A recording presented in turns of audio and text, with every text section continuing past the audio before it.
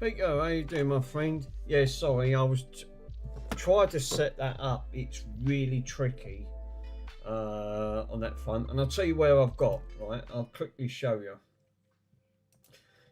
It's a program that basically it can actually help you, so you don't have to read the comments. The comments read out to you basically. So you have to use this program in conjunction. But I'm nearly there. Out of the whole lot, you've got to have 4 out of 4. So I've got Streamer Bot on that front, OBS, but you've got to tie in the account, and it's the setup here. So basically, and it's a little bit thing. So you've got to go to the web server.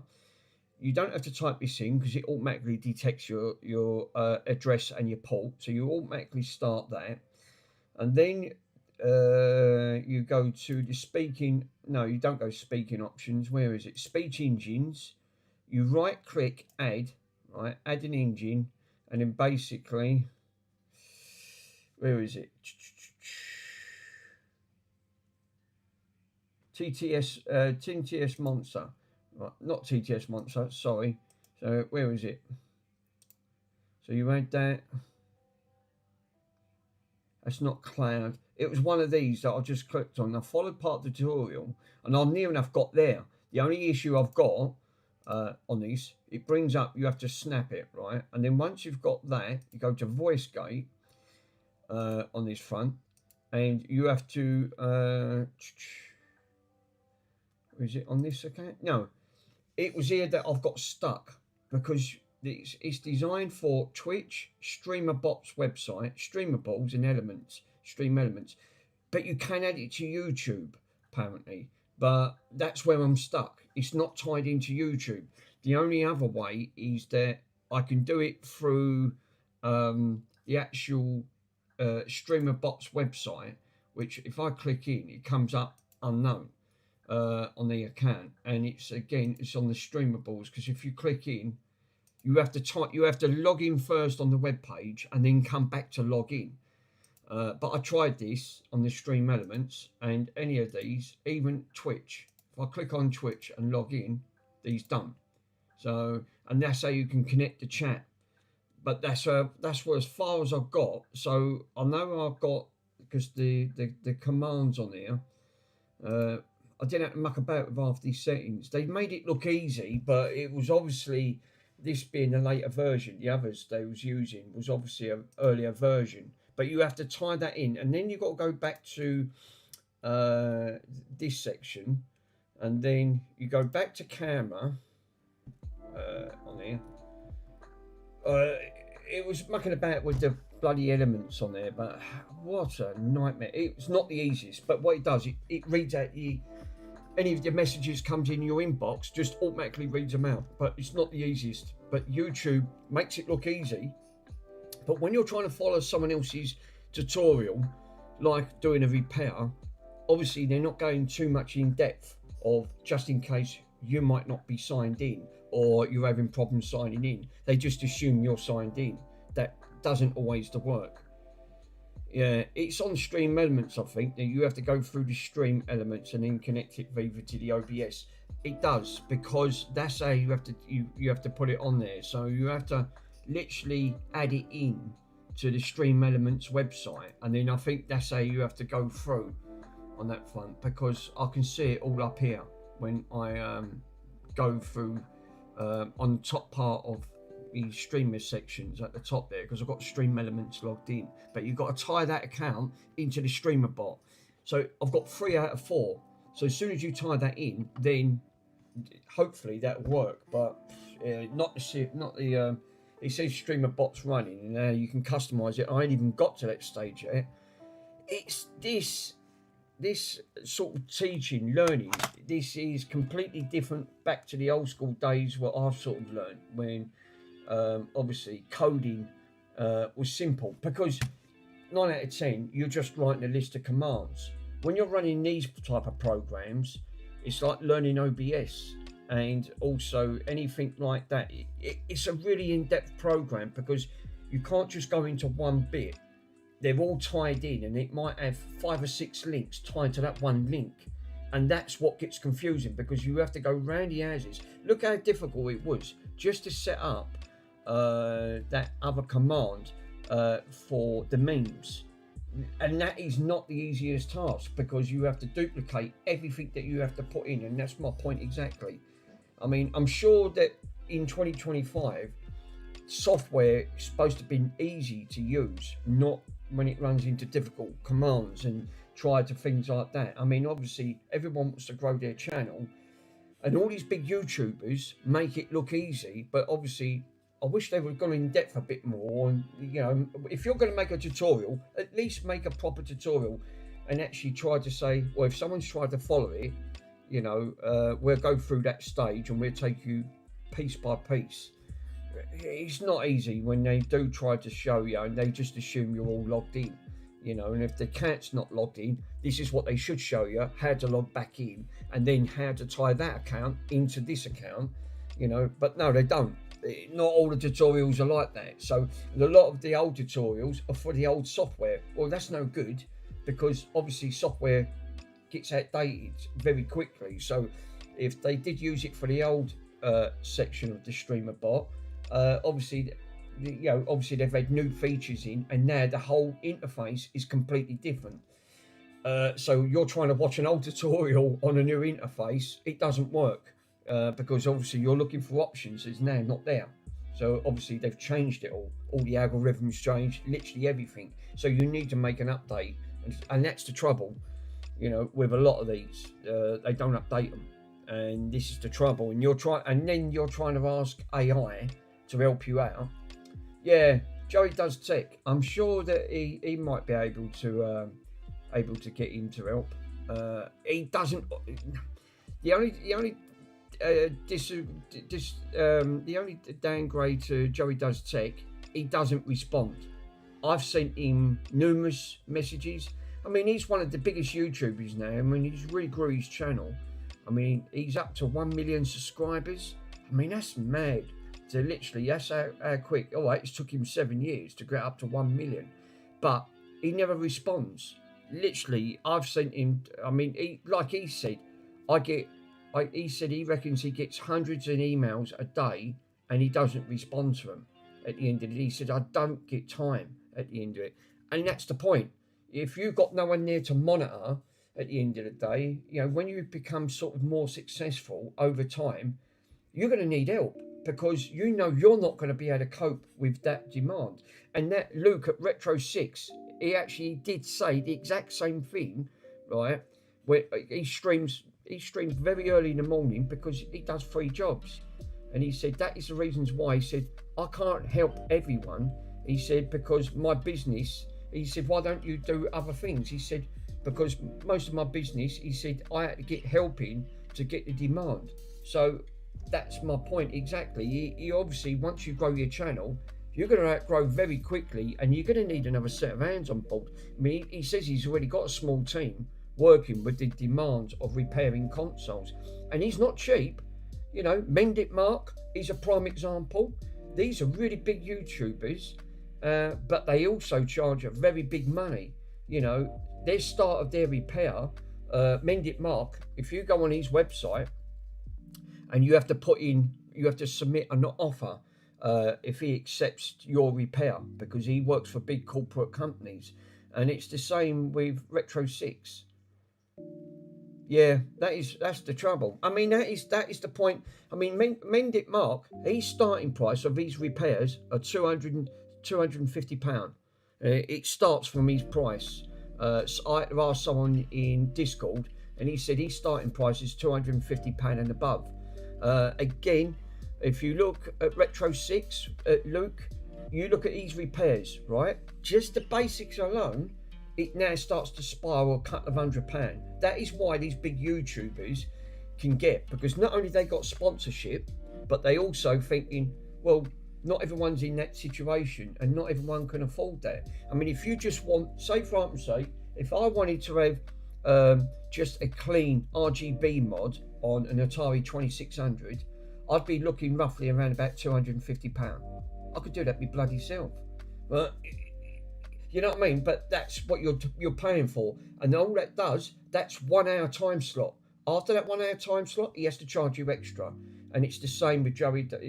Joey Does Tech. It's completely different. He does it free because he's got 3 big corporates helping him out, so he can offer. But as it says, he doesn't respond, and he don't always get time to offer free repairs. And it does state that on his website. If I don't respond back, then I can. He said you've got to respect me. He said I'm offering a free repair, and he even did say when he done my Xbox Series X, it had a bad HDMI port and it was streamed live.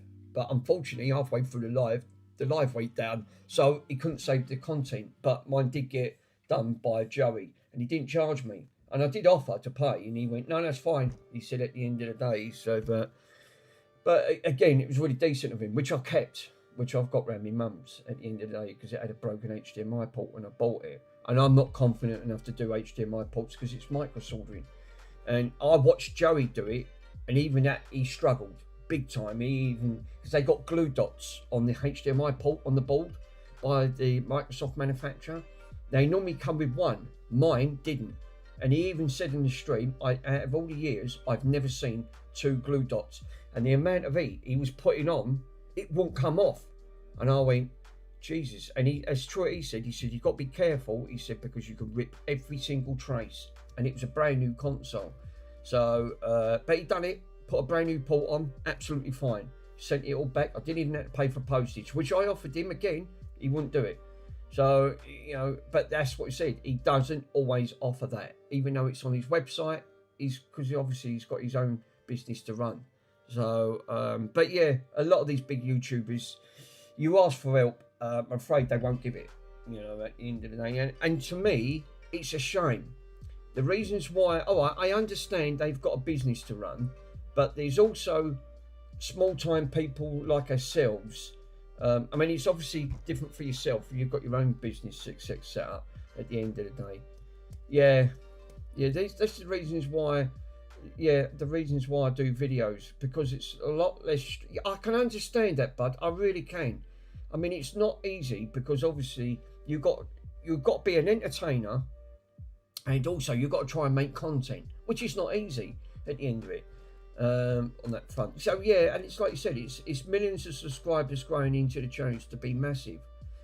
Well, it's my element is, see, I don't look at it how successful you are. All right, I know it's nice to have, but I feel that what, like all YouTubers, they all start off, they want engagement. They want you to engage with the public.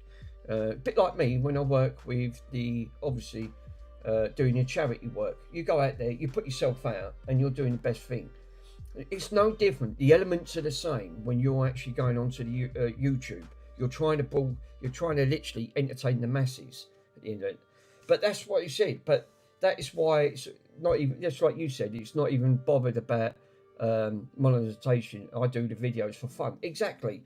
And I think, regardless to what it is, I think part of that element at the end of it, it's quite sad, is because you've now when you first started off, and I think this is what people don't realise, when you first started off doing your videos before you become very successful, isn't it funny how people's ways and manners change over time at the end of the day?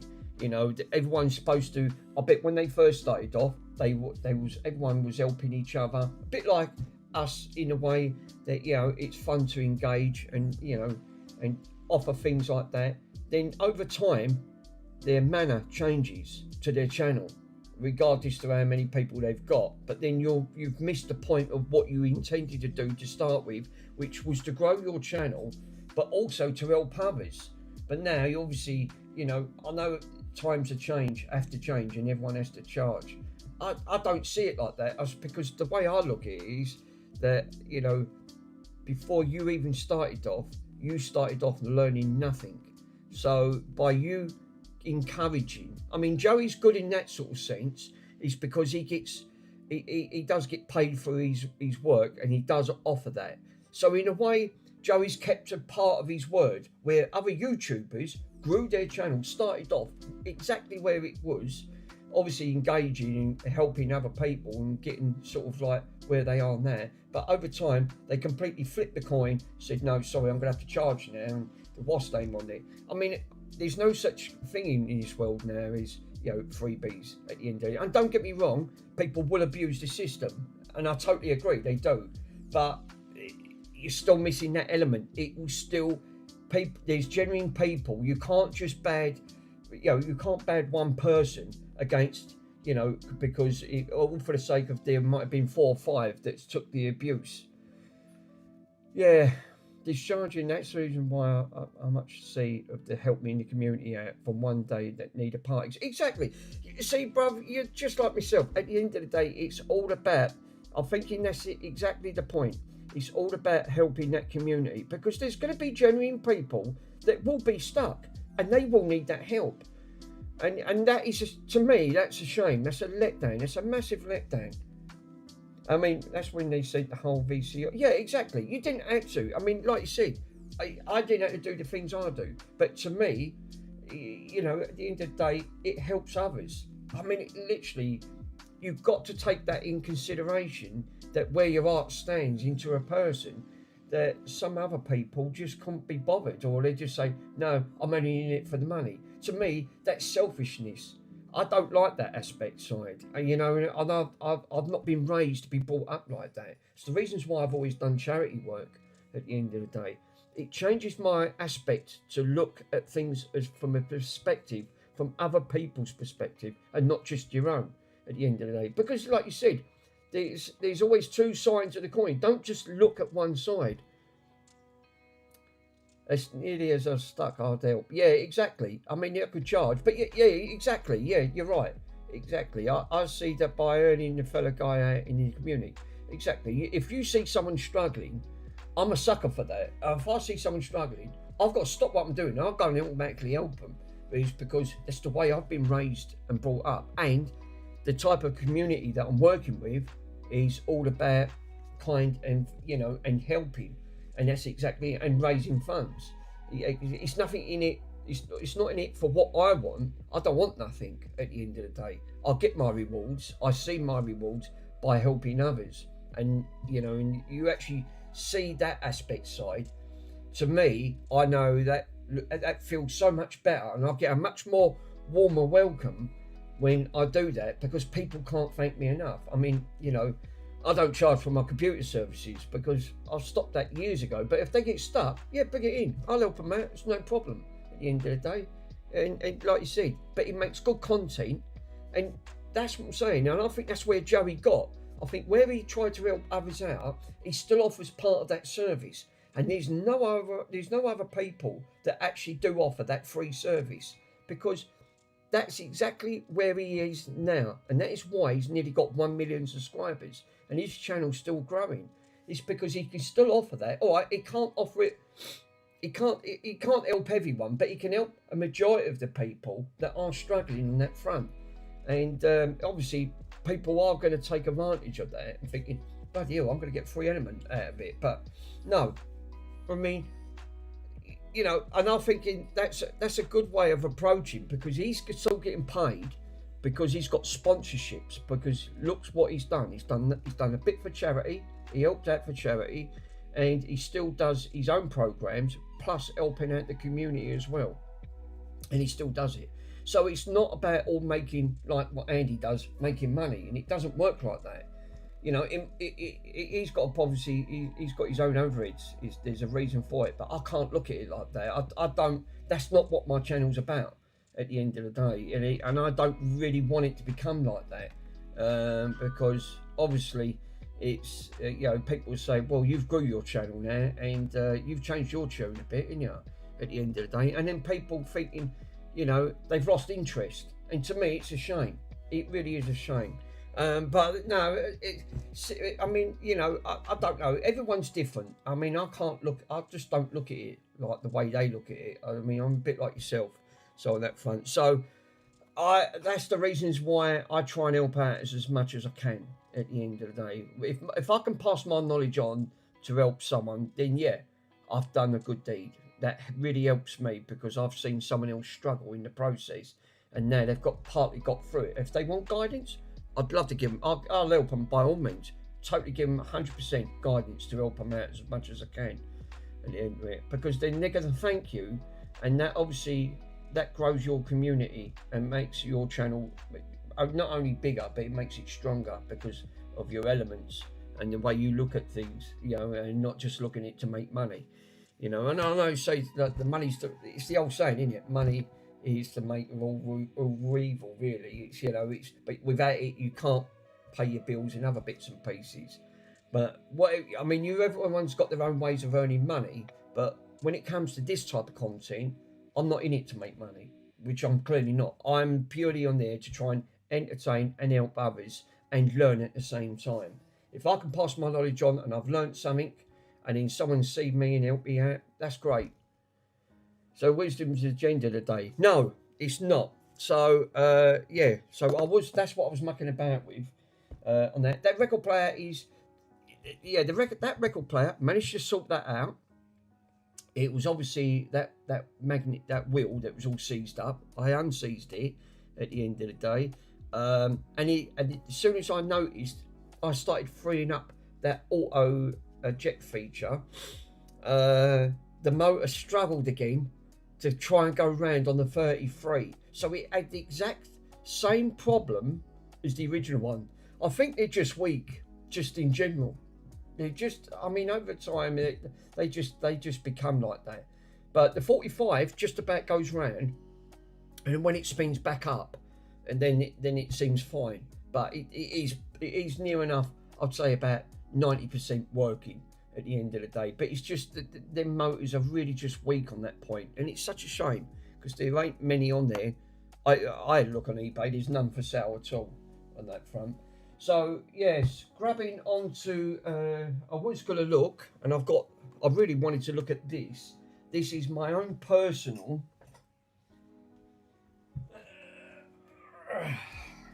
Jesus. This is my own personal mixer, Carlsbro mixer. Now this thing weighs an absolute ton. This had to be repaired.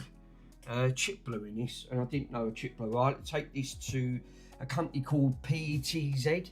They are a guitar and amplifier shop up where we are.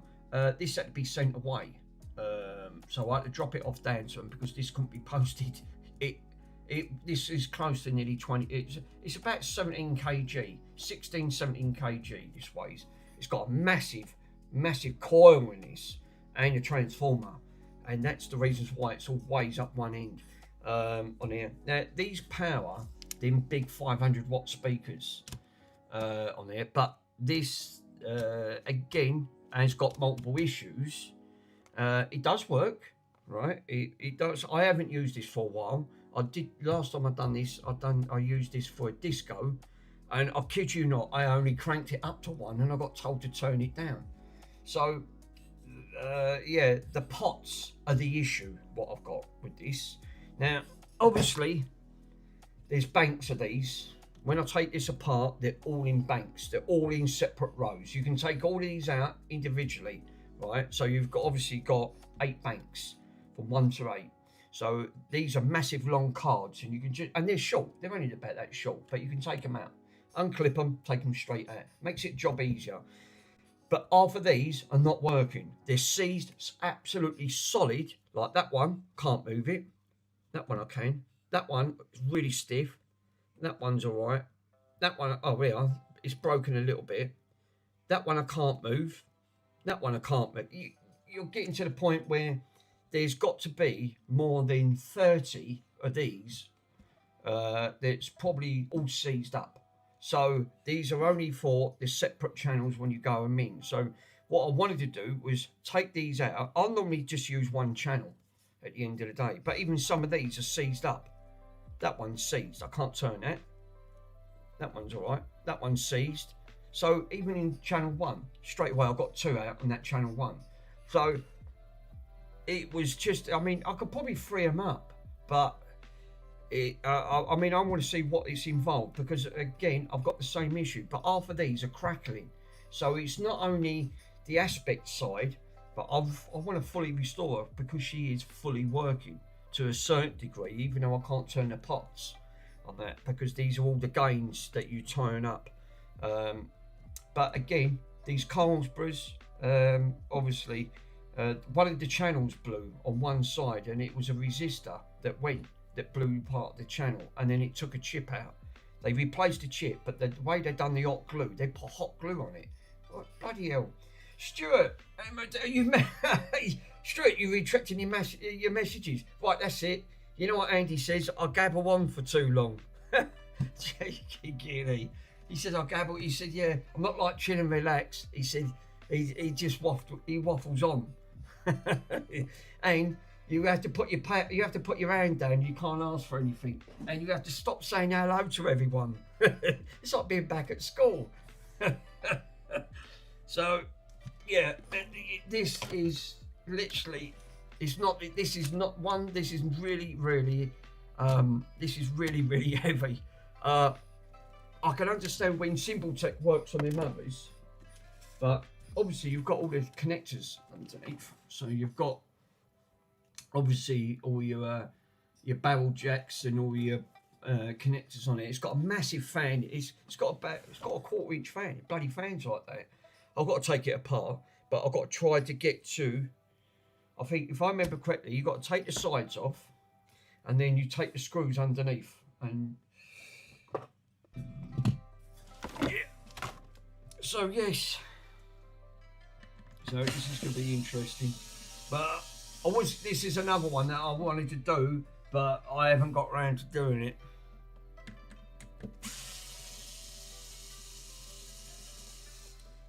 Bloody size of these screws, I know. I mean, look, that's straight away with that.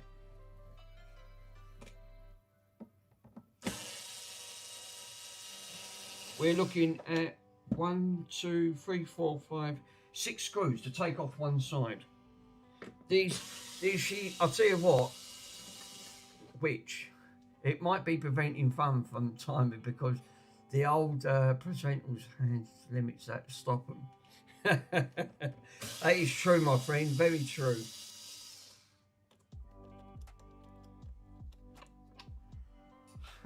Put your hands down. I put it in the wrong. Oh no, don't worry. Stuart, we all make mistakes, my friend. I do them all the time. Oh, Jesus. Come on. So, straight away, you can always tell when it's MDF at the pots. Yeah, this is the issue I'm having. Half of these are seized, and it's a shame because she does work, and I need to find out. Probably Carl will get me the right type of pot. If I show him, he'll put me a link in. Do you know what? If it ain't too bad, I'm probably just going to replace the lot. They've never these. I mean, I don't know even how old this Carlsberg is, but I'll tell you what, she's got some incredibly power. This is 300 watt per channel, so this is 600 watt total. Chris, how you doing, my friend? Thank you for popping in. So yeah, bloody typical, isn't it? MDF, and then they use like a plastic to go over it, and you can actually see all the cracks in it. So, but you've got to take all this off to get all the other bits off. But as I said, that is not the easiest of task.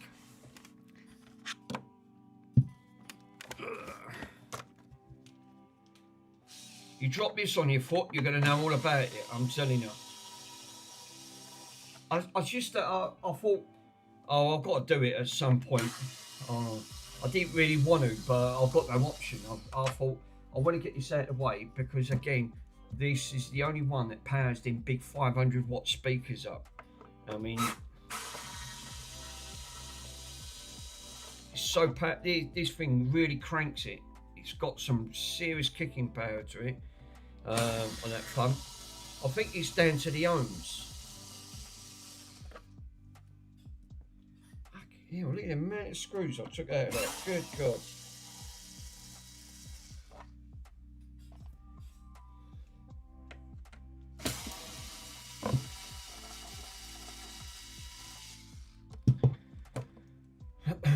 Another one. So they've bloody done it. It's typical. Yeah. So I've got to take the back off. Oh my God. Mate, this is seriously... Right, I've got to take that off there because that's going to hit against that. Let's take that out. Now I can use a gun on this, so I'm alright.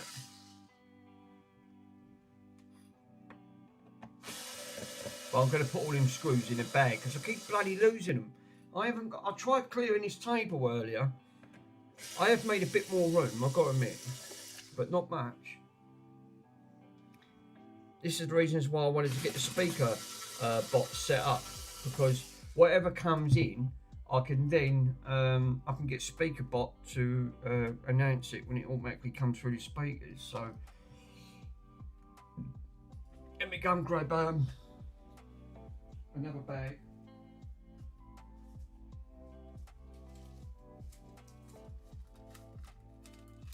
He's got a flat tire. I bet he loves him.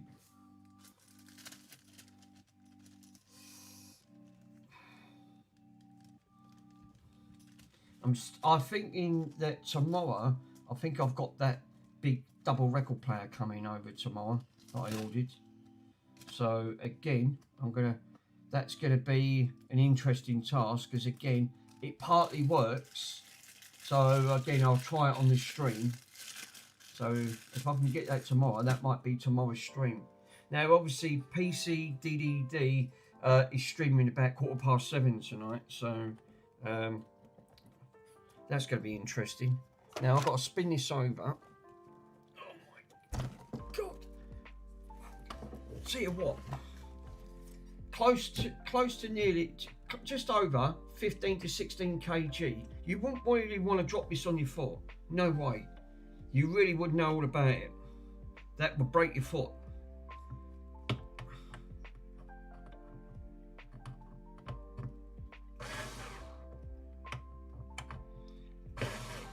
Yeah, Andy, chill.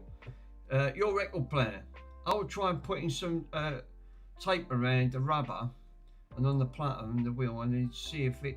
Yeah, actually, that's not. Do you know what, Stu? That's actually not a bad idea. Yeah, on the. I know what you mean. Put a little bit on that to see if that would actually increase the tension of that 33. Because the one that I repaired, the one I actually repaired, the one that said that it was a hum and it ended up being on the thing. Again, as soon as I got that auto feature engaged, it slowed that platter down. It slowed it right down. If anything, it come to a halt.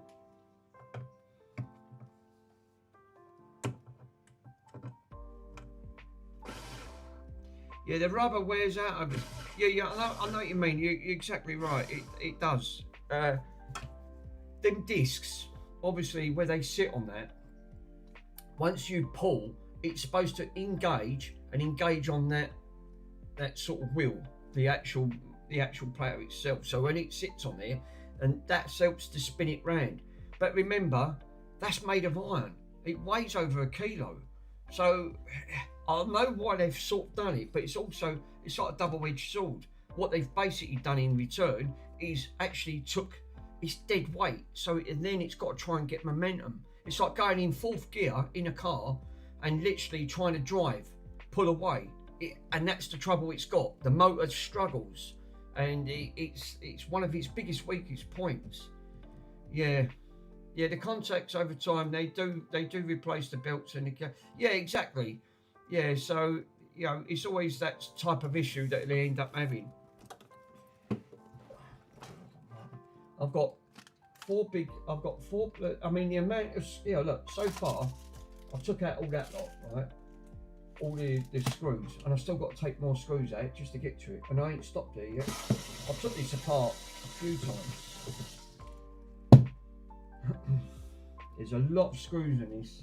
This thing's a beast, an absolutely beast of a system.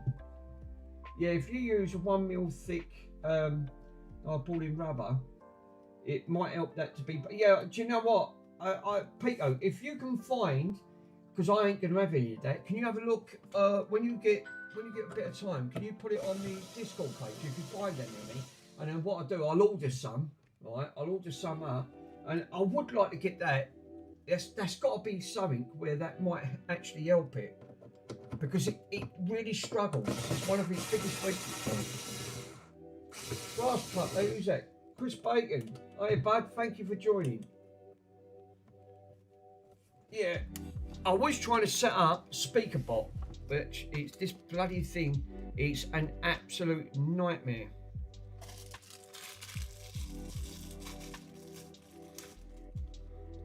Now, this ain't a repair, but it is to a certain degree, but I've got to take these out, obviously, to gain access to these pots, because after these pots are just seized, they've not been used at the end of the day. Jesus, is that out? Can I call you mister? Right, no screws in that front.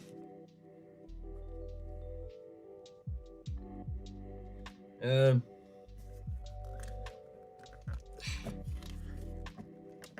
think these just lift out. Yeah, it does. Fuck, that's me nails. Jesus.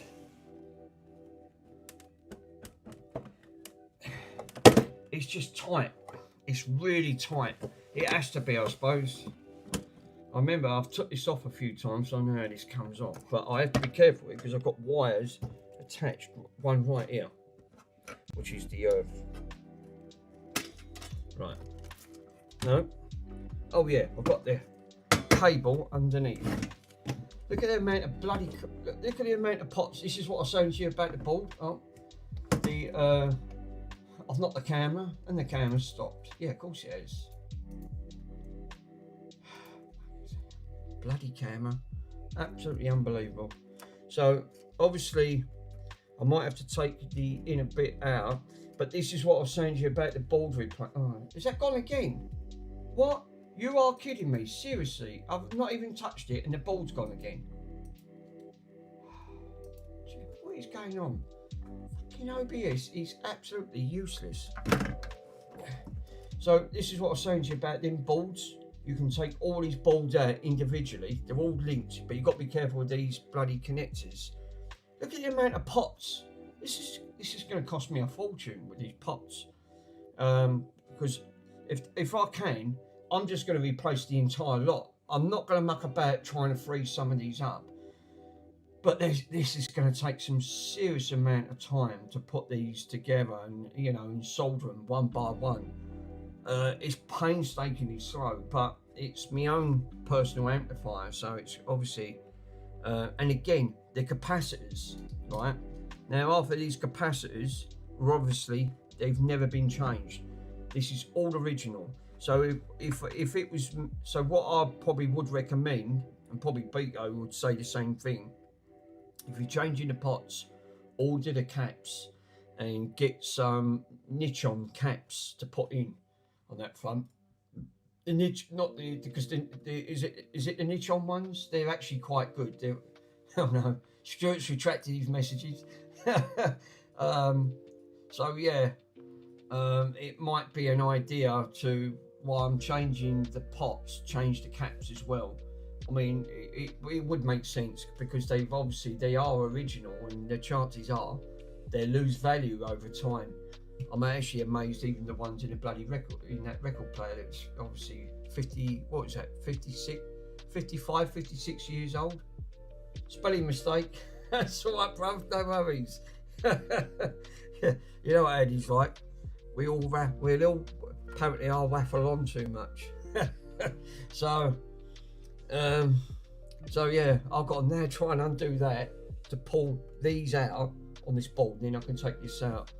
I've got to be careful here. Order delivered. Right, mining. So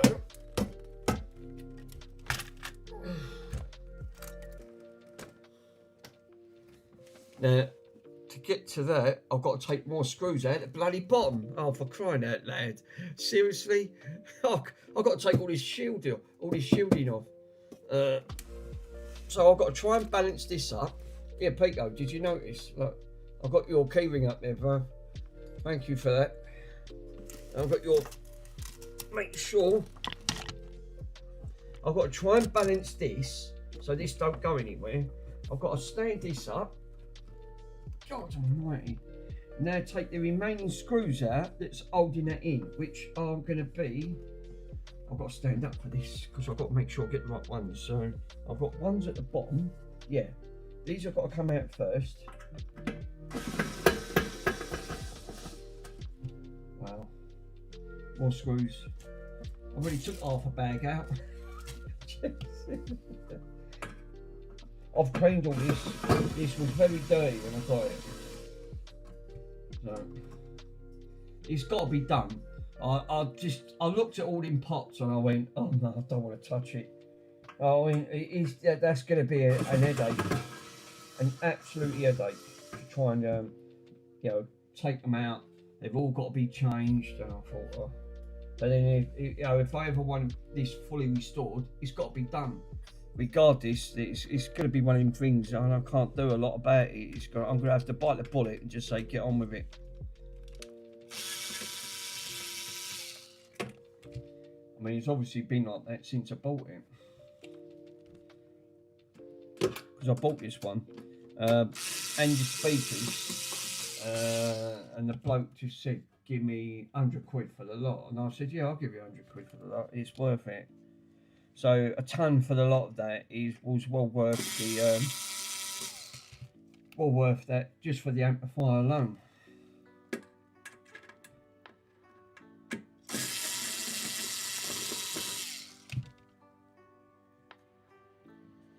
Right, now I've got to be careful because I don't want to rip the wires out.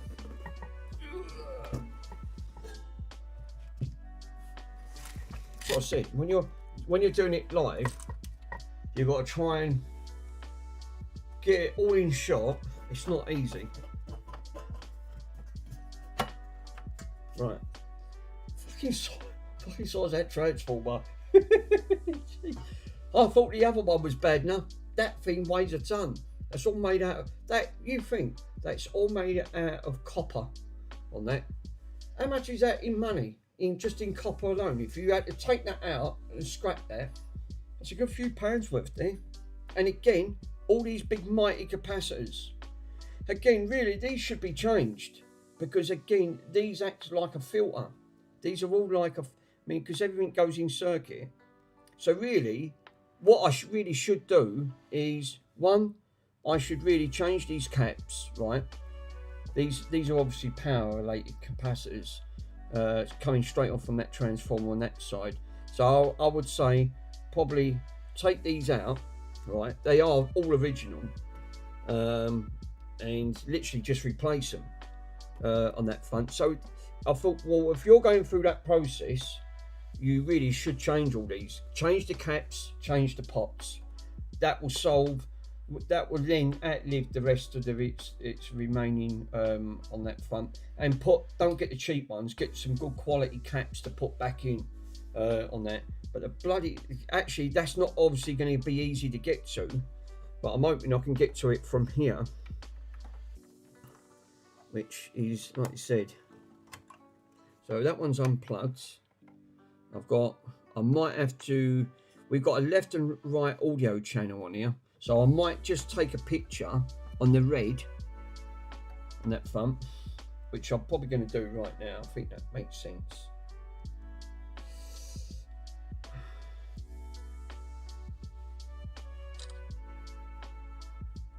Cool. I'll just double check that, make sure that's all right.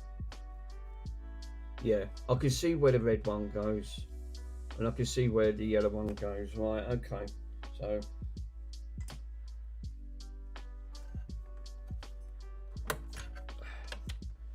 yeah, I was really just putting this off. You can see why this is a mammoth task. Absolutely mammoth of a task to do this.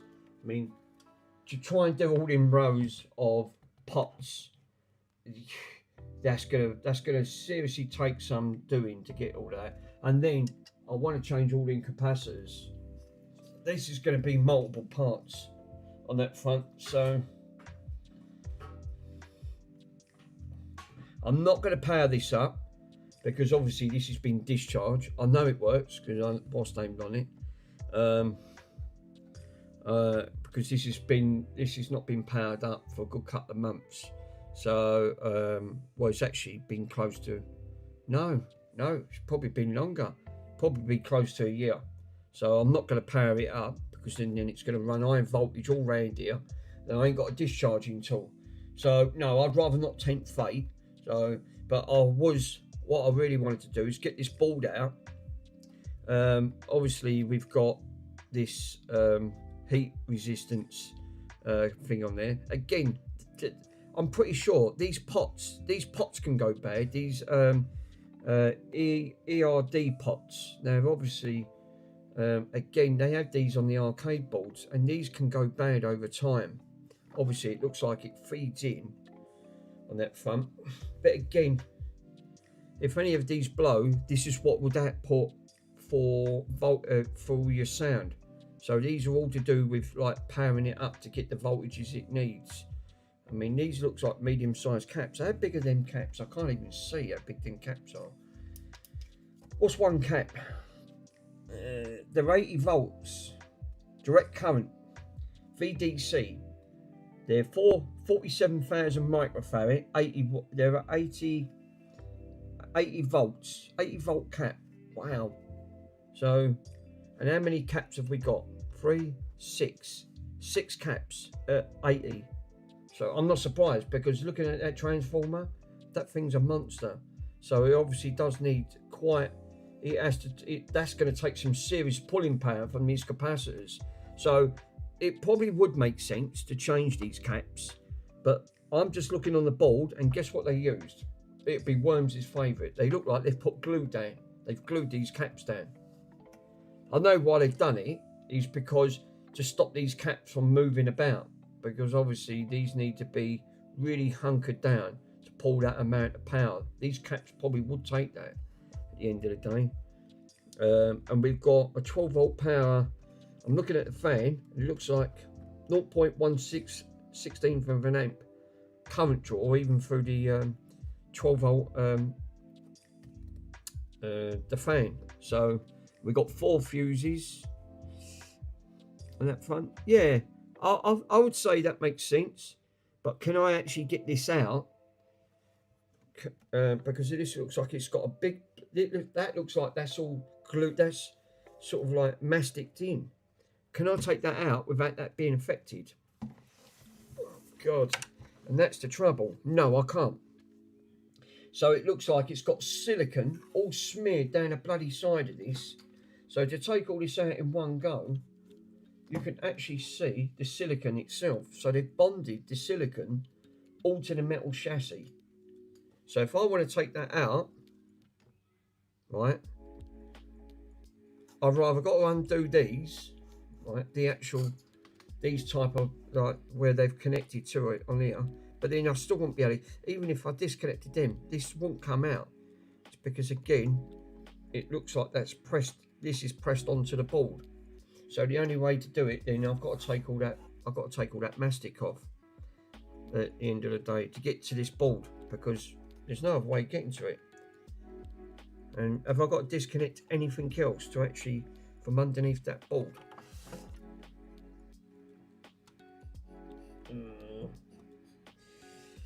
I don't think I have. So what's holding this board in then? I've got one screw there. Oh God, I hate disabling things because I know what happens when you take these out. They start playing up. That's the only downside, which worries me, because at the moment she's fully running. So I go down the route and just leave it until something pops, because it's a ticking time bomb, really. This has never had these caps have never ever been changed.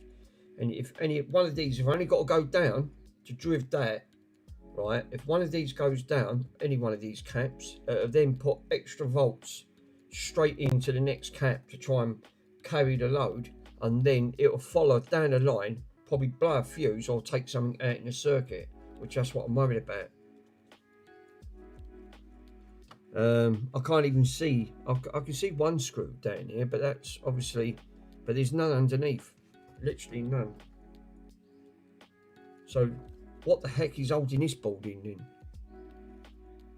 but you must be able to get to it because, like you said, all the capacitors are underneath this board. So whatever they've used on that bonding stuff is absolutely... That fan goes right back and all. So these must be heat resistant, like a amplifier pot, audio pot. It's got to be all for audio. I can't see any bloody screws. I mean, I've only seen that one, which is onto that little heat sink there. But what the hell is holding this board down? If I took them out,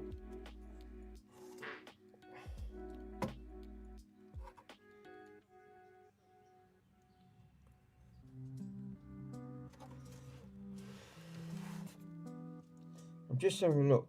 Them screws go right down. These screws go right down in the chassis, so it looks like I've got to take these out. But if I took these out, would that slide out? Because I can't see anything else holding that top board in.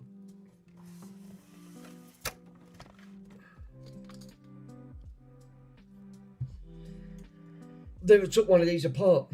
Never. So what's the actual problem with it? There's nothing wrong with this. Nothing. No, Peter, there's nothing wrong with this at all. This is all fully working.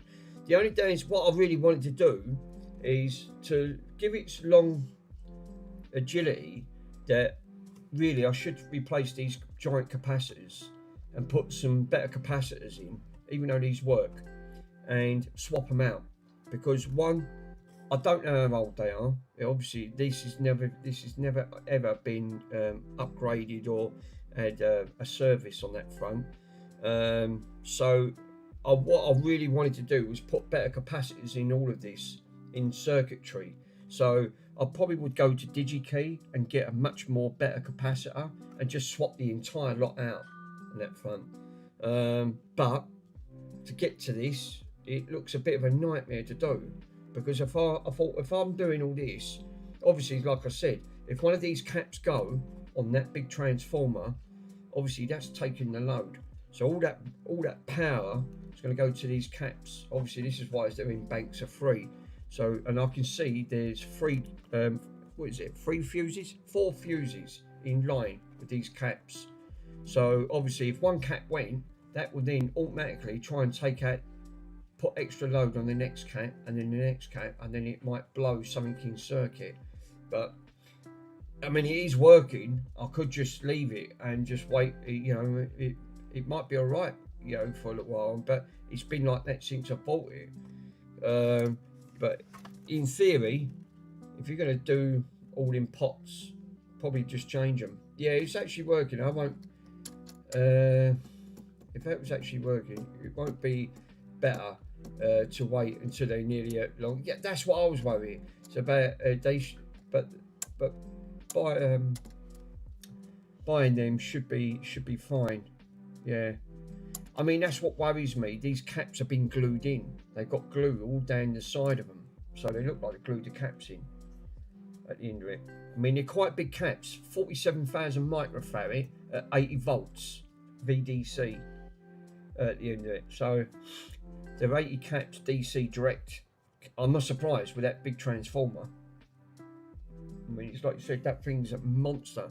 So I probably would put better caps in here, something like Nichon, the Nichon caps on the Nikon caps. They're really nice capacity, because they end up being about £4 or £5 each. If they're not leaked, then leave them. Right, okay. So what would you recommend? Don't touch this side, just leave it alone, because it looks a nightmare to get out, and I don't really want to start macking them everything. These look absolutely fine. The issue is not here. I can't see any caps. All they've done, they've just used hot glue. And these are pulling. These are timed fuses, looking at these. So these definitely are. But it's all quite clean inside. It's a little bit of a few dog's hairs inside it, and dust and other bits and pieces, but nothing's really leaked out of them. I can't get to the others, obviously, on that front, because it looks like it's yeah, leave it if they're not leaking. I think I thinking that was the route I was going to go down, because I didn't really want to start taking this apart.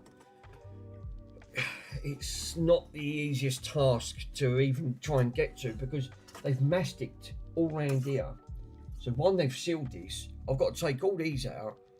I know what's going to happen. Something's going to break in the process, and there's no screws underneath this to try and take all this circuitry out. It's not for the faint-hearted. So yeah, I think you're right. I think I'm going to leave that. But I was also debating, should I? Because it might have helped.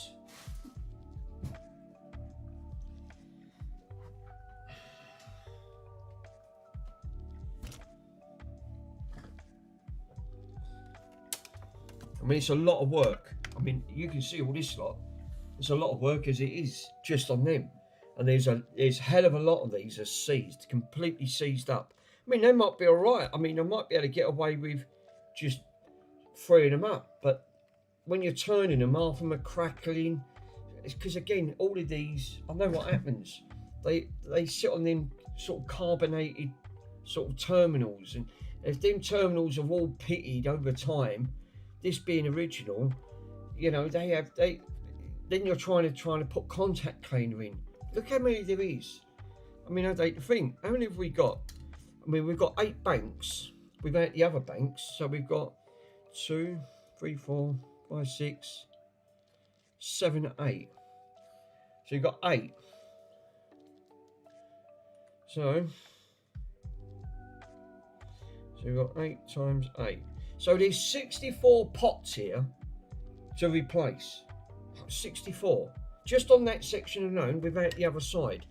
And then I've got more on this side. So I've got 64, 5, 6, 7, 8, 9, 70, 72, 73, 74, 75.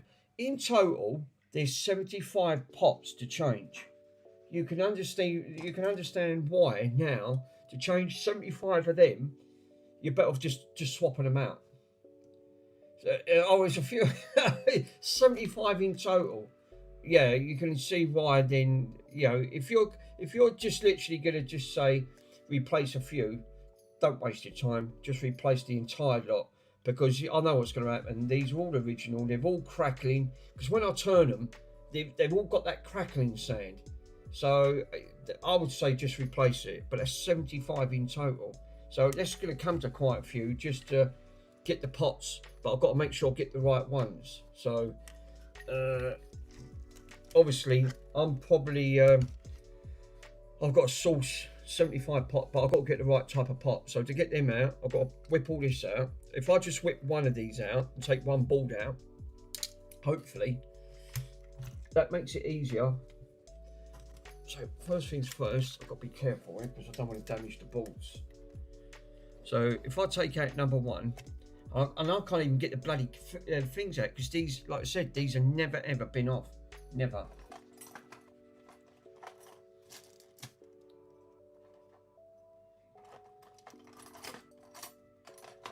He's 75 in total. Oh my god, seriously. I mean, I ain't even got the pots yet, but I thought if I prep it and get it ready, oh well, put it towards me other unfinished projects that I've got to wait for parts. Jesus. Because now it's obviously, these have got like these hexagon nuts I'm going to have to take off.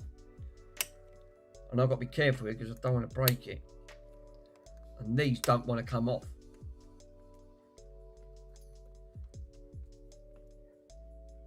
No, seized.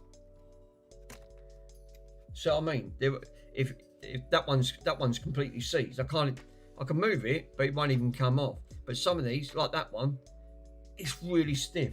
They shouldn't be like that.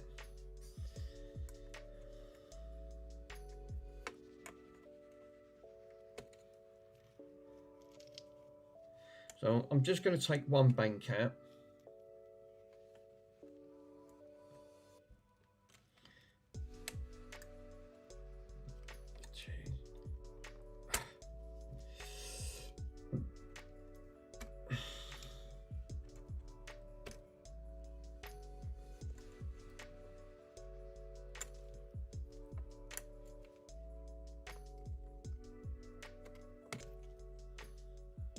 Right. So let's get a bag to put these bits in so I don't lose them.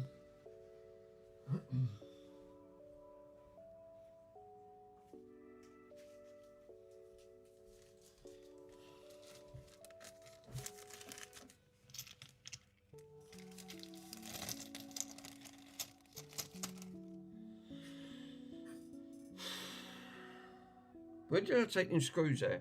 Was they for... Oh, right, they was for the underneath ones. Right, okay.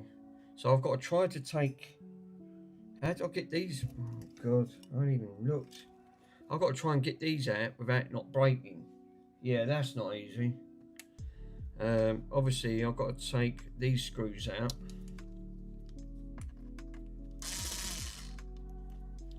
No, she's slipping.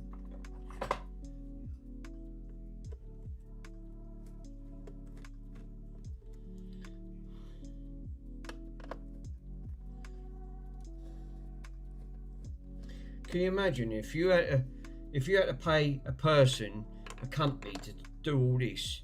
It costs more than what this is worth. It wouldn't be worth it.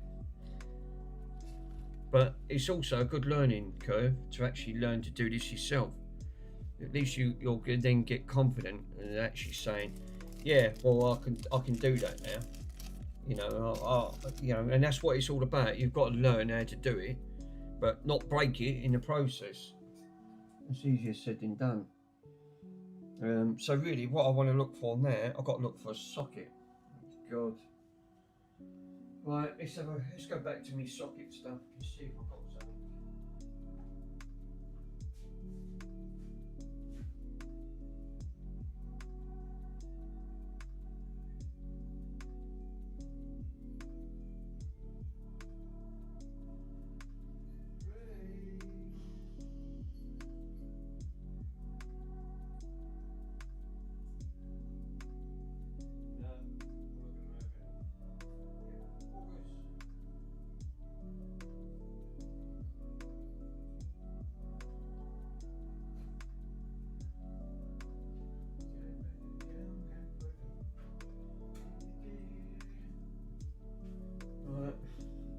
Obviously, I'm going to have to dig out my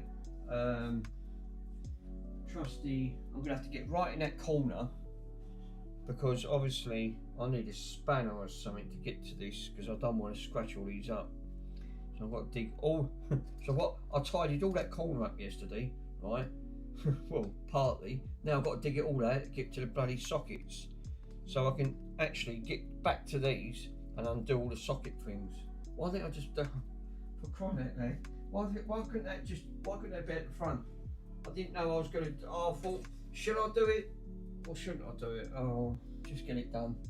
You know, you've got to do it at some point in your life.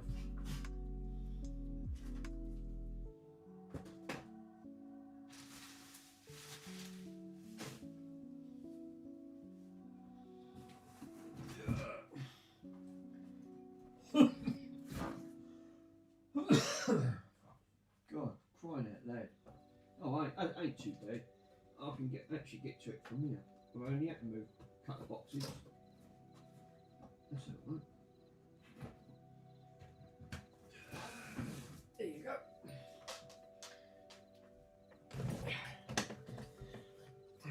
Now I can actually.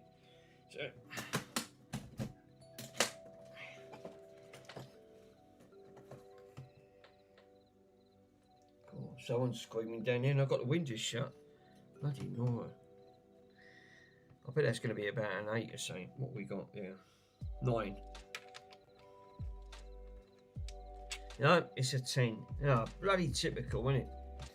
10 mil. 10 mil. Is that a 10 mil? Yay, it's a 10 mil. Yeah, I can undo that by hand, so all the basic you need is that. And that, put the phone back. Cool. 10 mil. So that shouldn't be too bad. I'll put that down here. I'm not fucking putting boxes back. That fucking case weighs a few kilo or not. Jesus. Yeah, do you know the size? No, I'm going to take them off first because I can't see them. They're all buried with all wires and interlaced with everything. And that's why I've got to take all these off. So, well, I know I can get 60 done, and the remaining 10 or 12 that I need on the other side. God, see, that's seized. This has never ever been apart.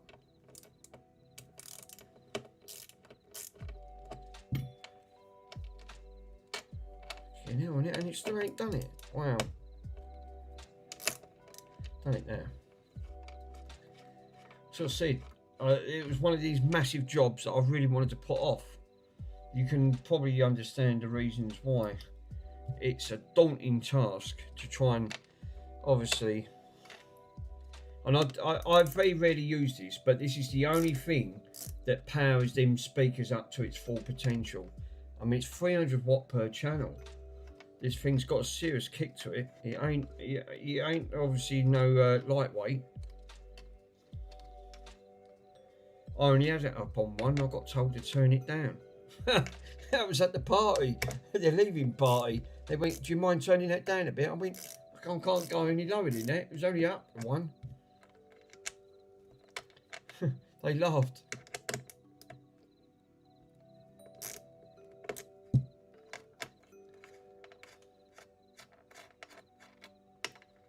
Them big massive caps though, they've got some, like you said, I think Pico's right. I thought at the end of the day, if it ain't broken, it's the old saying, isn't it? If it ain't broken, don't try and fix it.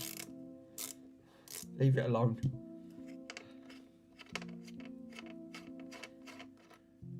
But I thought, if I've got all this in bits, will it be the sensible option of just replacing them, and then I'll never have to put my hands on this ever again?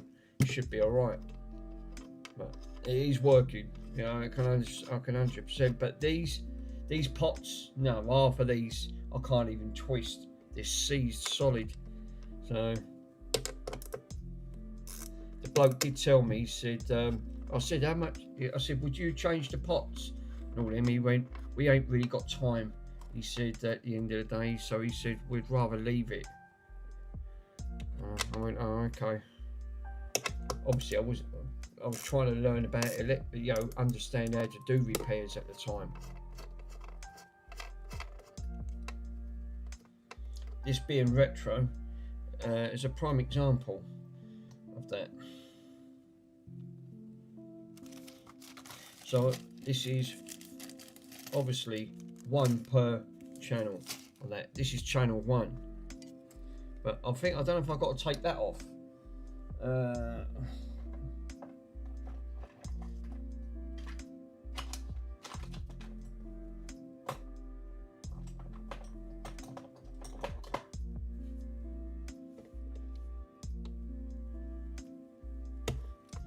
Yeah, I don't think you can get these off.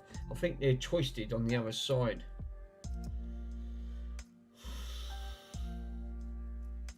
So we have a gauges on this side. Oh, what's that of? See, we've got one of them. Don't know where that's come off. So I've took that off. God, I hate these plastic clips. They are a nightmare. So the trouble with plastic over the time is they go brittle, and then they're buggers to get off.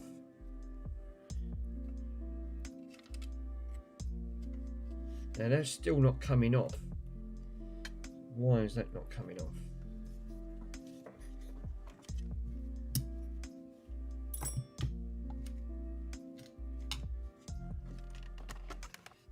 This is channel, oh, hold up. This is channel 1, isn't it? I've got to make sure this is channel 1. Yeah, it is. This is channel 1. So there shouldn't be nothing holding this in. But it feels like something's anchored this down. It don't want to pop out. And there's no screw. Ah, there is a, oh God, there is a screw. I didn't see it. Bloody Nora. Look, it's the only thing with these.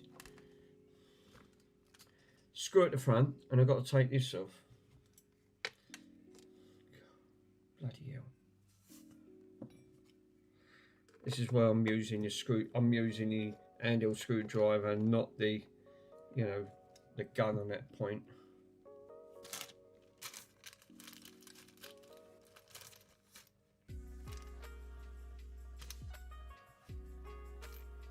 I found a bit of Lego under the table. Don't know where the that was.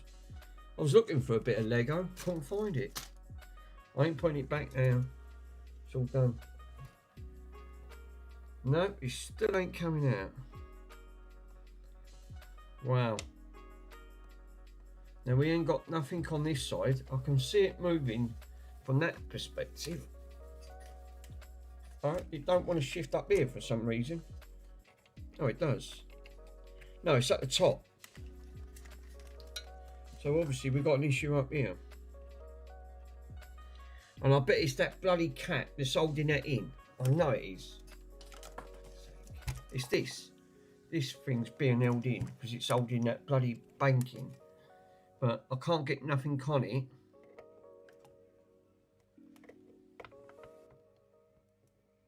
It is. I thought it was. So you've got to try and grip that carefully. Then undo it. So they're threaded. What a stupid idea that is. Well, he's got a thread on one side of it. God damn. Right, now she should come out. Oh, yeah, there you go. She's out. So, I'll take this one out in a minute.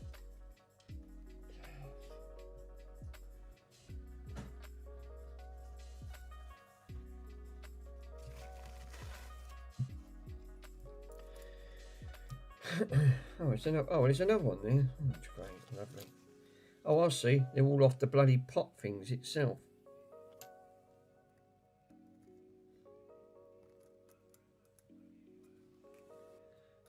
Right. Take these off. They're like a spacer, aren't they? Now, obviously, how difficult are these to get off? And how many have we got? Have we got a 3-leg or a 4-leg pot? They're 3-legged pots. Right, now I can see. Right, well, straight away, I can't use just any pot. I found some issues with these. These are multiple. Oh, crying out, and I've got to do 74 of them. Really? So it looks like I've got multiple pot issues here. I've got a 31k ohm pot. I've also got to take a B 10k ohm pot and a B 22k ohm pot, and that top one is an A1M. So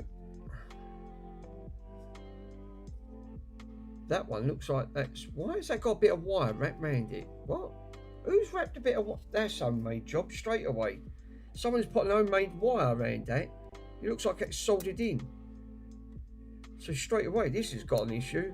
See what I mean? Because like I said, that's been soldered directly to the board. So this is acting like an earth. Now, why would you do that? And I ain't even took that out. It's totally original. So it looks like that's been soldered directly into the board and then wrapped around that side to act like an earth. So I've got, how many pots have I got in here? 4 different pots on one board. So if I've got that on one board, I'm going to have that on all the bloody boards. Great. We could have done without that bit. So what I'm better off doing is writing some of these down. And then look, I better check the others, just in case these are all, I hope they ain't all bloody different. Otherwise, I really will be in trouble. You know, see, you can't just take any pot. That, is it my imagination, or does that pot look broke? That one, if you look at them how straight they are on the front there, if I could put my hand against it, you can actually see it. That one looks pieced. It literally looks like it's cockeyed on one side. That one there looks like it's going slightly that way. So one I've got, looks like an homemade job that literally it's been part. This is the reasons why I said about these pots. This is why I tried putting it off, but I thought, well, it still needs to be addressed.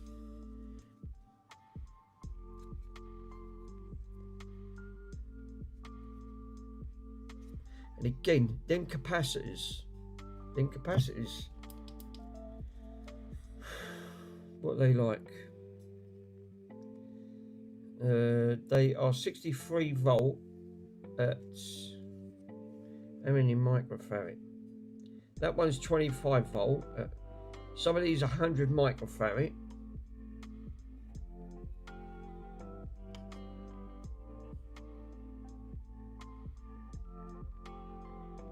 It's just mainly all resistors, really. Cut the diodes on there. They're not diodes. They're TR1s. So it's again a bit like what the Atari's got. We've got an IC chip. Well, we've actually got two IC chips on here. End of the day, we got looks like a very big ceramic capacitor on one side. We've got a leg isolated. It looks like bloody hot glue. Someone's put hot glue all over it to hold it in place, which is on one side, which is up here. Unbelievable. That pot looks that other one looks like it's going that way. So, which is not great. Yeah, write down how many you need of each in total, and I'll buy them in bulk, and it would be cheaper. All right, bro. Yeah, just whatever. If I write it all down, Pico, let us know, and I'll put it. I'll wire you the money. I'll put it into your account. Obviously, I'm gonna need a lot now. Looking at this, this is now. I thought it was all gonna be. It would have been easier just to change the entire lot. I thought there might have been 300 or 500k or 50k. These are multiple k. This one's 31. This one's 3100k. I've got one of there. It's a B104. So obviously, if I've got 8 banks of these are going to be multiple. But I will have to check every single one to make sure that they're all they are near enough all the same value. Because otherwise, I'll buy a load and think, no, hang on a minute, that one says that one's a 6k, and you ain't got no 6ks, and I've got no pots at all. So remember, I'm going to need 74 in total, so that's a hell of a lot on that front. This is obviously a big project to do, and I've just found another issue. Look how rusty that's gone comparing to all the others. She's really rusty, so that's not going to make good connect. If I tried putting that pin in, and that, you can't take these pins out, they're molded in. See what I mean? When you're starting to do, obviously I'm going to need. Should I change the capacitors while I'm here? Like put some really good capacitors in, because again, I'm going to do 74 of them. I'm going to be a lot doing this, and these look alright. They probably do test alright.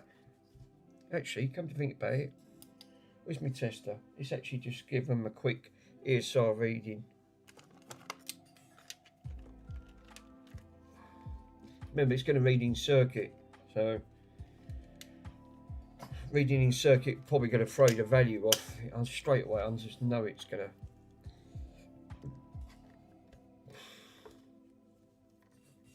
That Luke's got a nice one.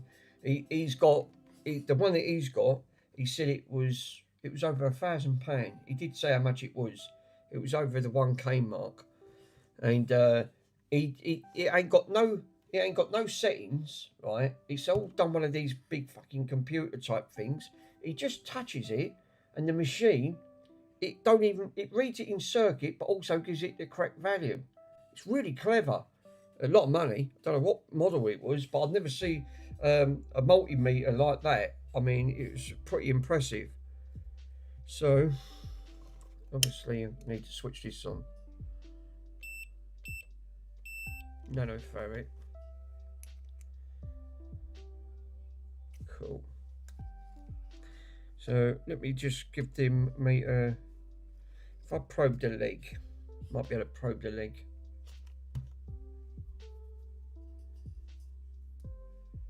If I touch that, that goes up in value.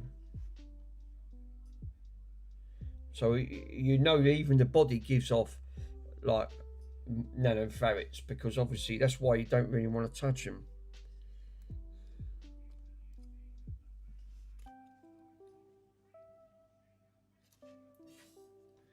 And obviously that's the negative, and that's the positive.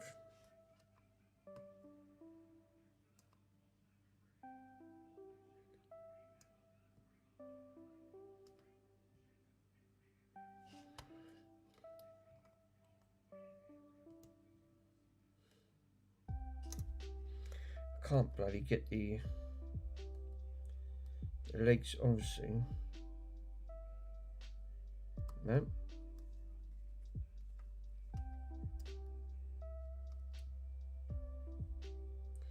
It's reading 0.9 nanofarad. But again, you're reading it in circuit, which is going to cause problems because you're going to be pointing towards its other resistance.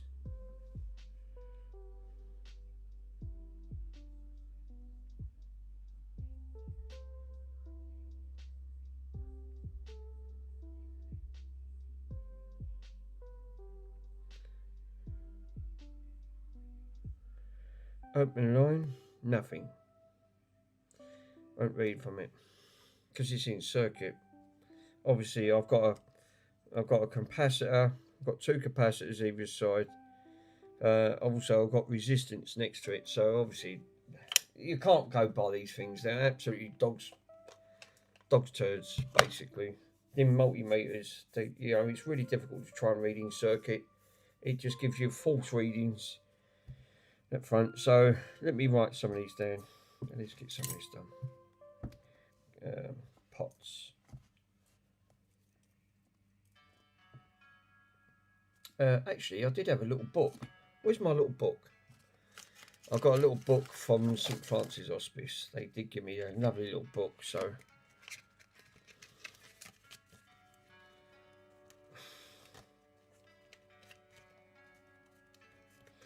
to one of the lovely meetings that I went to.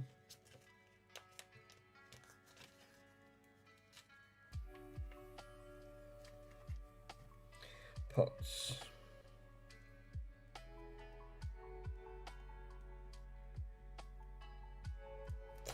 So we've got a 9 kW,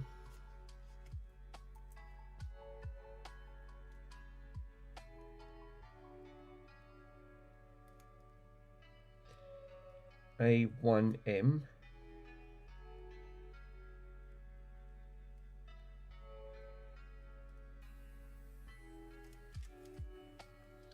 right, so we've got a B100K. So again, don't think so. We've got 9L, 9LW,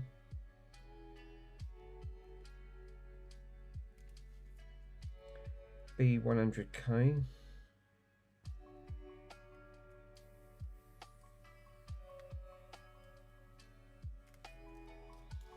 And we've got, these all marked different. They are 100%. These are, every single one of these are marked different. So obviously, this is going to be interesting. We've got another 9LW.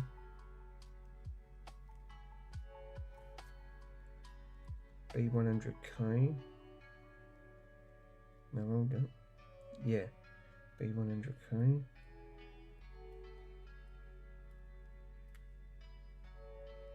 I'm just going to write every single one down and go through it again.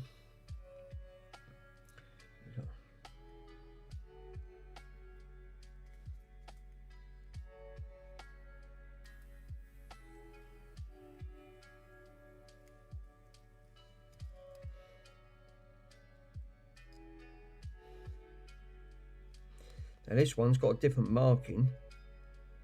It looks like a 0 DW.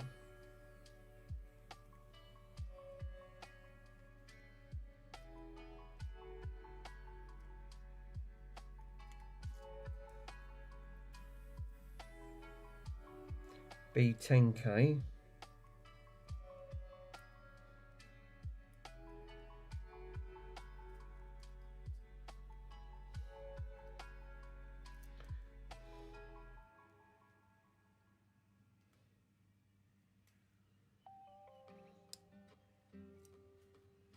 B10K.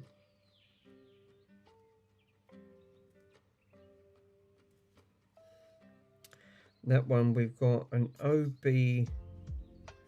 Is that another OBW? Can't see. Yeah, it is.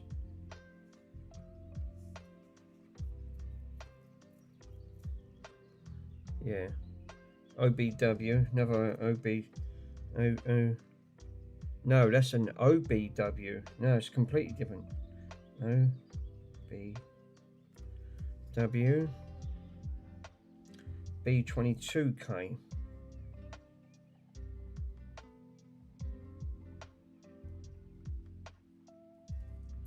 Jesus. So we've got, and we've got, so that's 3, 4, 5, 6, 7, 8. We've got 2, 3, 4, 5, 6, 7. So I've missed a pot out. How the hell have I missed a pot out? Should have 8 in total, and I've only got 7 on the book. 2, 3, 4, 5, 6, 7. Yeah, I've missed a pot out. How the fuck have I misread a pot? I've misread a pot. Right. B100K. Right, that's the aim 1, which is on it. Then a B100, yeah. Then another B100, yeah. Then another B100, yeah.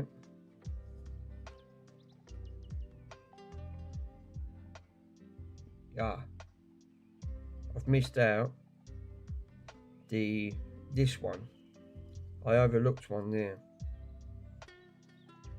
That's a B10K. Yeah, I've missed that. I've missed out the 30. This one here, I've missed this one. That would be about right. So it's ODW.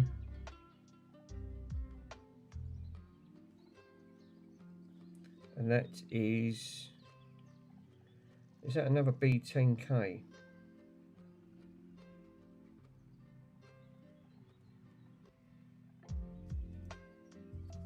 Yeah, it is. So we should have, how many B10s have we got? Should have 3. 3 B10s. 1, 2, 3. Yeah, there is. So now that's right. So I've got that one. So yeah, I missed one pot out. So we've got a mixture. We have got a mixture of pots on here looking at these. So we've got 3 100s, 3 10s, 1 22, and 1, and that's an A1M. Obviously, these are obviously the names at the side of it. That's unbelievable. That's just on that one strip. And I've not even started on the other strips, and already it's got me confused already. I'm going for a smoke, be right back. No worries, brother. So, well, that's going to be interesting, isn't it? So I've got a source now, see if they've got the others on there. So I can put that to one side. Now I've wrote that down for one strip. Let's see if the other strips have got the same ones on. Because I should be able to see them down the side here. I might have to put it this way because I can't bloody see the things. So what I need to do is go through. Might be able to turn that way around here, and then I can source the.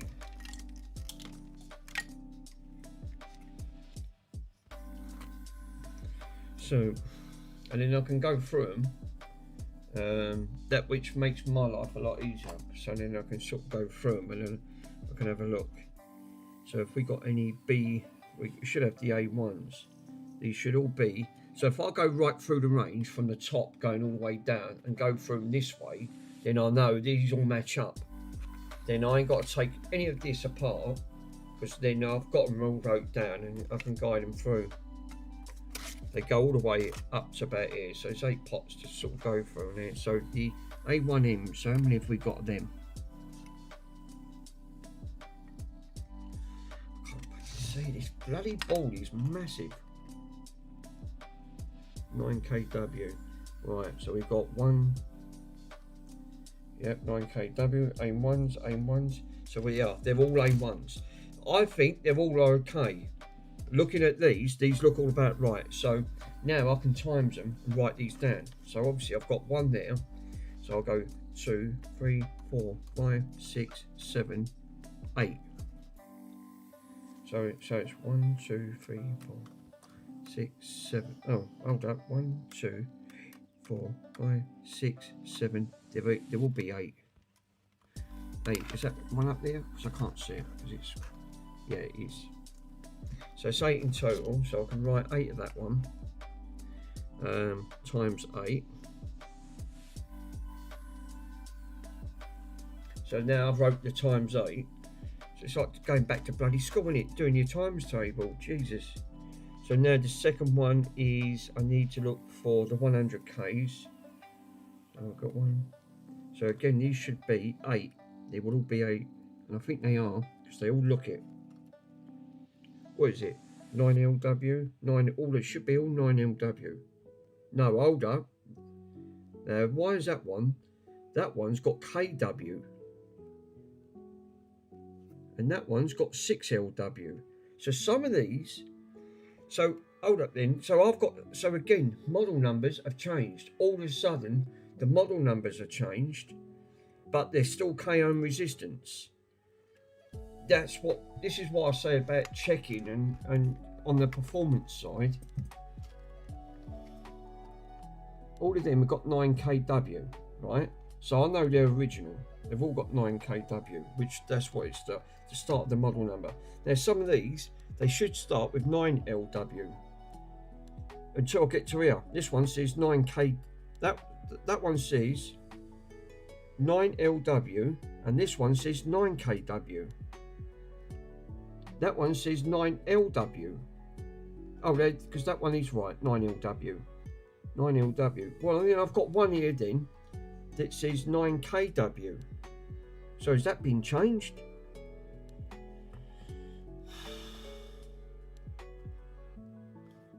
See, this is what also I'll write that down. So I've got 7. I've got 7 with 9LW with 1Ks. And I've got one that says K, which is this one here. All the others say L. So I'll write that down. 7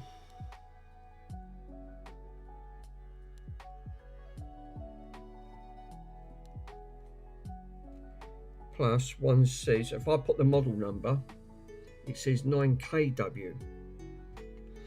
So let's just say plus.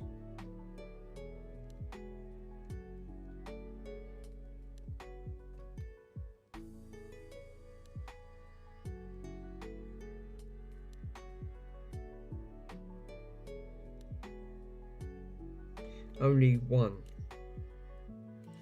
So one will say 9kW, the other one says, right. So I wrote that on there. I've put not only one says 9kW.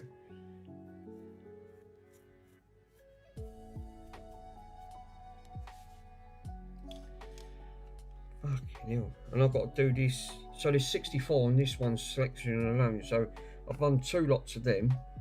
Now what's the other one? Again, they should say all 9LW. 1, 2. No, again, this one's changed. This one's changed. Again, it looks like this one's changed at the bottom. Third one up. 9LW, 9LW, 9LW. No, it was 9LW. 9LW. So they're all 9LWs, except for that other one on there. No, hold up. What was it? The second. That was the second lot. I've got the 8 pins on the A1s. It's the third lot. Sorry, I'm reading the wrong ones. It's the third lot along. So 9LWs. No, they're all 9LWs. So it's 8 of the 9LWs. 8 of the, no, it's not 9, it's the 8. So it's times 8. Cool. Okay. You're not showing. So what we on there? Fourth, 2, 3, 4. So this again should be 100 Ks, but all 9 LWs again.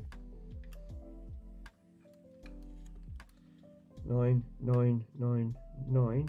Ah, that one ain't. That's an. Oh yes, it is. Sorry. 9, 9. So again, all got 9 LWs. None of them's changed. Right. Okay. So it's times 8 of them. Okay. Now the next one should be 10K,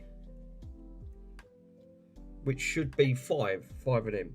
So it's count up to 5. 1, 2, 3, 4, 5. Yeah, which I put right down the bottom of the book because I bloody missed it out. So how many of the 10s have we got? So what are these? ODWs. I'll read your message in a minute.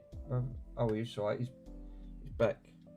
So on the ODWs, so we've got ODW. Well, they look all right. So that, yeah, 10Ks. So it should be 8 in total. Yep, they are all ODWs. So they're all right. So we can put 8 of them times 8. Okay, only one's changed out of the lot so far. It's a different value, which was the 9Ls. The other one said 9KW. Yeah, 9KW, where all the others said LW. So that one's changed for some reason. So what other ones are we up to next? We've done that one. It would now be another 10K. So how many down is that? So we've got 2, 3, 4, 5. This will be 6 along. 1, 2, 3, 4, 5, 6. So we're up this row. Obviously up here where obviously you can't bloody see where my finger is. So we're up here. So we're working this way, going up. So again, same thing applies. Looking for ODW.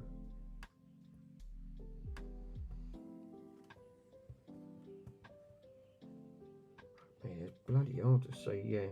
Just about to see that. No, they're all right. So I need 8 of them. ODW times 8. Cool. One's changed its value slightly.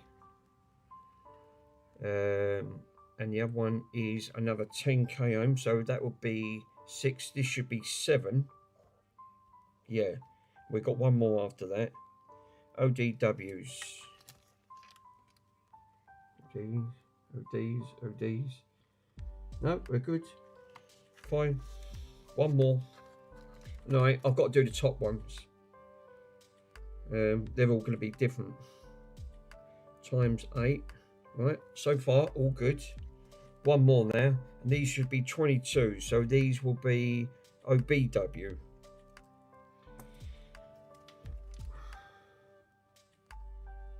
Yeah, OBWs. OBs. No, they're all OBs. All cool, except for one that's changed its value of the start of the settings, times 8. So on row 2, 7 started with the 9LW, and then there was one that said 9KW, only one of them, which was strange.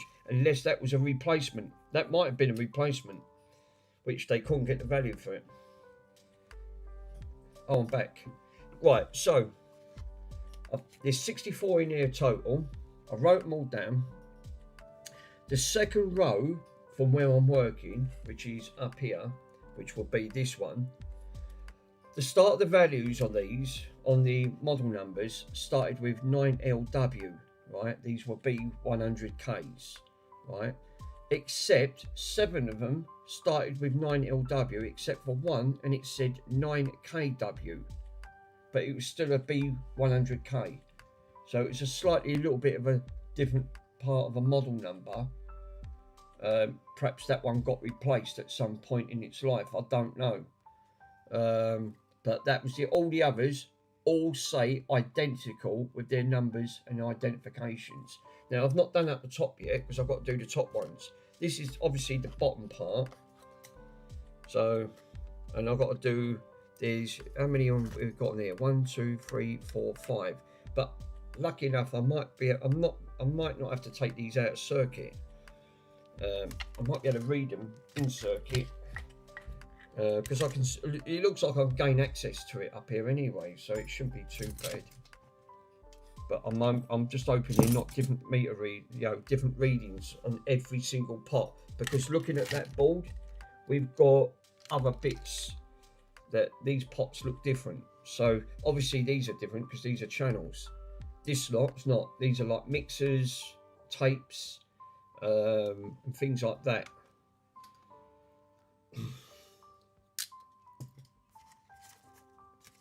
Which now I'm going to obviously flip to page 2, do the same thing again.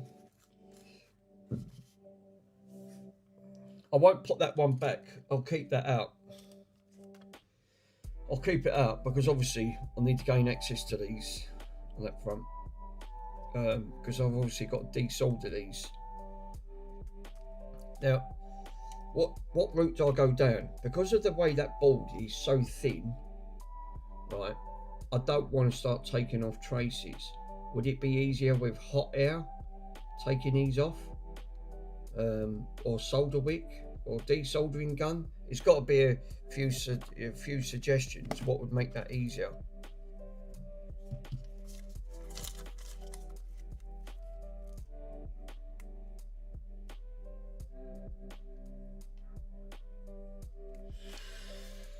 Right. Pots. Yeah. Oh, excuse me. Yawn, yawn, yawn. That's no good. Fuck me, as usual. Can't see. God. Again. That might be easier. Can't bloody see, and I can't see anything on there at all. There weren't actually. Come to think about it, they weren't up there, was there? No, they're all at the top here. Let's move my glasses. They're going to get fucking broken, and I'll have no goggles. Then I won't see. Then I'll be buggered.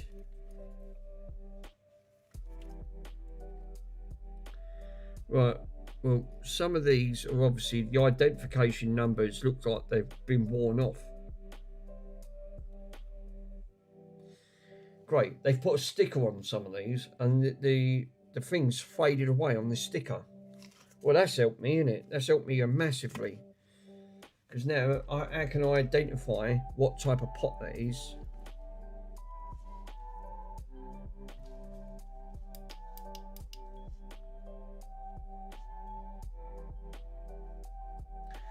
Well, the bottom one says there. Now, these ones are completely different. These look like doubles. So these ones are double ones on here. So where these pots are a single pot, these ones have got double legs. So they look like these ones because they've got multiple on them. So first things first, the top one I can't read. I cannot read that top one at all. It's completely, the identification number has been completely worn away. I can't even guess what one it is.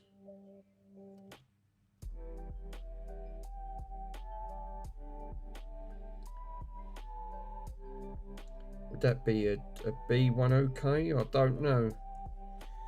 Again, so I can't get the identification number there. That's going to give me an headache straight away. I can't get that. The top one, the second one down. I'll do the second one down. That says B10K.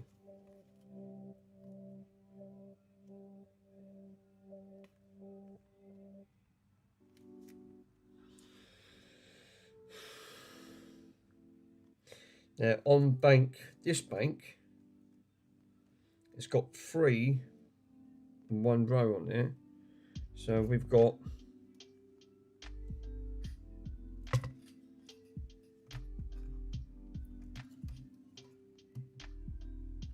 is that DCM? I can't tell. The bloody thing's in a way. The The capacitor don't help. Stuck in a way and I can't bloody see anything. Is that an OCW?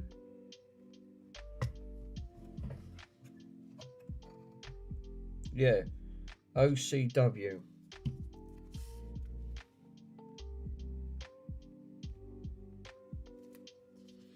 OCW, and that is a B10K.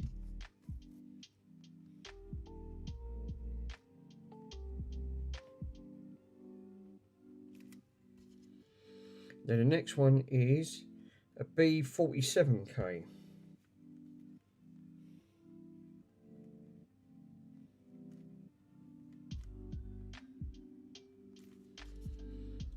And then we got another B47K.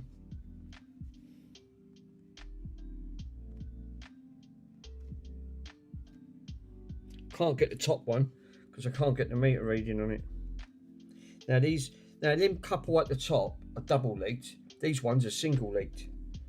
So there's only 3 on there. The other ones have got 6 coming out and 1 leg.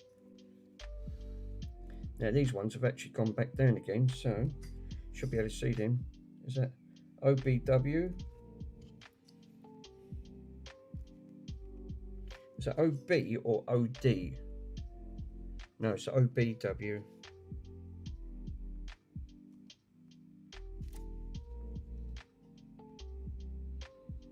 B22.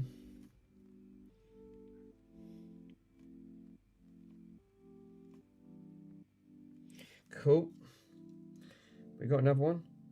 OGW. Oh my god.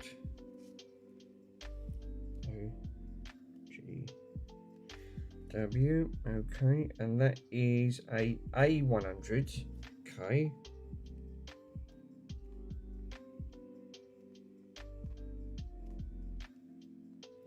Yeah, these are all going to be different because these are all for mixers. Then we got another one. OGW.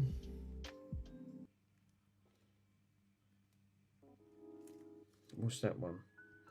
A100K, A100K.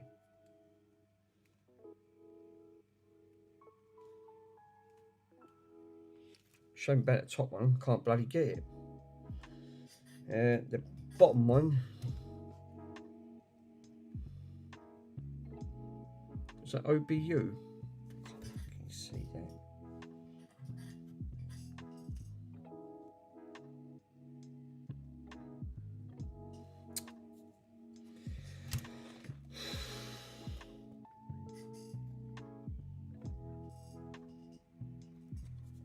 Can't see it. Seriously, cannot see it. It's the last one at the bottom. No. Hold up a minute. I keep bloody forgetting, didn't I? Pico got me these. What am I fucking about? I'm struggling to see that. I can wear these bloody things, and then that's it. I can see what I'm doing. I know I don't need my glasses on that one. Because again, magnification on this is actually quite great. So again, I'll take the first one. Why am I struggling? I thought I've got the bloody tool to do it.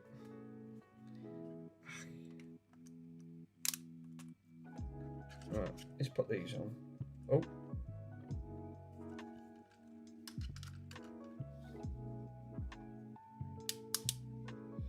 That makes my job a lot easier. Yeah, that makes it a little bit.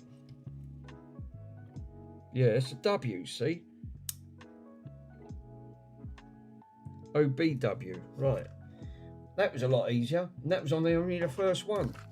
Well, look, straight away, that's coming useful. I thought, hang on a minute, Peter got me the glasses. That's why I probably need them. Oh, was that an OBW, did I say? I think it was. Yeah, OBW.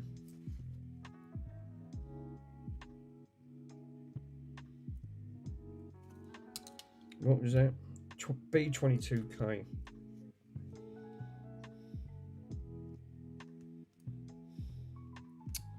Crying out loud. I was struggling to read that, and I thought, hang on, I've got a bloody tool here. Yeah, obviously that didn't help. Hold up. What a banana. Right. And these are obviously magnified. These are enough to make it easier. Right, let's take them out for a minute. Now I've got a capacitor in the way now. Great, lovely. ODW. So that's an ODW. God, these glasses are fantastic. They're really great. That's really helps. ODW.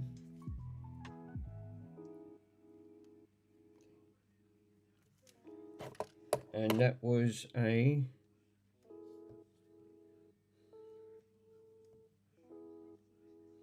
No, hold up a minute.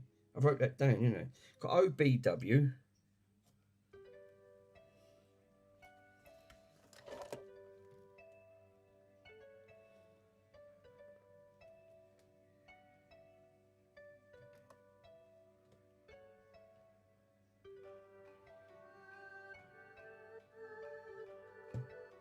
Got B22. And the other one's a B46. Ah, right. Okay.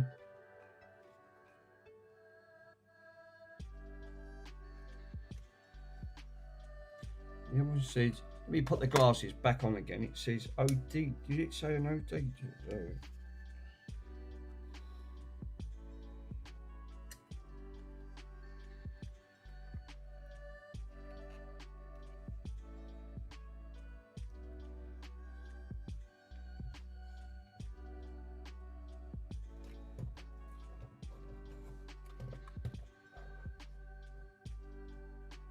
No, it's not. A 9C, a 9GW. It was 9GW, right? So I got that wrong. Scrub that out.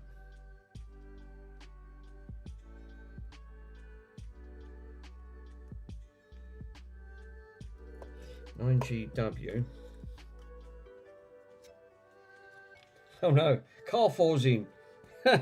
Hold up, brother. Read your message. Got to get this one right. I've got my Mr. Meg glue glasses on at the moment, so I can't see anything out of them. Yeah, that's a B47. B47K.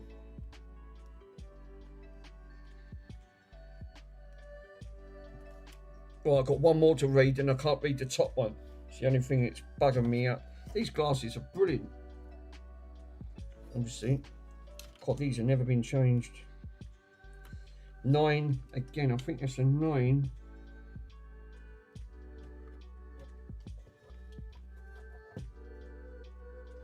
No, that looks like a 9HW.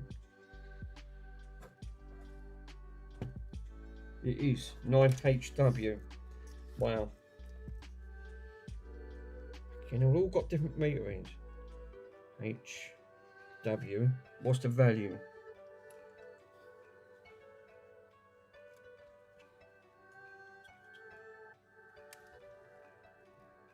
That's a B1K. Right, okay. It's a B1K. They had to be different values, didn't they? I mean, that's unbelievable. And these are so grimed up. You've got a job to see them. So these goggles really did help that. That made light work of that. Even that struggled. Yeah, B1. So the only one I can't read the value is this top one. And I can't read the value of it. I wonder if it's a B. I wonder if it's a B10K. The top one I can't read at all. I think it might say, it might be, where is that? That's up here, which is the phonos side. I can't read the value of it, even with the goggles on. There's no way I could read it. But I'll tell you what, them goggles are fantastic. Oh, there's no, oh no. Right, now I can read some of your messages. Sorry, brother, I had to write all them down. It's really sort of, the B47 is hit when you're playing the battleships. He just went, oh no, you sunk my ship. Yeah, obviously, I'll tell you what, without these goggles, mate, I struggled reading that, even with a strong light. These made light work of it. And that was only on the 1 times. They're brilliant. They absolutely are brilliant. When you've got jobs like this, you really do need that magnification. Oh no, you sunk my battleship. You look great in them, it really suits you. Oh no. Sure, there's no way I'm going out on a pool on them, innit? You know, at the end of the day, you're thinking, bloody hell, what's up? What, can't you see? Hold up, I'm over here. That's what he used to say, didn't it? When he used to play battleships, the 1980s game, he used to say, you sank my battleship. B-47. Fuck me, there's a lot. The only one I can't get the value, right? I can't go with it. The only thing I can't get the value is the top one. That's the only one I can't get a reading of. So, fuck it. That'd be Garfor, did it? That's it. Yeah, and it ain't got no Velcros on Garfor, so you're right there. So yeah, definitely. No, I've got to admit, these are absolutely, they're brilliant. That's really helped me out. I struggled there for a bit, and that got me out of trouble. Oh, actually, no, we got a strap, but it won't Velcroed. You think, oh no, quick, get me out of here. That's actually quite funny. So I can't help it. Sorry, it's so easy to come out with. I don't see the funny side to it. So out of all of that lot, I've got every single one that's all got different values and different obviously of the start of the things on here. The only one I can't get, and it's a double one, which is right up here, and it's got phonos written on it, and I don't know what value that is. Is that a 40 tech game? Oh no. Dr. Andy will see you now. Yeah, that's it. Put your hand down. Don't retract your messages and stop saying hi to everyone, right? Everyone behave yourself. That's it. It's like being back at school. Yes, sir. Put your hands down. That's great, Pig. It is. Do you know what? All jokes aside, I know you might look like Mr. Magoo, you come out of a cartoon series or something, but I'll tell you what, that is a great bit of kit. It's true what Chris said. You can't beat, when you're struggling, right, even with a magnifying glass, that was the perfect distance for what your eye picked up. And normally I can't see, I'm bat-eyed. I'm blind as a bat without my goggles, and I don't need my glasses on for that, because that magnified that perfectly with that little lamp. That's why I love these lamps, because you can get right in and you can get to the angles where lighting can't see it. So I really find that's quite vital. I've constantly used that. Amazed I ain't worn the battery out. I've charged it up so many times. It lasts so long, and then charge it up again and use it again. It's constantly being used. So obviously, the only downside is, what value do I put that one at? Because now I don't know the value. That's the only, I have everything else. This is obviously the top board. All the others, except for on the second row, it got changed, its values. There's a light on them. I know there is. Yeah, I've got to put batteries in. Yeah, I ain't got any batteries. I've just looked. They're all bloody double A. They're double A's. I need triple A's on that. So I'm going shopping tomorrow. So I'll put that on me. I'll put that on my hit list to get some little batteries for it. It only takes 3 batteries. Do you know what? It's even a simple thing like that really comes in handy when you're doing something like this. So yeah, that's the only thing that really worries me. What value do I put that top one? Because I can't see it. It's completely near enough washed out. Is it a B10K?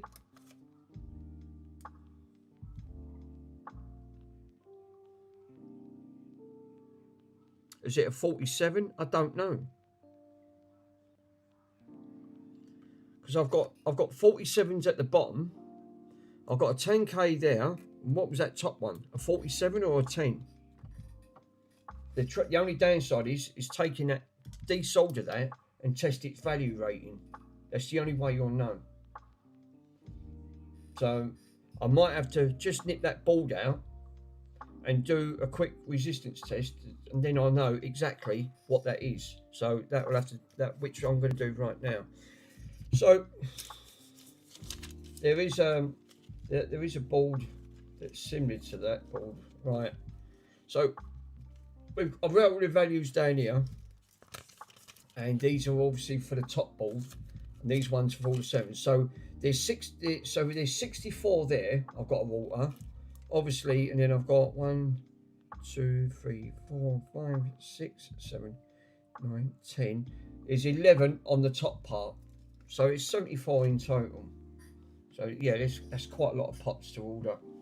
And it's like you said, there's no point trying to free them up. You're better off just replacing them. It just makes sense just to, you know, if you're going to go through all the process on it, just change them, get them changed. I've got to find, where's my,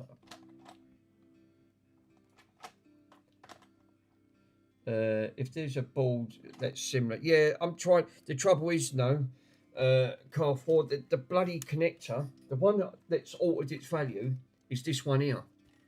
And it's the phono output. So you've got a tape output and a phono output. Now the trouble is, obviously, that pot is the only way I'll know why that pot's still good, right? Because it ain't gone. It does work, and it does turn a bit stiff, but it crackles. All these crackle. They just need. That's why I said I'm not going to strip them down. You're not going to get all that crackling out. It'll probably be easier to replace them, but get the correct values to replace them.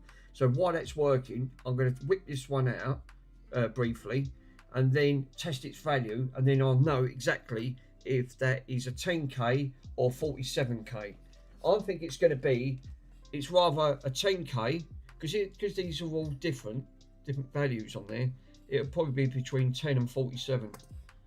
But I won't know, because obviously the label's so worn on it. They put where all the others have been stamped on the back of it, this one, they put like sticky labels on, and it's just worn.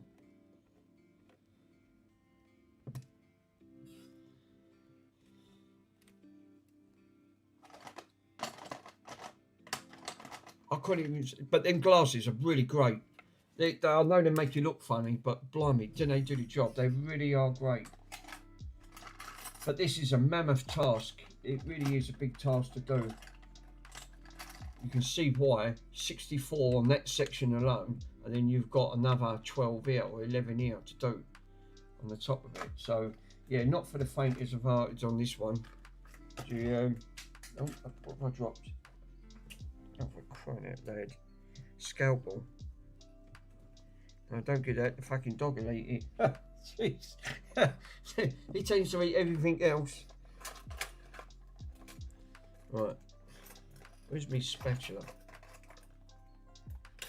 Yeah, because these are all different, you can't read these. Obviously these have to be taken out. Can I take that section out by itself? No, got to take the whole section out. Wow. I've got to take the whole no, not this one. So where is it? Oh, it's up here. Yeah, I've got to take the whole bloody lot out. Have I? Yep, it looks like it. I've got to take the whole section out. Wow. Right, okay. The whole lot's got to come out. It's all tied in. It's all soldered together.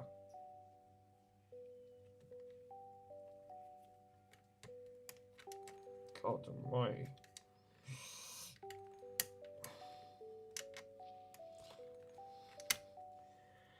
And again, fucking screws and bloody bits on there. So you've got to put a socket on it, take that off.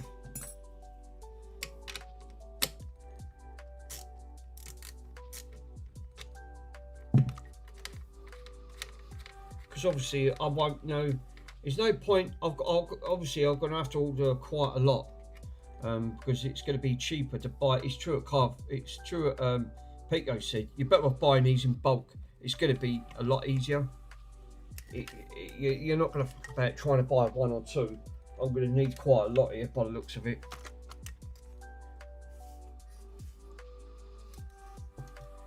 I mean, some of them are so seized up. I mean, what's the chance of getting them working again?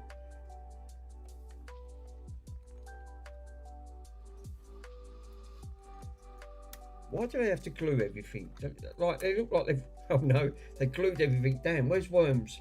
They put it, normally Worms would have wet himself on. I would have said, "I told you, they've glued them."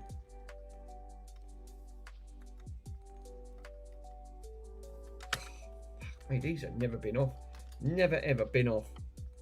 So I've got a plug here. They've put 2 plugs here. I've got these plugs to run and take out, and I've got 2 separate ones at the bottom.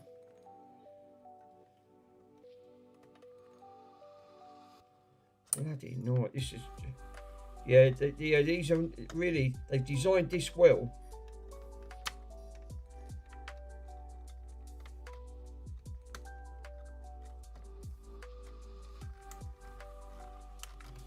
Jesus, I can't even get that out. I need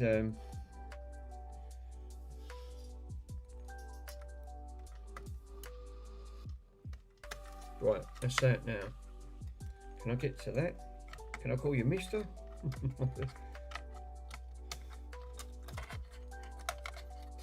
Oh, be careful of the capacitors. Don't break that one. Some of the, these look like some of these are not in great, they're not in a great condition. Now this is the one that I can't get to, that I couldn't see the value, because they obviously put the value, and look, it's easier to try, and if I move this out of the way, obviously, let's put that down here, stand that up. That's actually quite light compared to that other part, which weighs a frigging ton. So, looking at the state of this pot, it looks like it's all pitted, right? I don't know where we can actually see that. This is not in the best condition. Let me put the other light on. You might be able to see a little bit better, right? These look all stained. So obviously, this is the reasons why these pots are 100% original. Yeah, but they're obviously these. I've got 4. Is there 4 or 5 of these? 4 or 5 of these are doubled. So these are double pots at the end of it. But they've all got, because you can see it, they've got like double boarded on the side of it. But normally they put on the back, right at the top there, they normally put like what type of resistance it is. So now I've got to try and measure that resistance, because I can't get to find out which one this is. Is it a 10 or is it a 47?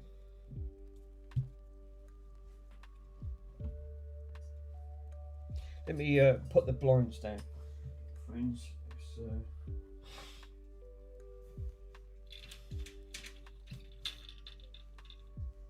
So now, obviously, I'll need the. Where's my multimeter? Oh, it's up there. Okay. So there's my multimeter.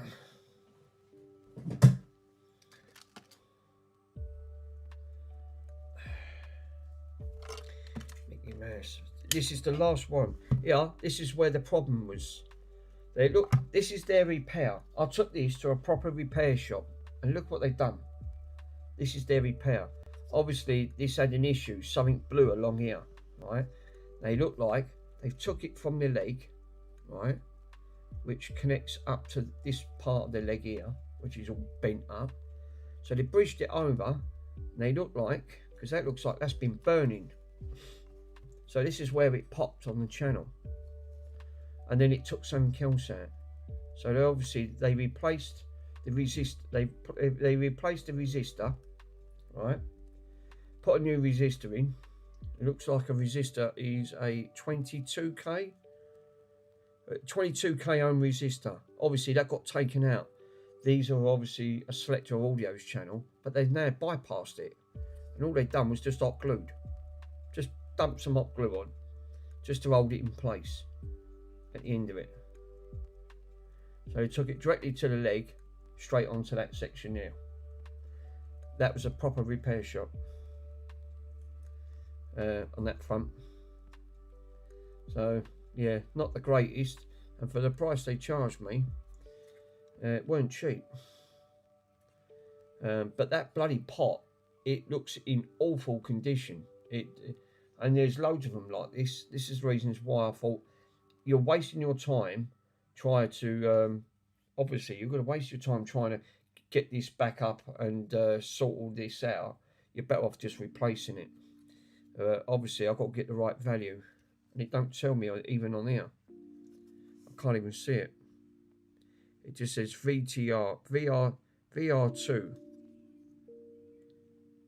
and yeah, that's all it says. VR2 on the actual board itself.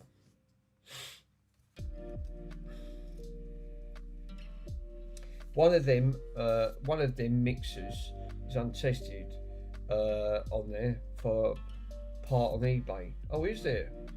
Bloody hell! But then that might have multiple issues. I mean, this one physically works. Is there any, Pico? Is there any of them working on that model? I can give you the model number. I ain't even checked up. It is a PM. Actually, let me type it in. I'll type it in on the thing on it. Let me move this out of the way. And I'll type it in on the thing to see if there's any available on eBay. I ain't even looked. That was one of them things that I didn't even bother looking at. Alright, where's my keyboard gone? Oh, it's behind me. Jesus. Where's me it is a PM X8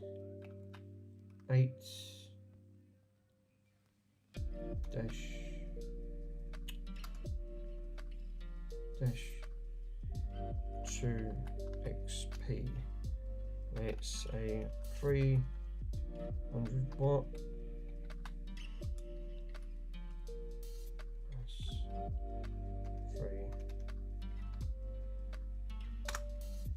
That is the mod. That's all it says. It doesn't say anything else.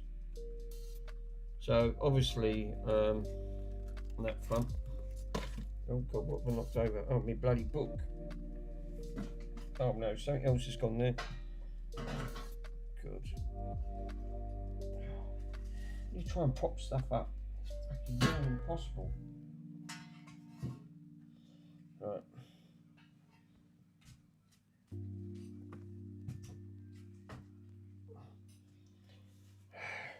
Where's my book gone? It's gone on the floor.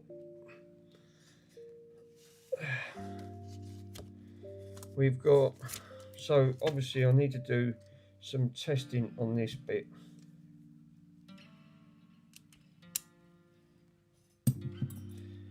Oh, look, there's me other. I was looking for that. Bloody hell.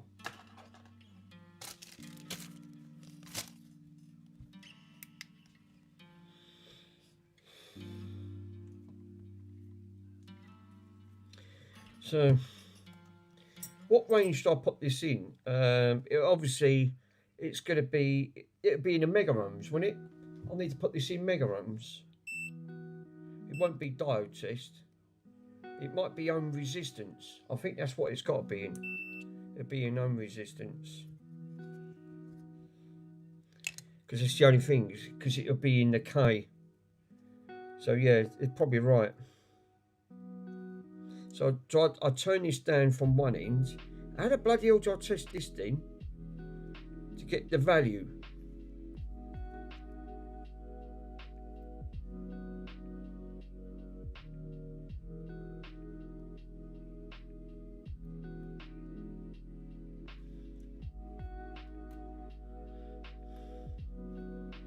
Well, I'm not getting nothing from that one.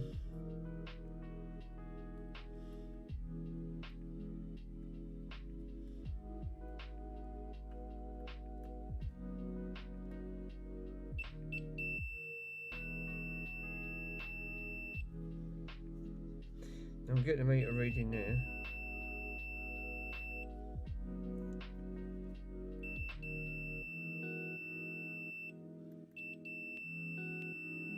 That come up 21.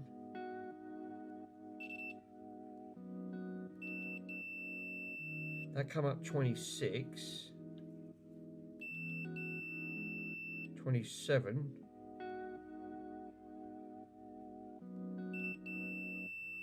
Yeah, that popped up 27 k ohm resistance.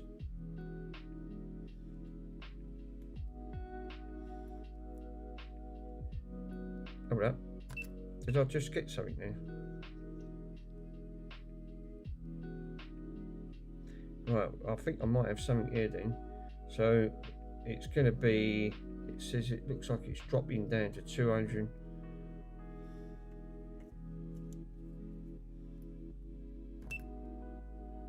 Nothing on that one.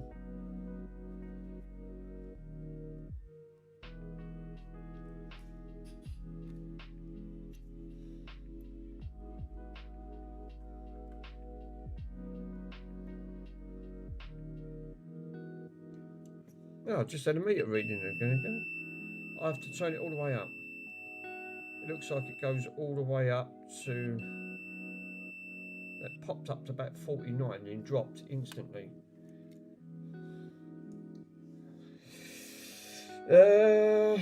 Yeah, they don't sell any for that. Yeah, see what I mean? Again, didn't see any in sales for that working condition, but a 150 by 150. Jesus, oh my God, Jesus, they fetch that much? Bloody horror! But but the one you got, there's only one was listed for sold from, oh bloody hell! And how much did you have that one up for?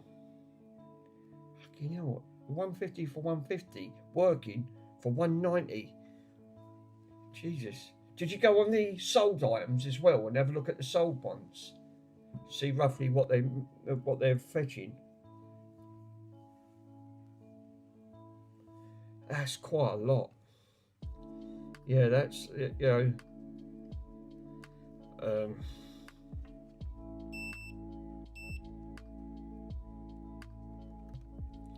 k ohm resistance. Bloody Nora. Didn't think they'd fetch that much. That's quite, that is a substantial amount.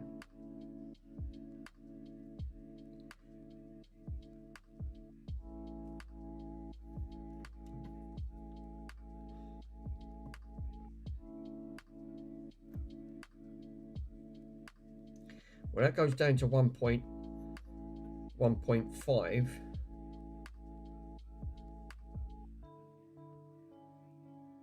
That looks like that's just under 10.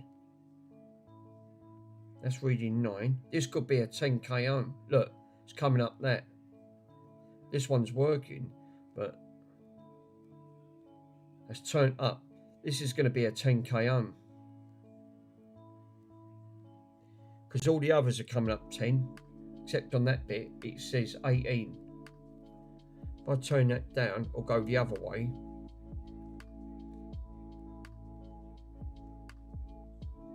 $18.60. So what is that? So would that be a 22k? Because I'm getting some there reading at 9. So it makes no difference which way I turn this, right? I'm getting a 9, which I'm getting on there. A 9 on that one. What about the middle pin? 9 on the middle pin at the top. The top right hand corner I'm getting 9, but on the top, on the left hand side I'm getting 18. So would that be where the others underneath said a 10k ohm? That could be a 20. That could be then a 22k ohm resistance, which would make sense. Because the 22, you could always go a little bit with the value on that front. Because looking at some of these, they're going to be near enough its correct value. So this could be a 22. It's reading at 18, the tops. So it makes no difference if I turn that. It's just reading the value inside it on that. So it's between 9 and 18. So a 22 would be the safe margins on these. So it looks like a 22k. And I had to put it into mega ohms on that front, and then when I put it into ohms resistance, then it come up killer on that front, because when I probed it, It made no difference. Because the best thing is, always earth out first, and then you can go from the earth point, and then you can just probe it, and then it'll give you the correct value anyway. So if I probe the earth and still do that, it will still give me the meter reading. As long as I find the I've got to find an earth. There you go. It wasn't earthed out. See, 20 ohm, 30, then it pops. So it's obviously.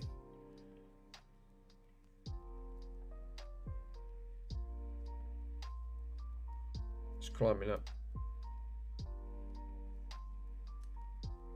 12k. I reckon this is a 22. It says 3000. But then you're reading it in circuit, remember? Open line. Again. It's 2.8. And that's mega ohms. So it's between, the other one said it was 10. I reckon this one's a 22k.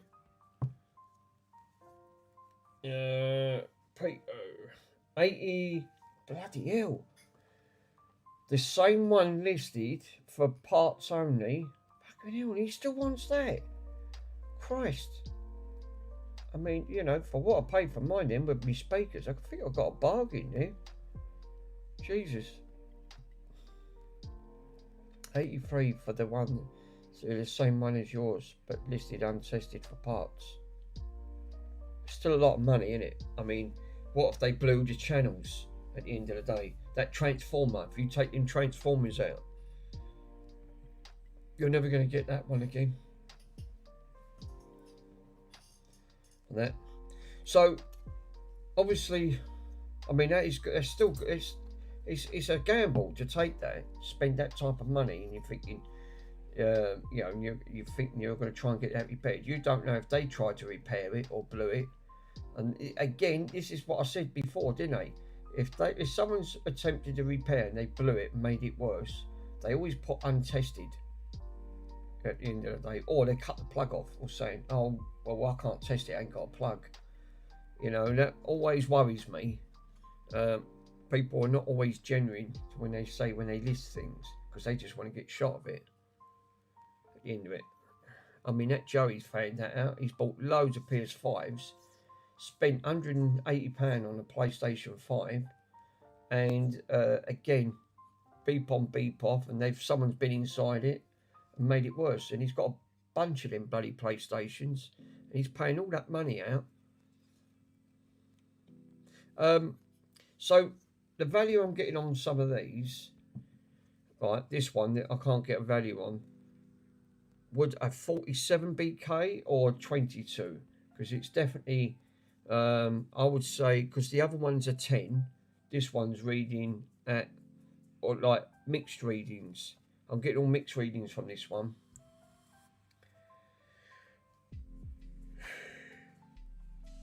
But again, you've got to find the earth pot. You've got to find the actual the negative side. Well, how can you find a negative side to this? Because some of these look like,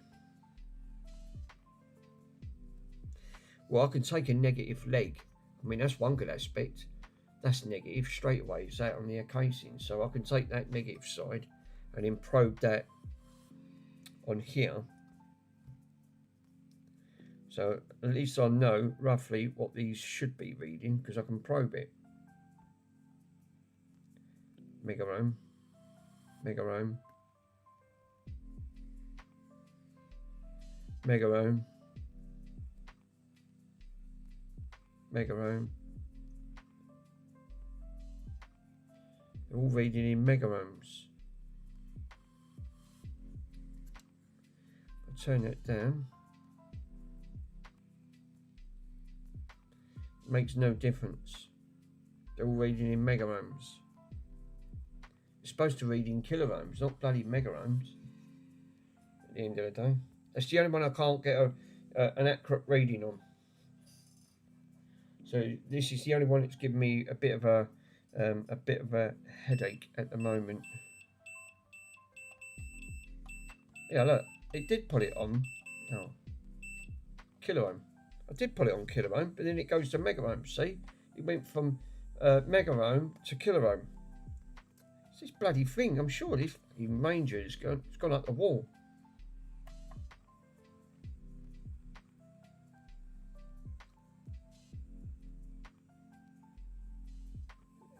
No, I'm not reading in milliamps.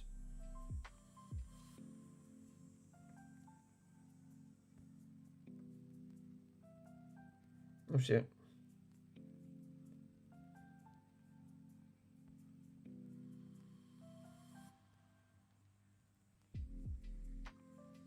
It's just fluctuating. It's just going all over the bloody place. I can't even get a bloody reading from it.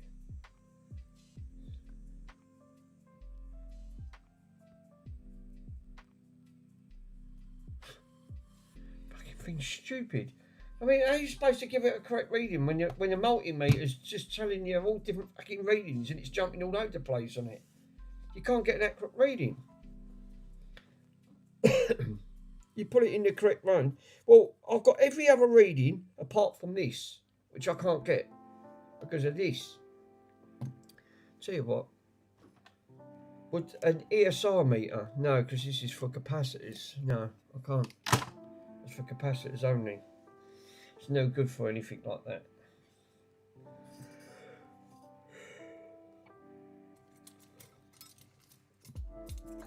I can't go over the price of that. You really shocked me there.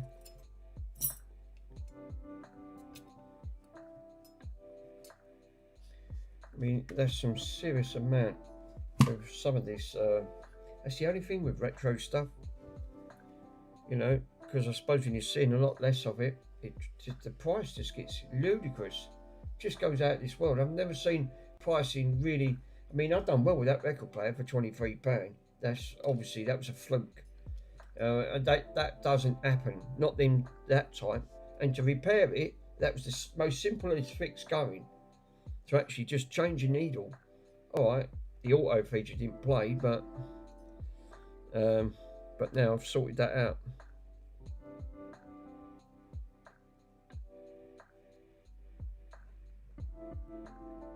So I'm reading 9 here, 9 here, 9 on that one, 18 on that. If I read these from all different ones, they read in kilo ohms. See? So what would you say? This is its maximum reading. It says 18. So would you say that is a 22k ohm? Because there's a lot of others on it. That's a 22k at the end of the day, which would be about right if it's between 9 and 18, which be 22 being its maximum range. And it does look like it because when I turn this, obviously it makes no difference which range I go in. If I turn this down, it still reads at 9.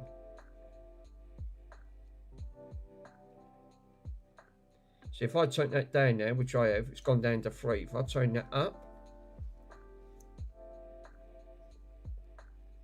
that's gone up to 9. So that pot is working, 100%. That pot's working. I'm going to have a stab in the dark saying that's a 22.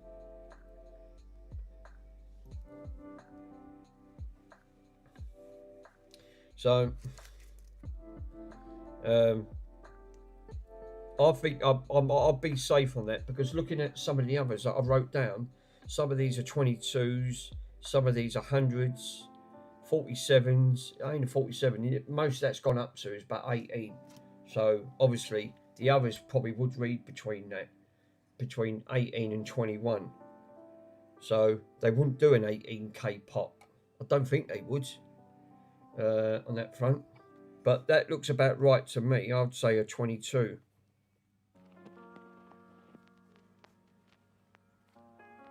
It's definitely reading. So if I go the other route,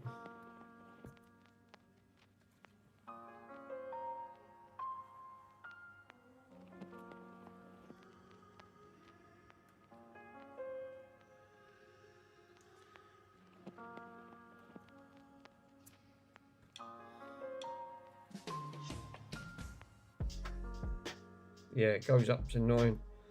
So, and then all the others spike up to 18 there, see? That spikes up to about 18. If I turn it down, it goes down. Yeah. Yeah, I'm going to stick with a 22k. I'm going to have a stab in the dark on that. I'm going to say 22.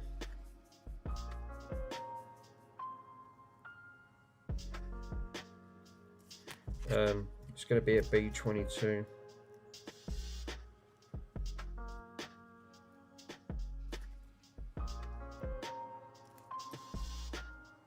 Don't think it's going to read any higher than that.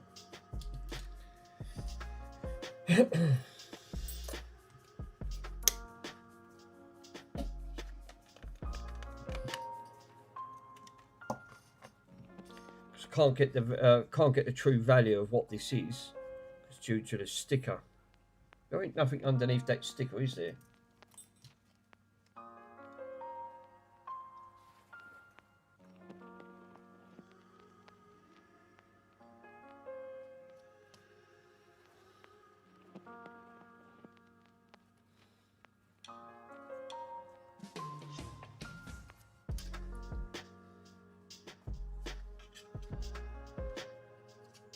Hold up a minute. Where's that bloody torch thing?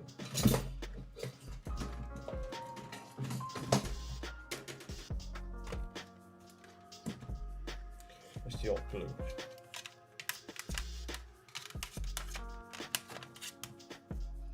I think it's a B22. Could be mistaken.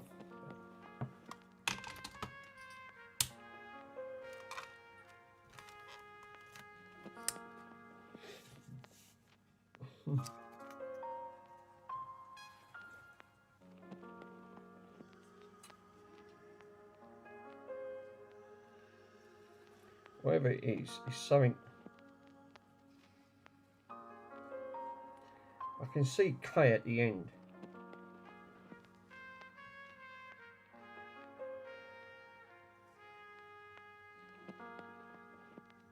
No. Unless I'm reading it upside down.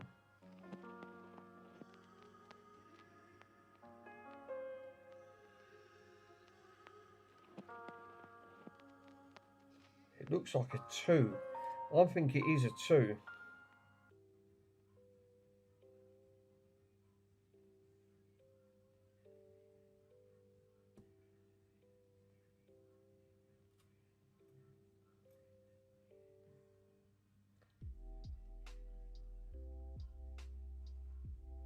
It's a B. It's got K at the end.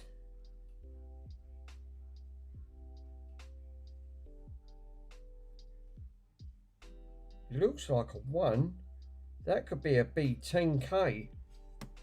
A B10K. It's a B10K.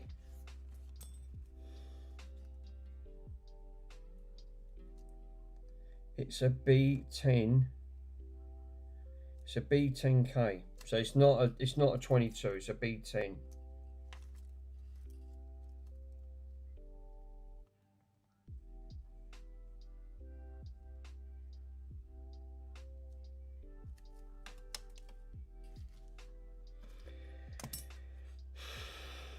That's really hard to see.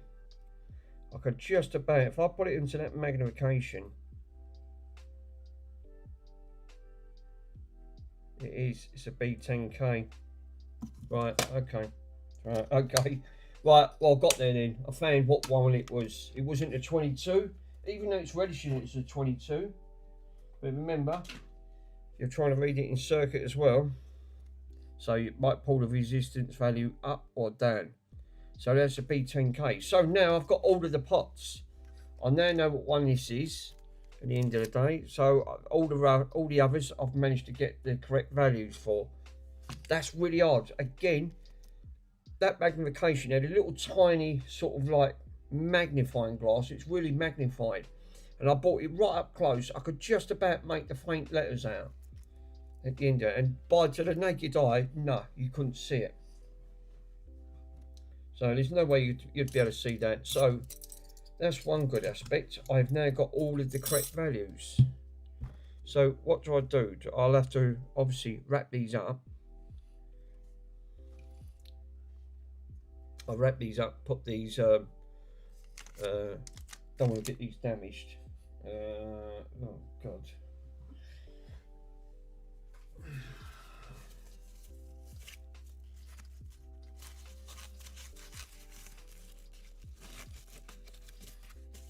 What's that?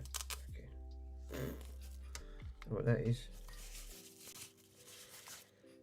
Need to wrap that one up. We have bubble. Oh, I thought we had some bubble wrap there, didn't you? Oh yes, you have. It's in a bloody box. Oh God. So. There you go.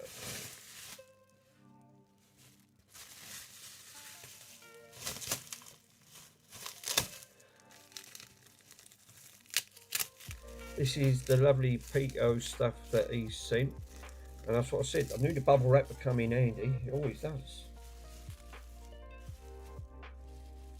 Nine. So I'll have to put these safe somewhere. Oh well, another unfinished project now. I've got to put on the list, but it's got to be done on that front. But now I've got all of the pots, every single pot on there. Now what I'll do, I'll put these on your Discord, Pico, and send these over, because there's going to be quite a lot. I mean, there's 64 there straight away, and that's the remaining 12 that I need on this one. And then I've got the lovely job of desoldering the bloody lot and soldering. God. So again, future video. Definitely a future video, 100%. So no, what it was that bit. It was that magnifying bit that managed to pick it up, because I couldn't see it. It's shocking, absolutely shocking. It was so faint, you wouldn't believe how faint that was. So, the only downside is, where do I stand off this bloody stuff?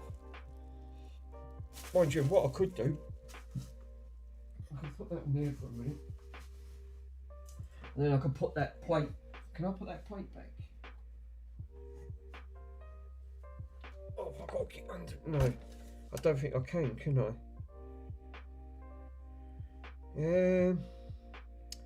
No, I think I've got to plug that back in. Come to think about it, the wires have to be plugged in onto this board. Yeah, it does, because they've got to go in it. So I can't put this back. Oh, for crying out loud. But what I could do now is put this back on temporary.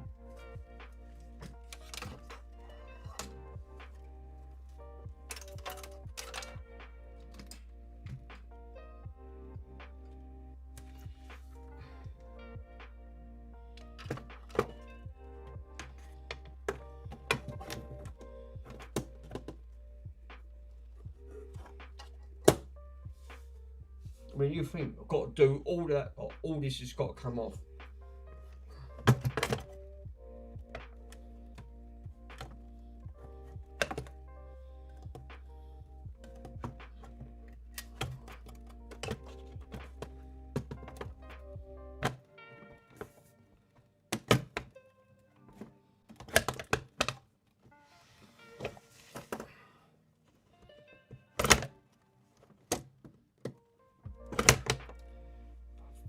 Friggy.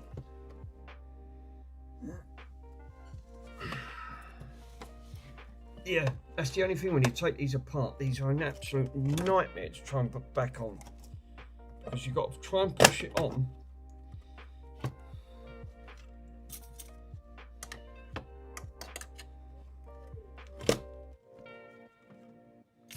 This is where the old spatulas come in handy, like that, see? Straight on, and then it's guided right on there, like that. Cool, so what I might do is just put one screw back in this. Just screw it back in. Be fine.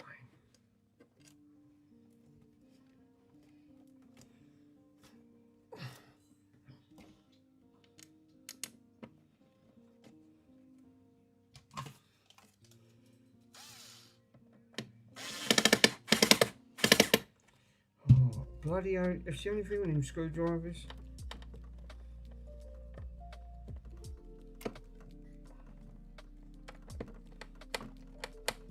That do. It ain't got to go anywhere.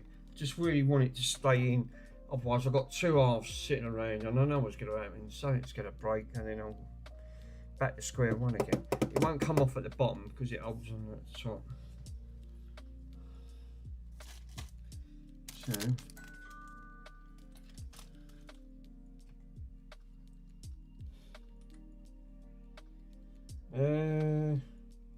EDF. Order's been delivered.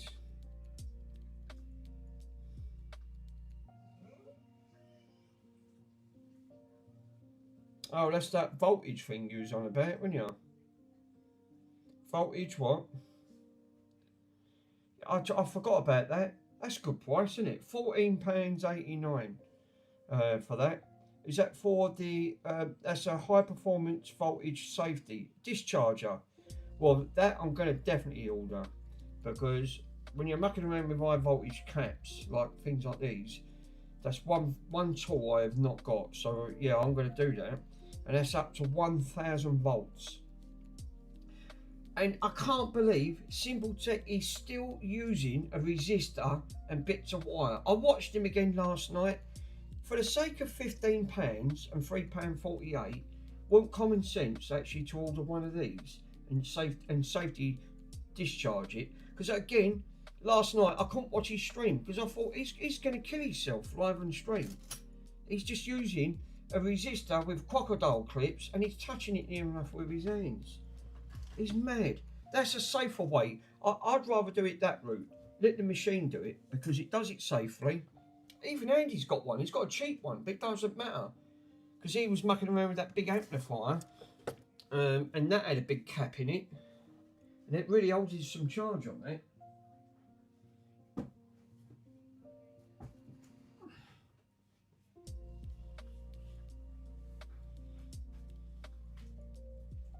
It's your fault, Bronson. I'm blaming you.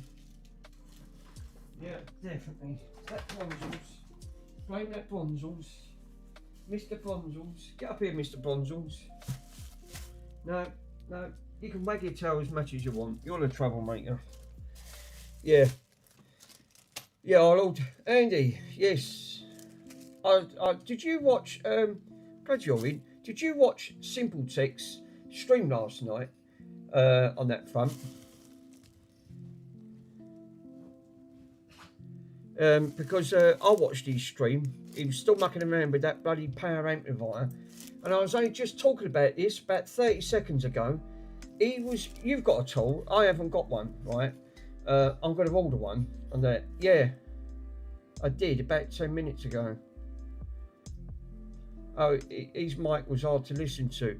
Yeah, did you see he was mucking around again, discharging caps with crocodile clips with a resistor, and he was touching it with his hands. I couldn't watch because I thought them voltage caps are really high voltages.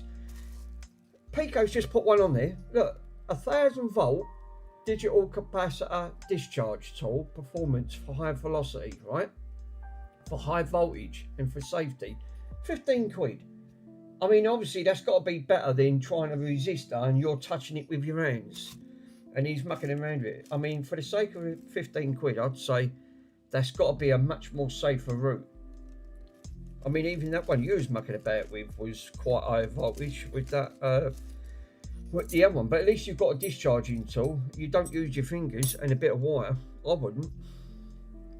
I thought, Christ, this bloke's going to kill himself. Seriously, he is going to. I have really bad visions of that. I can't have that vision in my head. I thought he's going to get waded in with touching that eye cap. It's going to give him such a kick. He'll know all about it. So 64 caps of pots I've got to order. 64 on one side and 12 on another. I've just spent the last hour writing the values down, and I've got 2 pages here of pots that are the ones I need. I've got a bank of 64 on here, and I've got 12 on this side, and they've all got different values. Well, if you see how big this fucking meter is, this is my one, and I'll show you. She's a monster, and she weighs 16.5 kg. I've just took the board out of it because I couldn't read the caps, the actual pots. I want to change the capacitors as well, but it's worth changing. Which is this one. I'm going to just put it temporary back together. Jesus. And that's the one that weighs 15, just over 15 kg. It's got a massive, again, really high voltage on this. It's got 80 volts just on one cap alone, and it's got 4 of them. Obviously, all these pots on here. This does work. It did blow up. I had to send it away to get repaired. It took a chip out, and one of these boards, which I've just looked. Yeah, he had one of these microphones a short while ago to test on the speaker. Sean Conway, thank you for joining, my friend. Making the speaker sounds better. Yeah, now this is the one that I couldn't get the value of the peak of the pot because I was just trying to. I spent nearly 40 minutes trying to get it because it's so faded. I managed to get it anyway. It's actually a 10k ohm pot. This is obviously part of one of the left banks for the left and right speaker side, and that blew. It went. I took it to a repair shop, and that was how they repaired it. Hot glue bypassed it from that sort of resistor to going on to a new resistor. So it took a resistor out. Unbelievable. That's their answer to repair. Just got. It'll be all right. It'll be all right for worms. Worms likes hot glue. So yeah, obviously after these pots on here, literally there's so many, 64 on that one side, and then obviously I've got 11 on this side, but they've all got different values. And after these one, look, that one's seized. That one works, seized. Oh, that it's a bit stiff, seized. Half of these are seized up. I could probably free them up, but it's just cheaper to probably buy them in bulk and just replace the entire lot. But that board is about that long, so you imagine these. Obviously, I'll show you the board.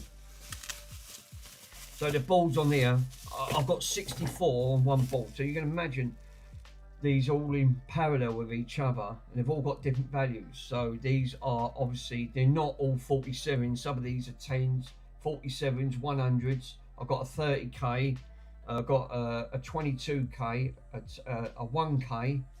So yeah, the other mic sounds too bad for me, it hurts my ears. What side's what mic's that?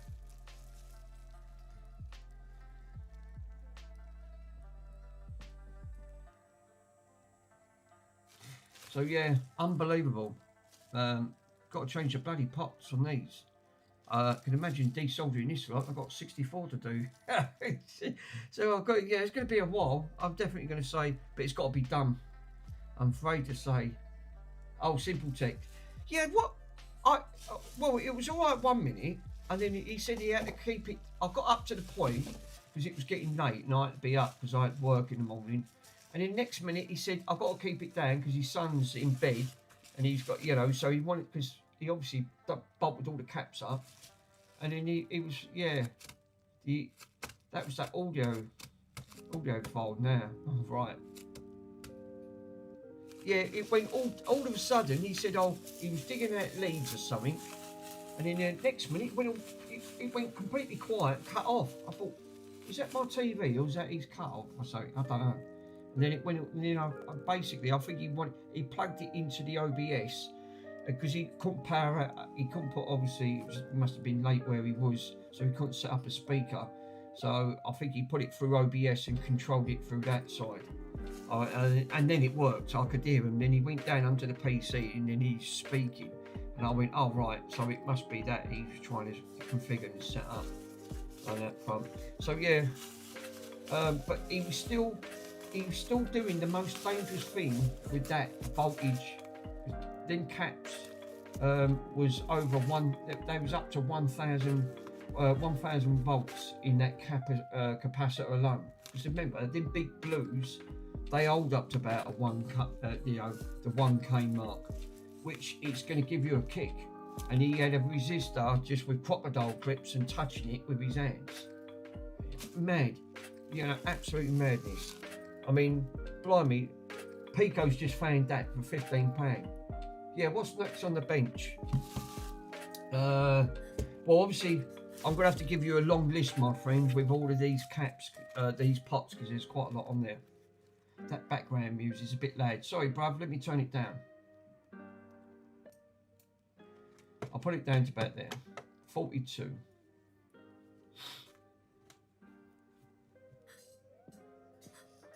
I agree. Is that better? I've took it down just a bit. That was down to about that. That's better. Cool. So, I'm going to have to give Carrefour a big list on this one. So, and then I'll have to get all these transferred because I'm going to need massive bulk loads of these. And then I'll have to do them row by a bit at a time because there's 8 in each row. So let me get rid of that.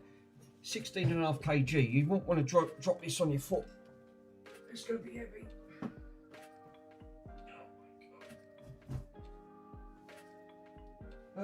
Obviously, I can't obviously do the something else I can't finish off because on that front, I did really want to. Is there a way? This was that other Atari. Is there a way of testing with an oscilloscope? I've got this. Where's that oscilloscope? I've got this little. Let's give it a clean. It's rotten. Looks like the dog's chewed it up. Jesus. Is there a way of testing the RAM? Right. If I plug a power supply into this, is there a way of testing the RAM on the oscilloscope to see if it's clocking? There's got to be a way of knowing because I think. The issue this has got a black screen issue, right? This was the original board. I tested all these other chips because, again, this project's been sitting around for months. Yeah, you could check the signal to see if it's all day because I could put the power supply in, right? And these chips, some of these are getting warm, but some of these are stone cold. So I've tested all of them. I've ticked them. And I took them out of the working one. It worked fine, but I've tested this the shifter chip, which is this one here. And then let me take these out. So we've got the main shifter chip, which is this one. That's obviously that's one of your CPUs. This is your part of your video shifter chip, so it gives you all your signals. But I tested it; it was fine. So. All these ones are ticked, fine. I couldn't test these ones. It's because, again, the others are soldered. They're not socketed. These have all been socketed at the end of the day. So someone's took this, put a shield on it, which I can't get off. But they look like they've... these have all got sockets on them anyway. Now, my other ones haven't got sockets on that front. So... literally I thought, well, there's got to be a way of actually testing these if they're actually getting a clock signal to some of these, but I've never, like you said, trying to understand oscilloscopes, and again it's understanding how do they work, how do you use them, because again you've got to set them up. But I was going to test it because this board, again, for the sake of science, I ain't going to unsolder all the other ones because there's quite a lot of bank there and that. So let me grab me leads. So I need the power supply for this and all. Now I know these are only cheapies at the end of it, but that's the point. How the bloody do you? I don't even know you switch it on. Hang on, I did switch this on. Power. So we have got some voltages in this. So I assume the way this works, you've got to ground this out. So this will have to go on the ground. And then you probe of what you want on the... you just probe of what pin you want. And then you should see the clock inside to see if there's anything getting clocked. So first thing I'm going to need then, I'm going to need a hot power supply to plug this in. I've got to put these somewhere. Obviously, that's another project now that I've unwrapped. Now I've only just started to get on top of these projects that are finished, you know, and now I've just opened up another one. Oh no, it's not great. I still ain't done that bloody the Nintendo Switch, because obviously I've got too many bloody other jobs to do, and I thought, for crying out loud. So I'm trying to do that around my mum's. I thought, oh, but then the computer wanted updating, and it took too long, and I just shut it all down. I went, oh God, I'll come back to it, do it another day.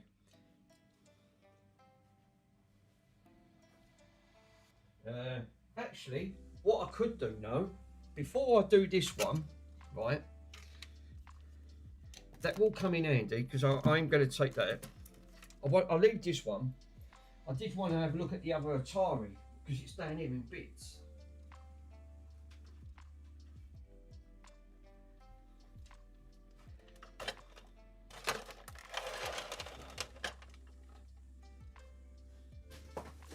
Because again, this was working, and then it decided to stop.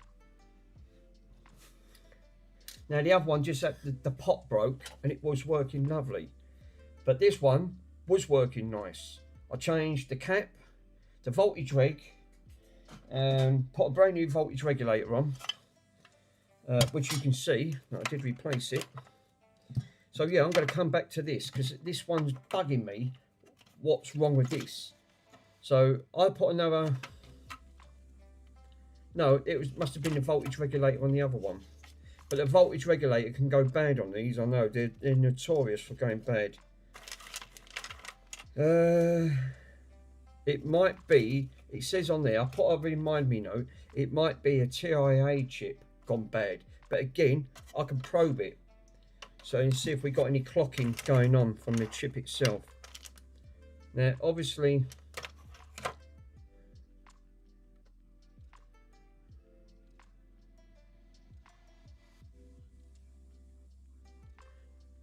I think this is the one that went bad for some reason. I can't remember.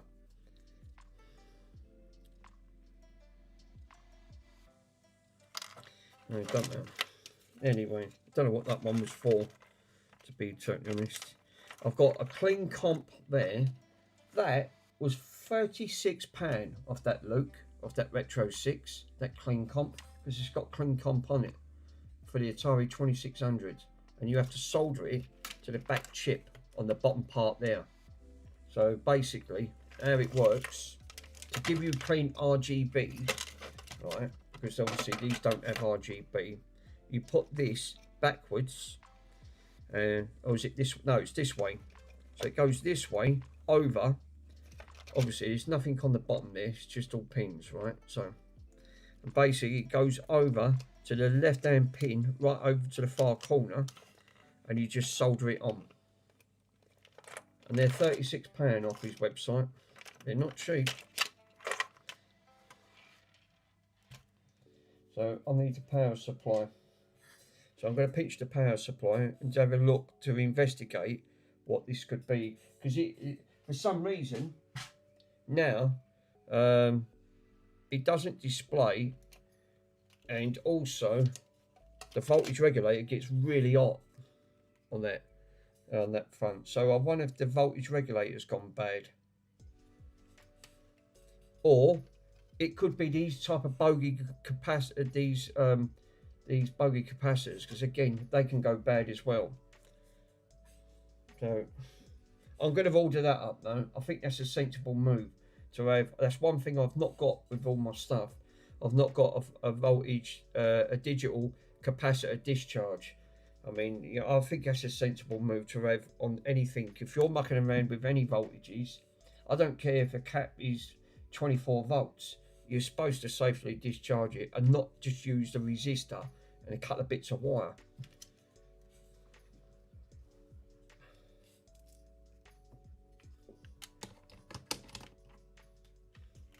Now I'm going to have to, obviously, I'm going to have to prop these up because I don't want to end up, that do. I don't want nothing grinding out at the bottom, like pins or short like that. Let me get a cartridge and see if this gets anything on it.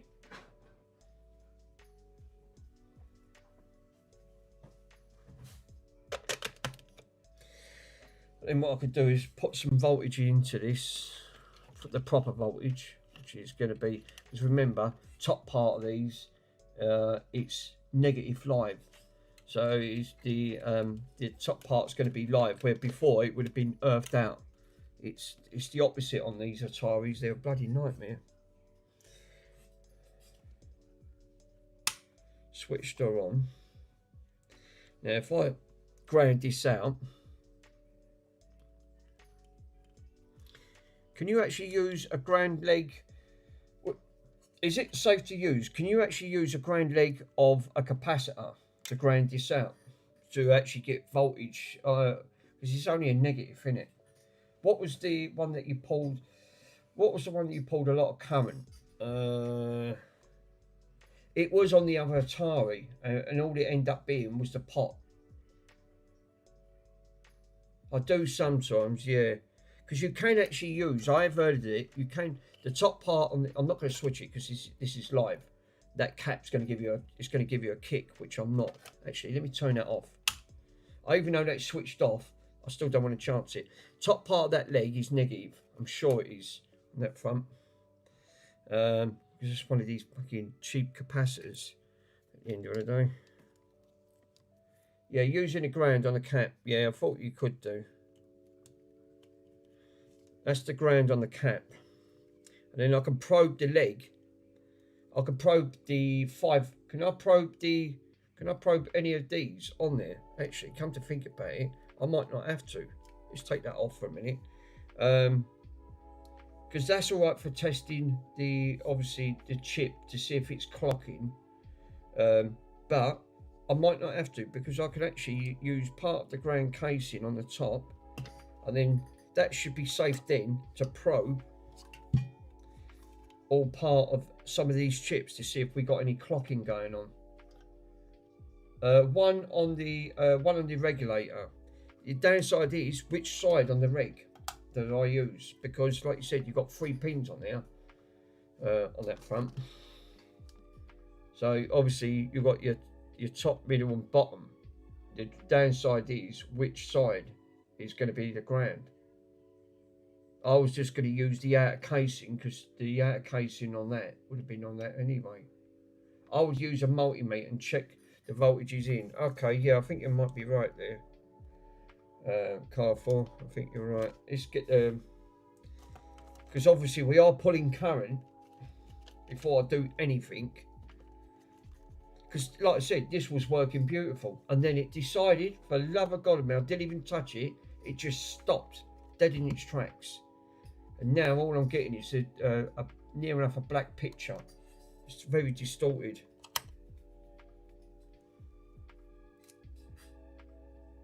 So something's failed and just went. Again, like all this bloody vintage stuff. Let's switch her on. Earth. Surf her out.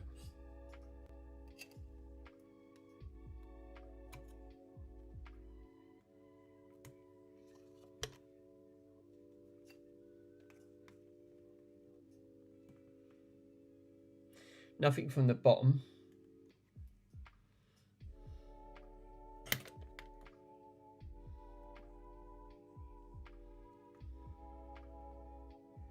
I'm getting 5 from the top. I think this voltage regulator could be up the spec, you know.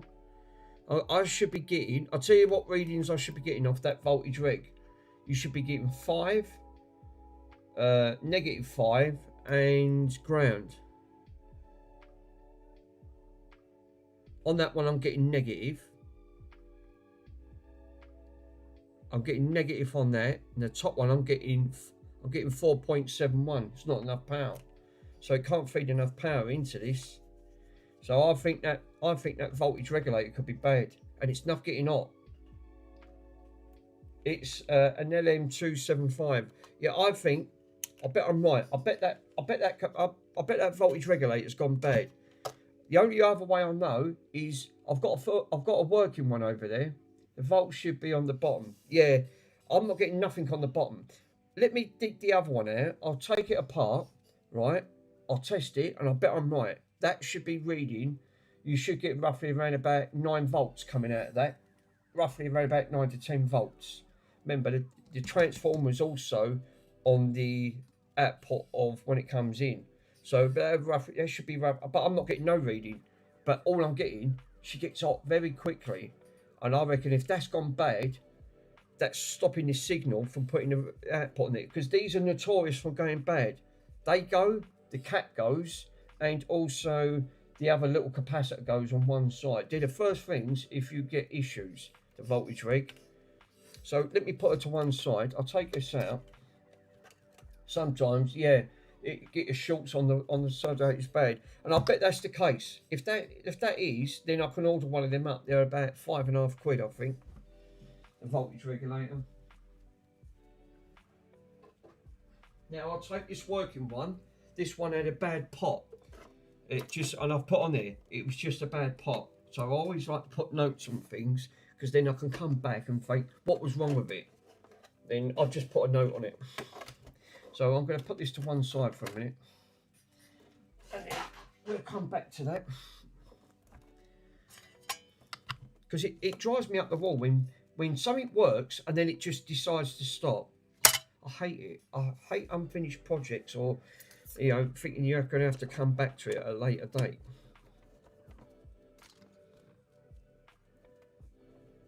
What was that model number on there? Give me 1 minute and I'll tell you exactly what it is. That voltage reg.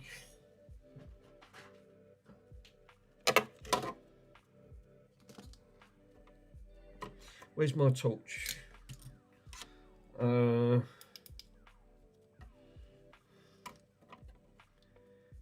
fuck me, that's faded. Let's clean it up with a little bit of IPA. I can't see that. It's got big fingerprint marks and grease all over it. I'll clean it up with a bit of IP and see what we got.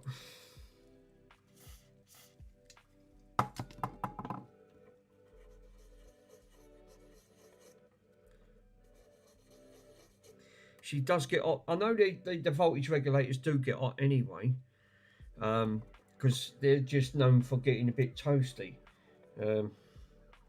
That's better.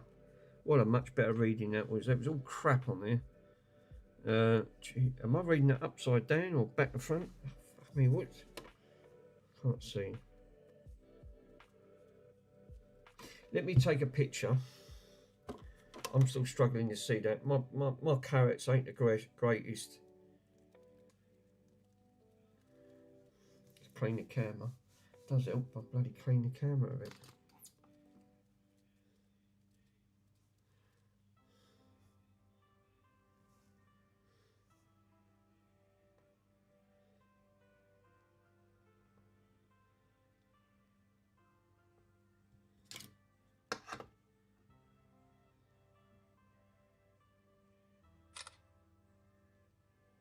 And then that's better. I've got a nice clear image of it then, and then I ain't got to struggle seeing what it is.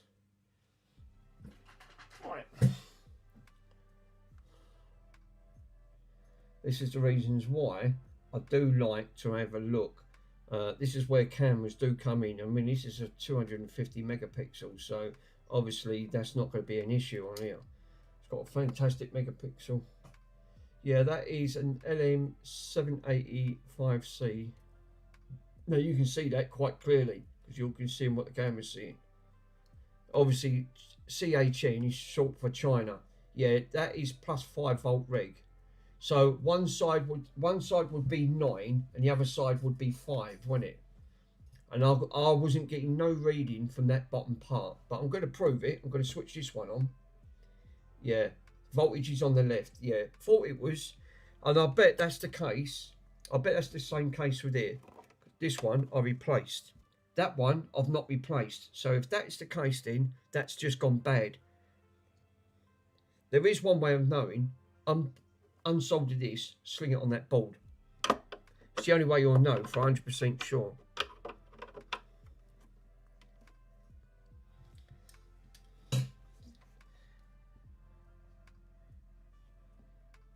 I still ain't used that phone for its full potential. It does 8K, right? So it's the only Galaxy Fold that can record in 8K at 24 frames. It's ludicrous.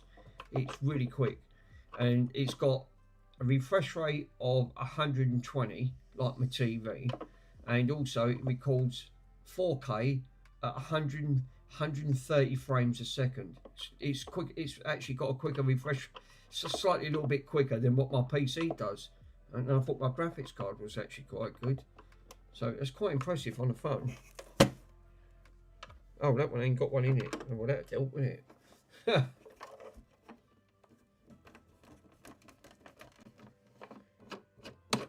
But I do want to see. So if that is the case, then just order a voltage regulator. I think you're right. I think they just go bad. That's the only thing I've not replaced. And they shouldn't really get that hot. They should get warm, but not hot to the touch. And that was getting hot to the touch where I couldn't keep my finger on it much longer. And that indicates to me that they've obviously gone bad. Remember, if I had to send this away to get it repaired, I would have been looking anyway. The starting price on these to get the Ataris repaired, you'd be looking at 50 plus. It's quite a lot for something, you know. This is near enough as old as me.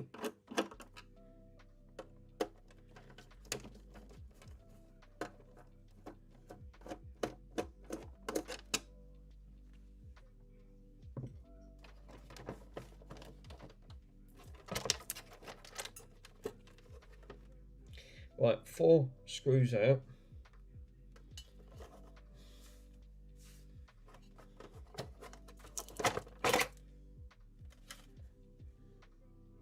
No, this one's original. Oh, no, that's flux. No, that one did get replaced. I thought it weren't for a minute ago. So again, I didn't change the cap in this. So this one's the original cap. Is that switched off? No, it's not. So again, same thing. Right. Voltage on. Leave it on millivolts. I'm going to zero it, which it has. Where's that cartridge?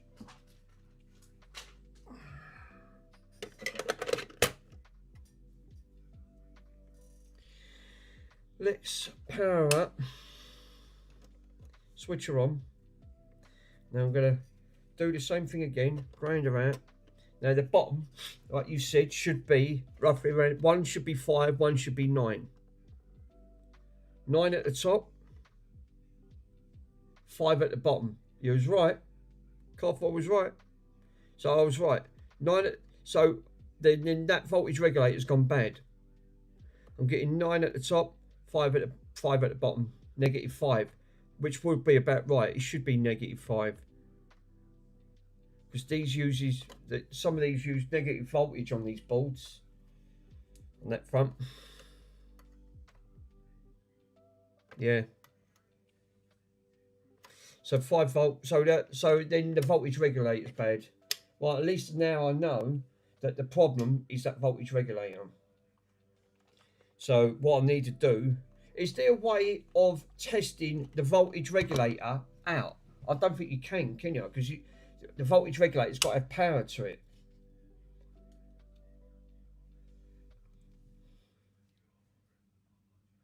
It's an Aberdeen Angus cheeseburger. Went to go and get some food. Nice. It's being noisy. The ESR meter thingy that I've got. Oh, fuck, I thought that was hot for a minute. No, that was cold. It was so cold. I thought it was hot. The 9 volt on the ground is in the middle. It should measure the other pin that would that would give you the 5 volts.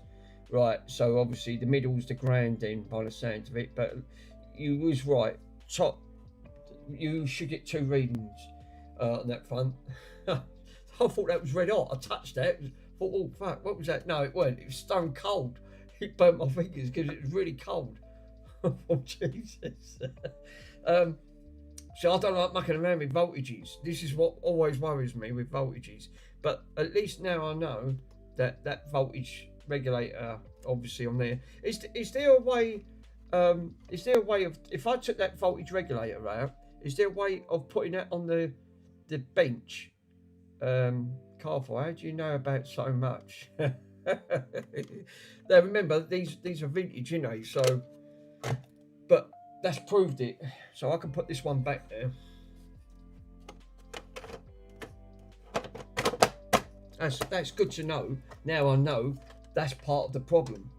You know, now I'll know that that voltage regulator's near enough gone kaput, because I wasn't getting no meter readings from that, only 5 volt, and the top should be reading, the top should have been reading 9, not 5.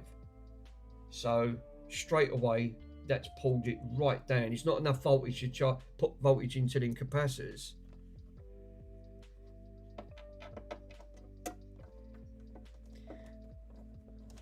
Careful. I've been messing around with electronics since I was really young. Well, it's good. Again, thanks to your knowledge, you've just proved it. Like you just said, 5 volts. It should have been 9. I know roughly, because I've done a few, but I forgot that. I'm sure they was going to pull around for it, because that's about right. What these, you're going to have voltage drop from the transformer getting directly to the voltage regulator. So there's going to be a little bit of a droppage. So straight away, I said these should be roughly around about 9 to 5.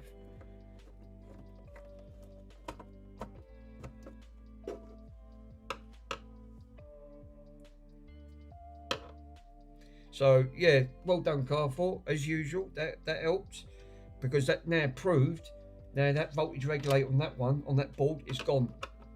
But like I said, is there a way of, if I took that voltage regulator out, is there a way of testing it on my power bench with that taken out to see if that pulls?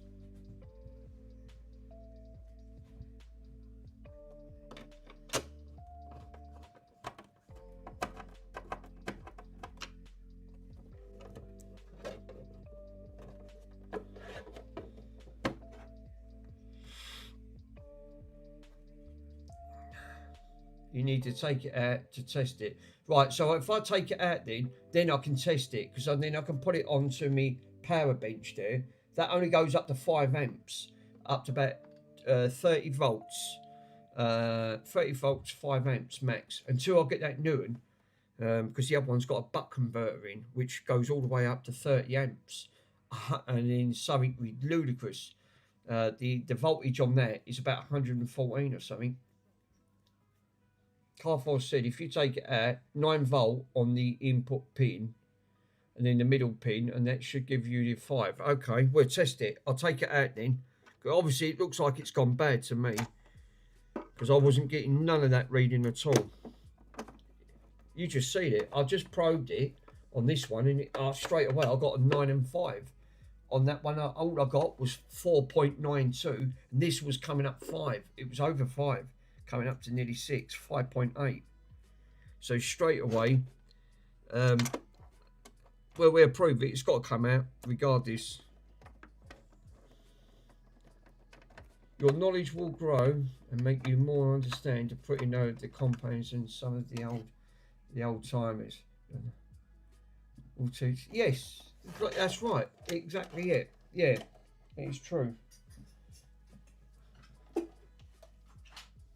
But again, this was a unfinished project that was working lovely, because I did have 2 working Taris, and then this decided, the bloody pot just decided to disintegrate. The picture got more grainy. As soon as I opened it up and touched it, it just went like powder. And I went, oh well, that's gone. Now I ain't got none. And then I thought, I'll buy a working Atari, because this one come in the job lot, and it was working lovely, because it didn't have a power supply.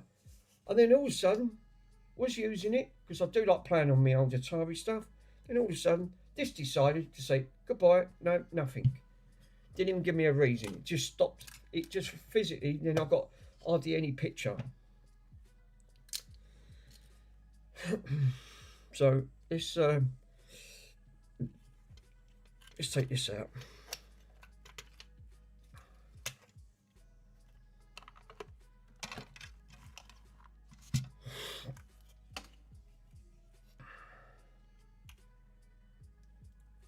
Yeah, they're original. That voltage regulator, that's an original. This ain't been taken out. Oh, that looks broken. That looks like a cold solder joint. That literally, I can see part of that leg broke. Let me get a pair of tweezers and I'll show you. Right underneath here, that looks snapped. So that probably ain't even bloody. I can see it. I can see it. I mean, it is connected, but the back piece ain't connected. You can't see it. It's really hard to see on that corner, right on the corner of that. But that ain't even connected down.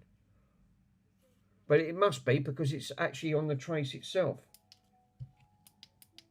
But it ain't going to make no difference because, like you said, if that's gone bad, you're not going to get the correct voltages on it.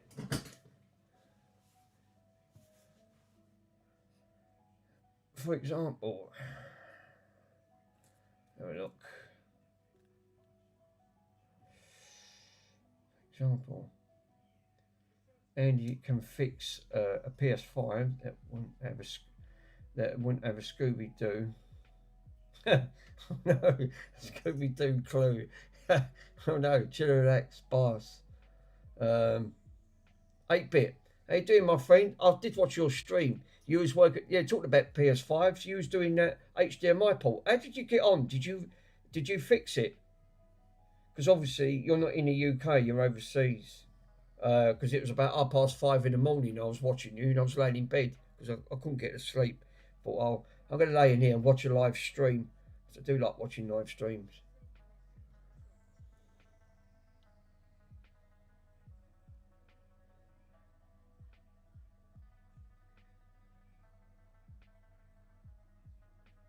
Yeah, I'll get what you get your pick. Yeah, I did it in the end. Oh, nice one, absolutely nice.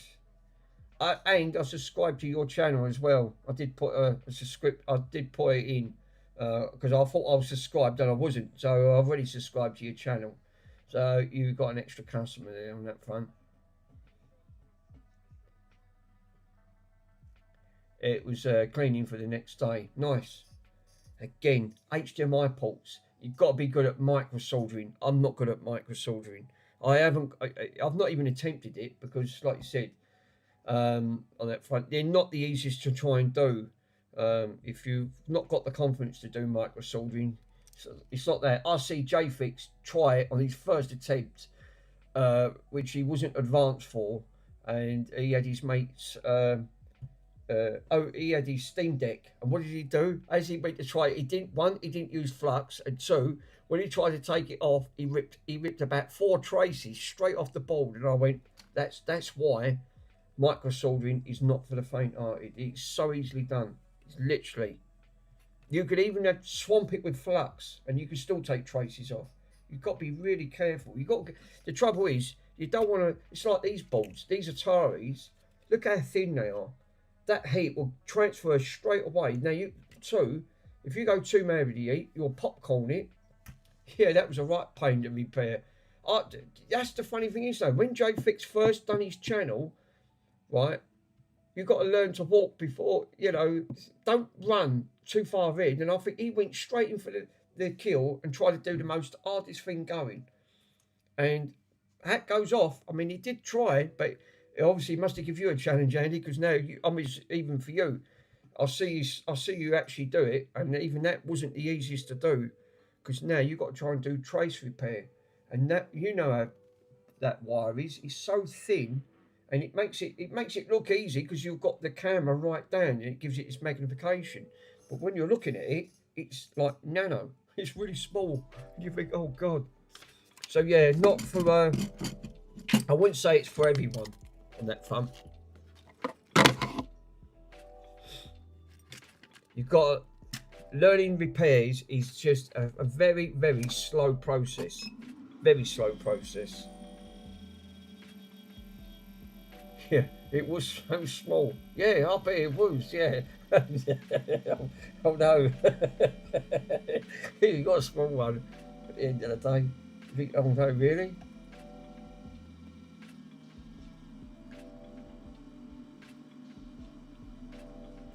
Oh well, it looks like I've got a voltage regulator there. Seriously. Oh yeah, and when does your giveaway run out? Is that in another couple of days' time? I keep forgetting. Did you have other people join on to your giveaway?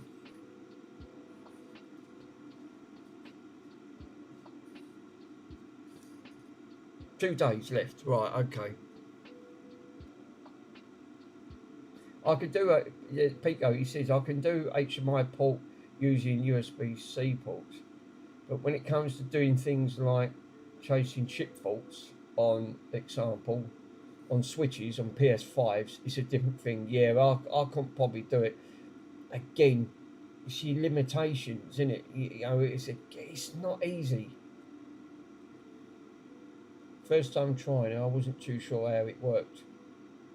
It's obviously in circuitry. I mean, this looks simple. You look at a circuit on an old Atari from a 1973 board.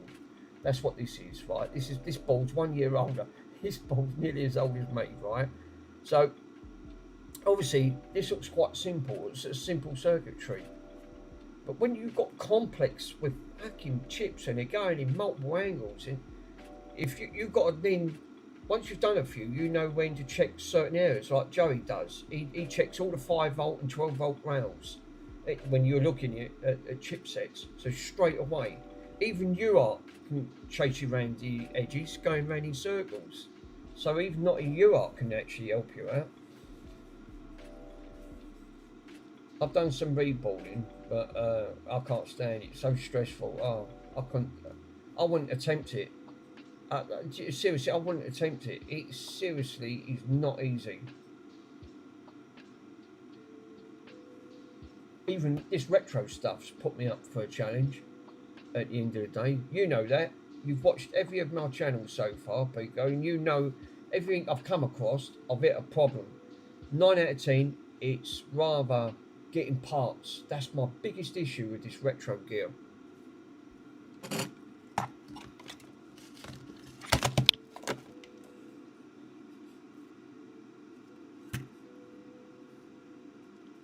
Let's get the mood gun out.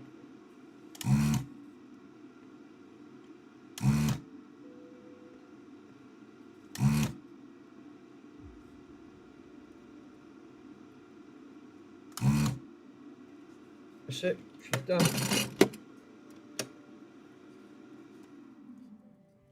That is the most easiest way. I hate that saying.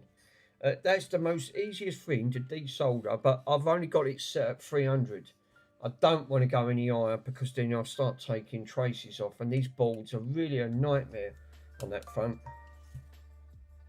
Neil.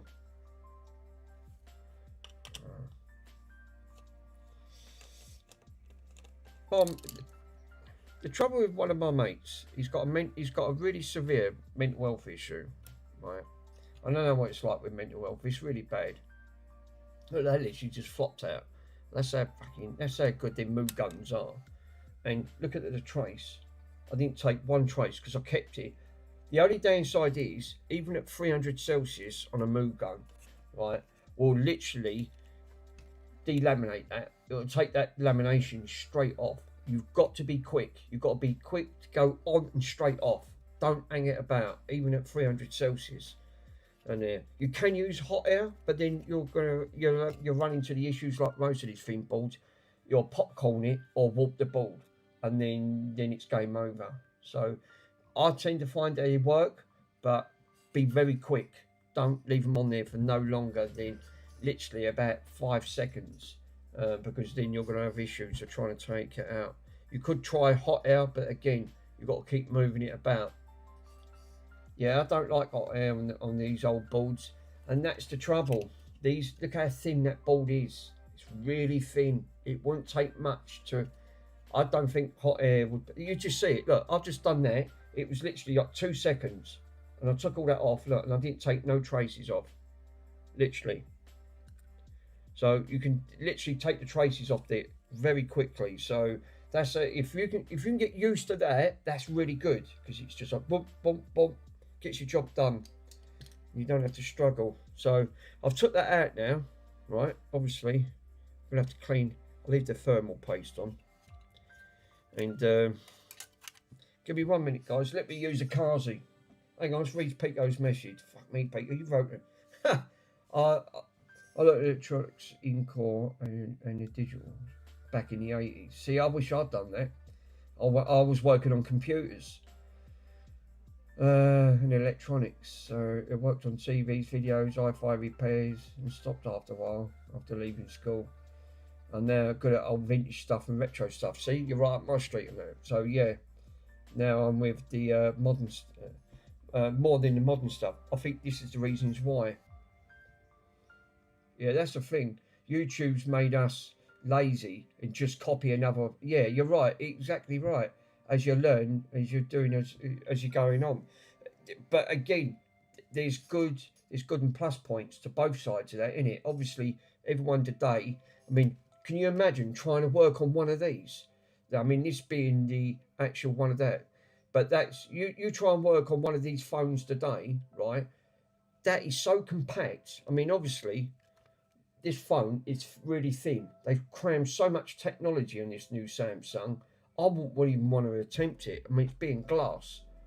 You know, straight away, there's no screws in this. You know that's going to be hot glue. The chances are you're going to crack it. And I'd hate to try and replace a screen replacement on one of these. It's not going to be easy. So again, it's the way they've done technology. It's gone so advanced. It's not like the 80s stuff.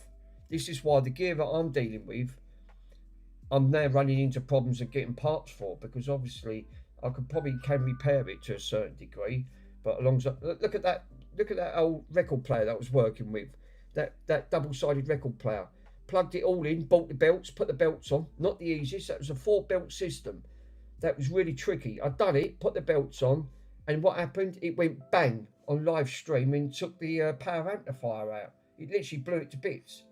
And that's a prime example. Yeah, that was actually brilliant. Just all you heard was the biggest bang. Juiced, how you doing, my friend?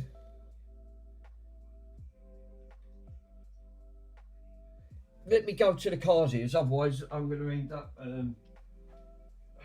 ain't got my microphone on, so you won't hear.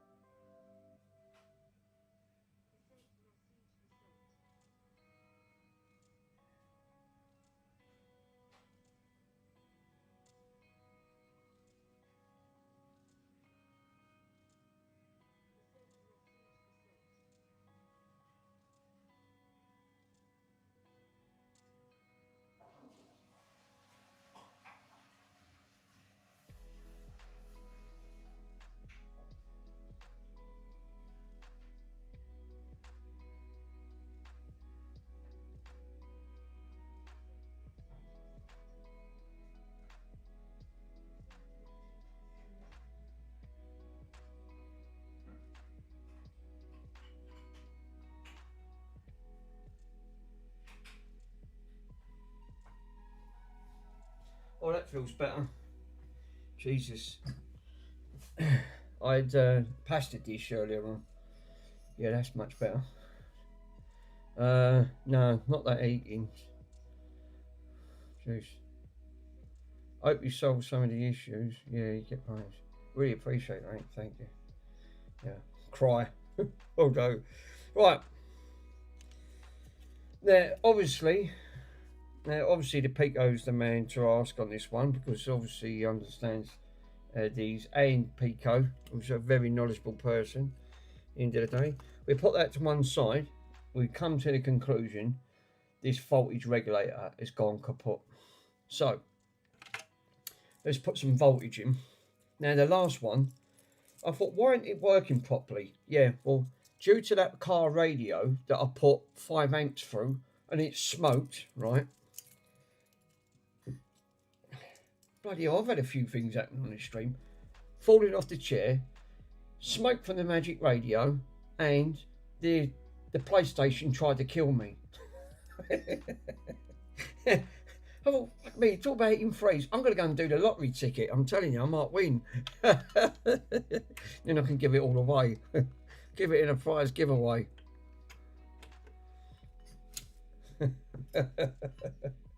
Lame-o. Oh, definitely. What was the model? Oh, what, of the chip? Hold up, I've got a picture of it.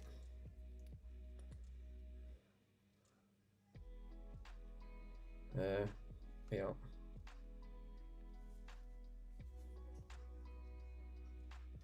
Yeah, that's it.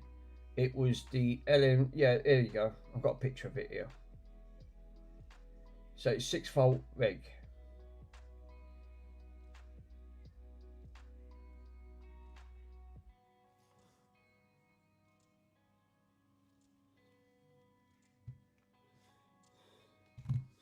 So we need to crank her up to roughly around about. So I'm going to have to put this. So first things first. So we'll put her up to. How many milliamps? It's about 500, isn't it? How much was that? How much was that amplifier? Hold up. 1. Let's crank her up to 1 amp. 1. And then we can go up to 9. We'll put her up to about 9 volts. 9 volts, 1 amp. I can't even put 100 milliamps. It will draw anything. It won't.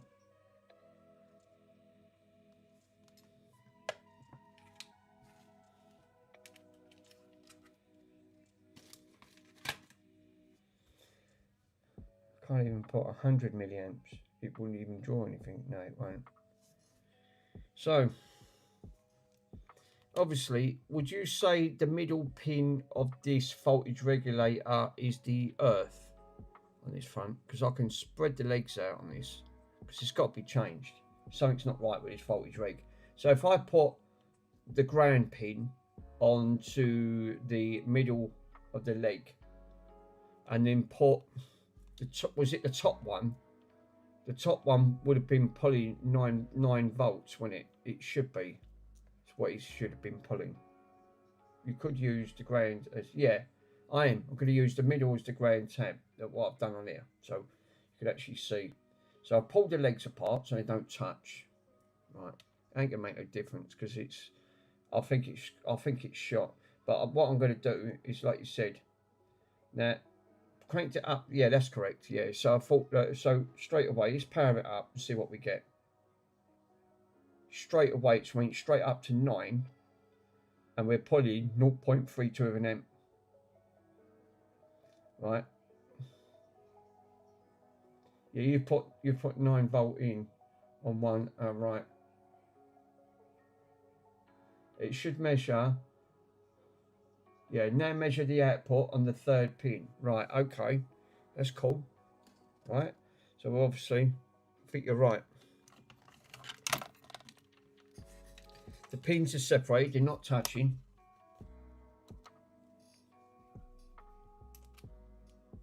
zero it out. Cool. So we've got to put the obviously middle pin is going to be the ground.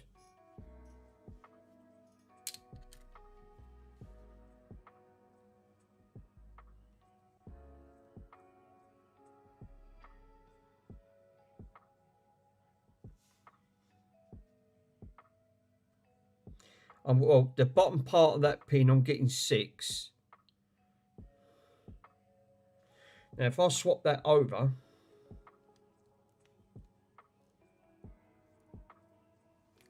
that's jumped up. Now, let's try that again with the other side. And I'm getting 7 on now.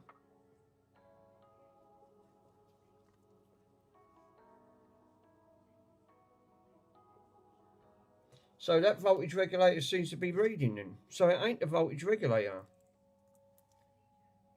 That voltage reg is something else that's pulling it down. Now measure the third pin to your multimeter. Yeah, that's exactly what I did. So the voltage pin, what I've done, I put the earth on that. Yeah, it showed it was pulling 6.8. So this voltage regulator is actually okay. Oh, it's bad. Right, okay. Oh yeah, I suppose it would, because it was 6, wasn't it? Yeah, you're right. It's supposed to register at 9 and then pull all the way down to 5. Yeah, you're right. So it does still need replace. I would have replaced it anyway. It should be. Yeah, you're right. It should be registered at 5, because if you put it on the third pin, right? So I'll do it again and I'll prove it, right? So you're right. You put 1 on one side and 1 on the other. Right, so I've got 1 at 1 pin, which is at 9 volts, and then so I basically earth out the middle and then put the probe on the other side of the empty pin, basically, and that should give you your voltage. And it's actually saying the voltage on that on one side should be, it's saying, well, it's actually saying -7, but it don't make no difference which way you turn it round. At the end of it, it's fucking leads. I hate these leads. Yeah, I think you're right. It's obviously that one side should pull that resistance down. Yeah, you're injecting the output, so obviously it's need to be to pin 1. Yeah, putting voltage into the output pin. There, so yeah, you're right. So obviously, so I'll switch it over, right? Because one's obviously, like you said, one pulls it down. I'm still going to change it because that did get hot when I touched it.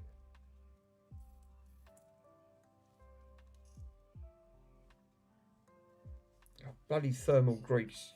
I fucking hate that paste. It's horrible stuff.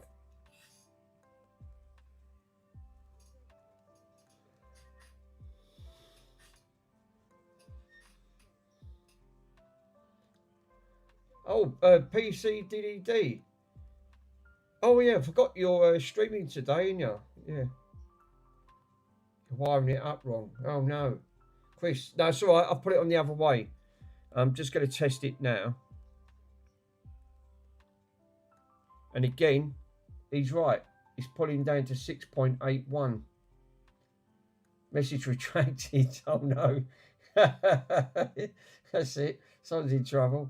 So yeah, I think you're right. It's exactly it. The pin should be registering roughly bin.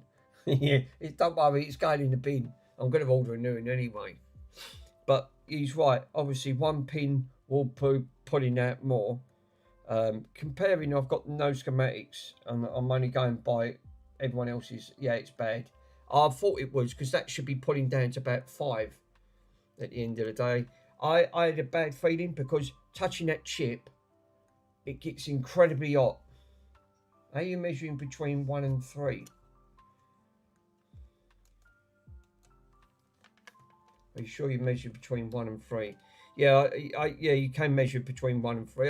But it's like you said, that gets incredibly hot very quickly, and it pulls straight down. But one side should give you your 5 volts. down on that, and obviously it's not. It's peaking straight way above it, which I mean, that other voltage regulator was pulling it down to about 5.8. This is registering nearly 7, so straight away that's not great.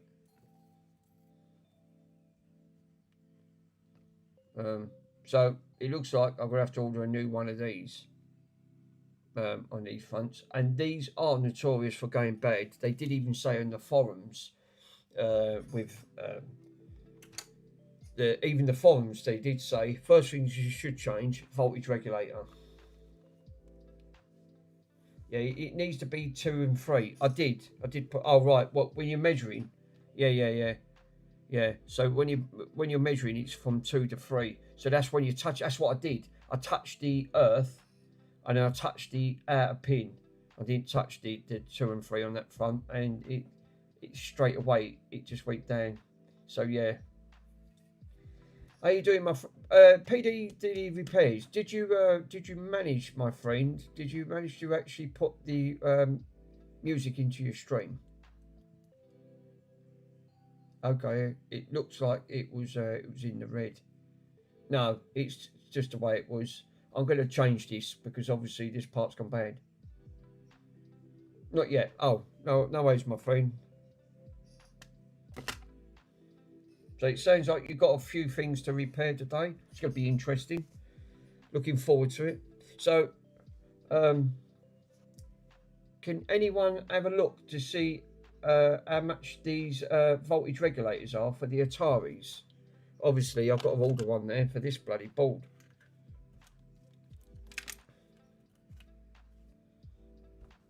Repair of history. Cheap. Oh, right. Okay. What? I'll just have to punch.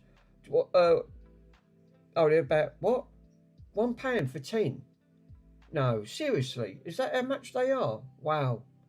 Can you put Chris? Can you actually put a link in some of that, and so I can click on? If you actually put it on my Discord, so I can click on it, and I'll get some of these ordered up now. They're really common. Right, I'll order some up if you put a link on there. So this is another unfinished project that I wanted to finish off because this, like I said, this Atari was working and I ain't touched it.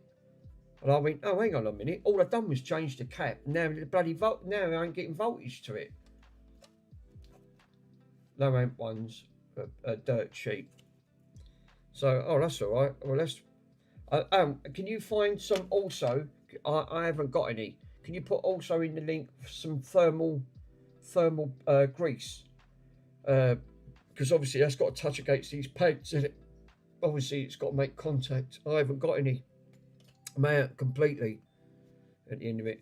So now it looks like I know that it's going to be interesting. Just change that out. Thank you, my friend. Much appreciated.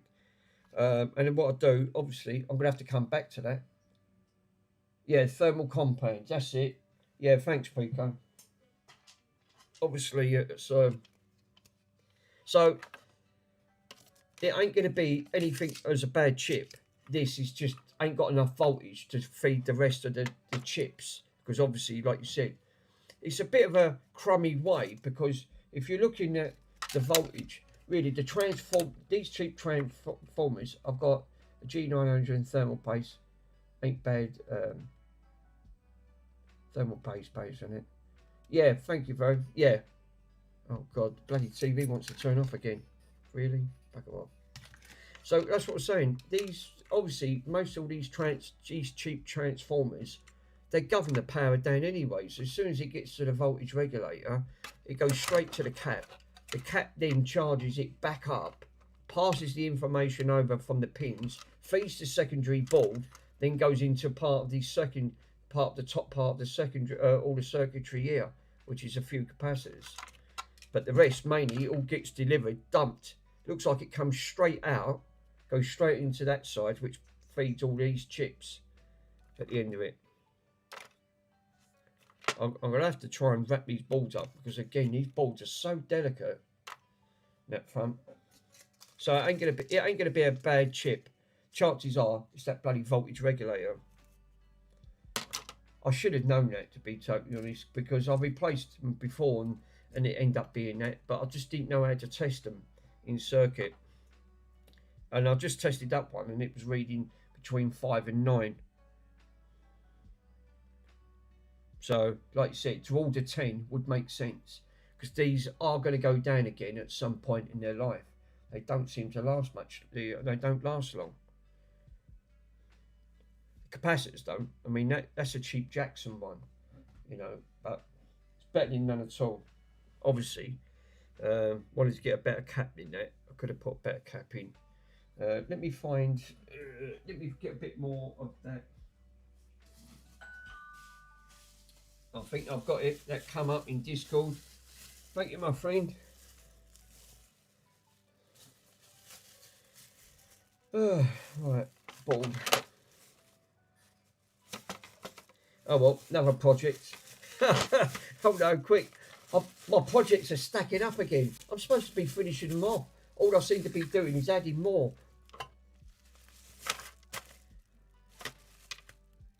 It's not that. This Atari, at the end of the day, obviously, these are good old machines. I do love these. I definitely do love all this retro stuff. It's really nice to see on that front. So yeah. Oh yeah, that's one thing I didn't test. What was that port like in the back? No, it's fine. No, it's actually fine.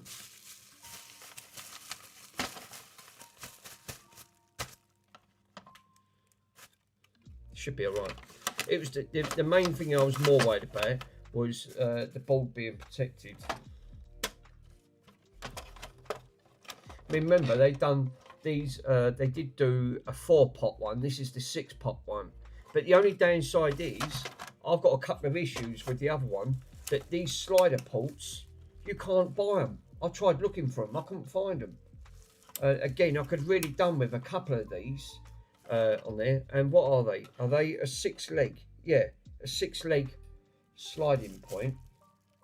Got 3 on either underneath them. And I could have really done with a few of these because obviously, except for one of these, that one's a reset. That one's a reset. And that one's just a selector like these. Just a 2-way selector. But do you think you can get them? I tried getting them, I couldn't find them. That. Because there's a couple on there, it's a bit dodgy, obviously, on that front.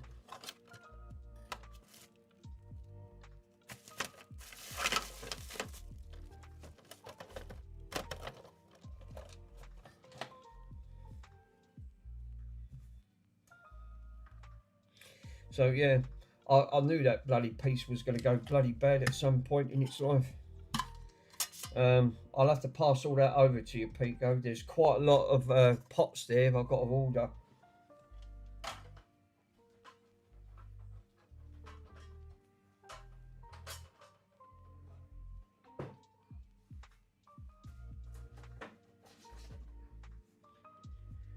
Also, before if you're gonna order some pots, I want to order the pots for these as well, because again, the cap's gone bad on that one. It's literally fell off, and I want to order. So if I'm going to order all in pots, I might as well order.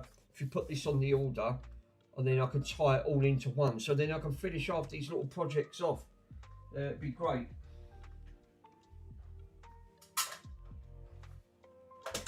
Which is going to be for that Walkman. So obviously that's gone not gone great.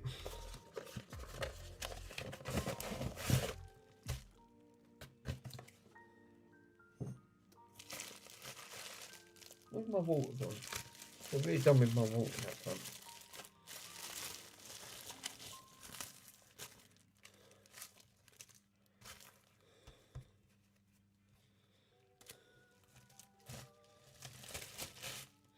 So I'd really like to get that little Sony Walkman back up and running. Like I said, for the sake of it, I'll take the cap off. I'll write the caps down. Because this is really, I've never seen one like this. I ain't seen one in a very long time, and it's a really lovely little piece of Sony history going back to the old Walkman stages. on that. But obviously that cap's come off straight away, so it's broke part of the. Looks like it's come away on that. Looks like a very good model. I don't even know what model it is. I couldn't tell you. Oh, tells you on there. It's a TCM. It's a cassette recorder, Sony one, and it's the TCM dash 27 on that front. Let me type it in and you can have a look. I've never seen, like I said, that got returned because obviously it's again, I've not seen anything like. I mean, I've got my one. My one's up here, and it's actually fine. So this is my one, and I still use it, which is my little Sony Walkman, and it's just basic. It's not nothing flashy on that one, but that one's a bit more special, and you just got your basic functions on it. So basically, so you just got your volume. The batteries tend to last about 50 minutes before the battery goes flat, so I can get an hour out of that before the battery goes. And obviously I've replaced the belt. I replaced the belt on that. I always put a note on the back when I replaced it. So, but this one, no, we got, for some reason, got no power, even though the clock lights up, because I think all the caps have gone bad. But it's these bloody type of capacitors, and I don't even know what they are. Lucky enough, that just fell off the board. It just completely, it looks like it's disintegrated. I'll tell you what model it is, so you can, guys can have a look. It is a Sony TCM dash. Hold up, can't see that. No.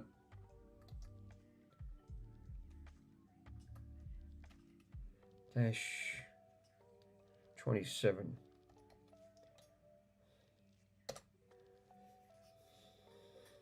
So yeah, that's the model. That's what he's saying on there.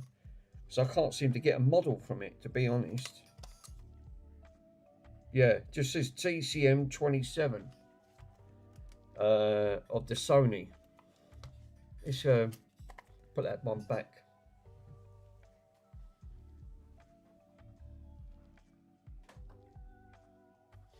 Grab a drop of water.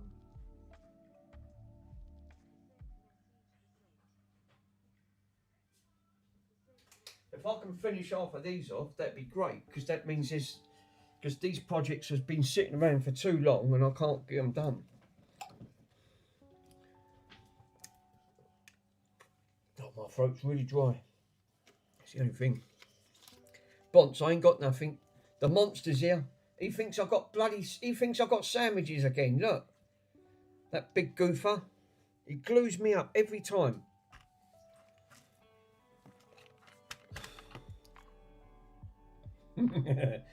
Terror. I ain't got nothing. So I've got to take this back off.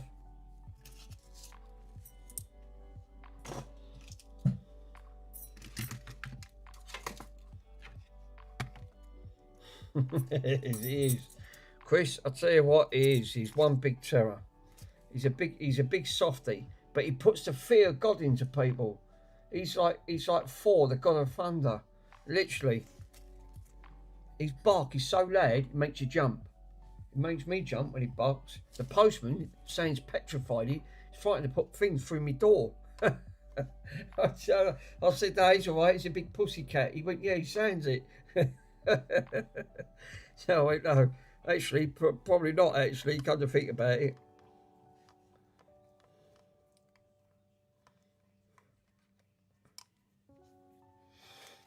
So I've got to write the values down of these caps. Because again, I didn't do it. I had this apart. I should have done that. I went, I'll put it back together. Oh, that's not fucking working, is it?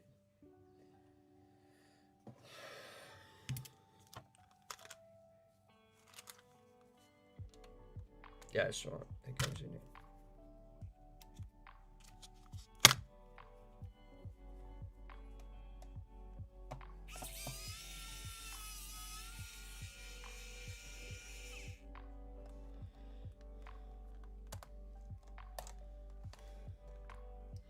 So Where's that one come from? So I'm going to put that one up there, that one up there.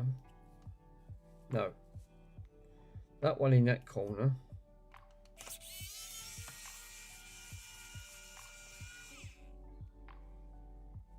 That one in that corner. That one in that corner.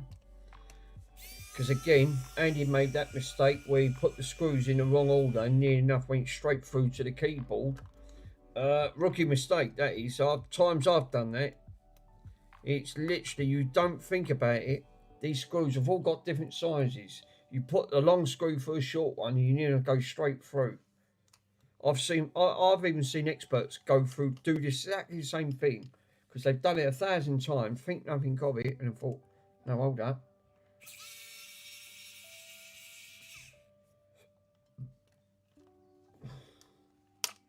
Which is frustrating because now you've obviously damaged the case. Because you get them little bumps come up. You don't think about it. You just take where you've done so many repairs and you've undone 1,000 things.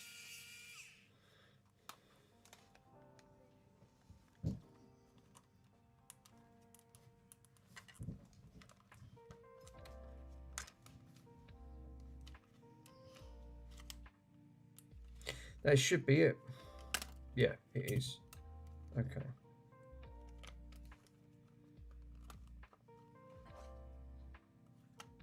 Oh no, because there's one underneath here, isn't there? Of course there is.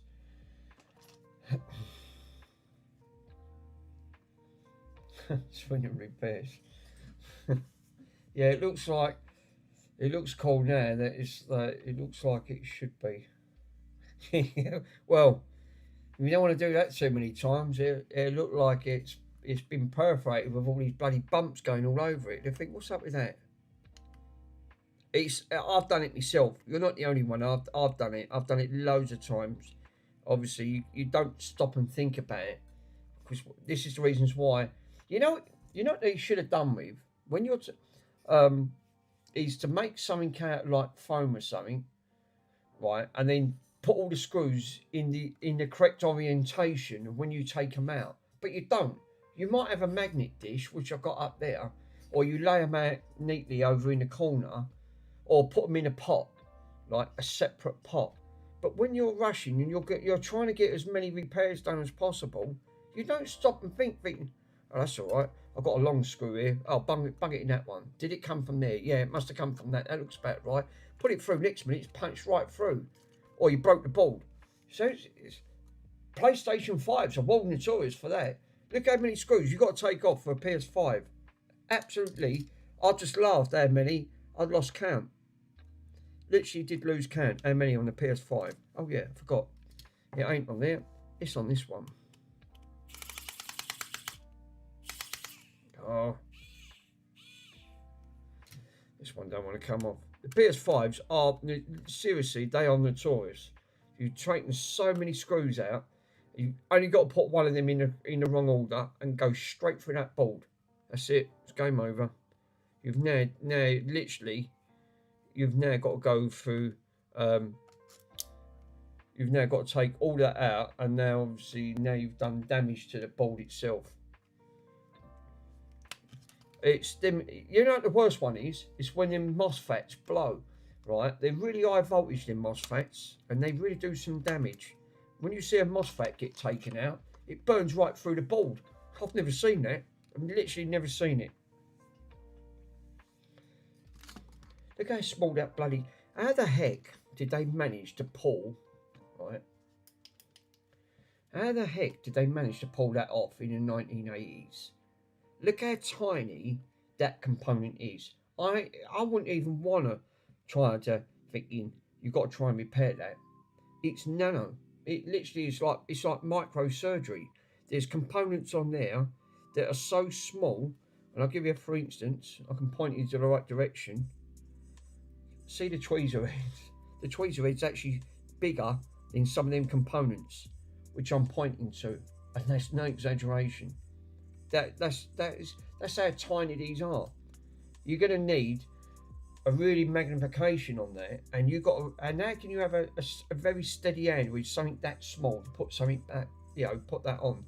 That was obviously done by a manufacturer. There's no way a human would put that on. It's too small. It looks cool now though. It should be. It should be. No. That a square. What's that? A square or the blue tack? Push the screws right into. Oh no. J-Fix. How you doing, my friend? Thank you for joining. Yes. So yeah, obviously looking at that board, I wouldn't really want to work on that. Look at how small that is. Is that a little Sony again? Yes.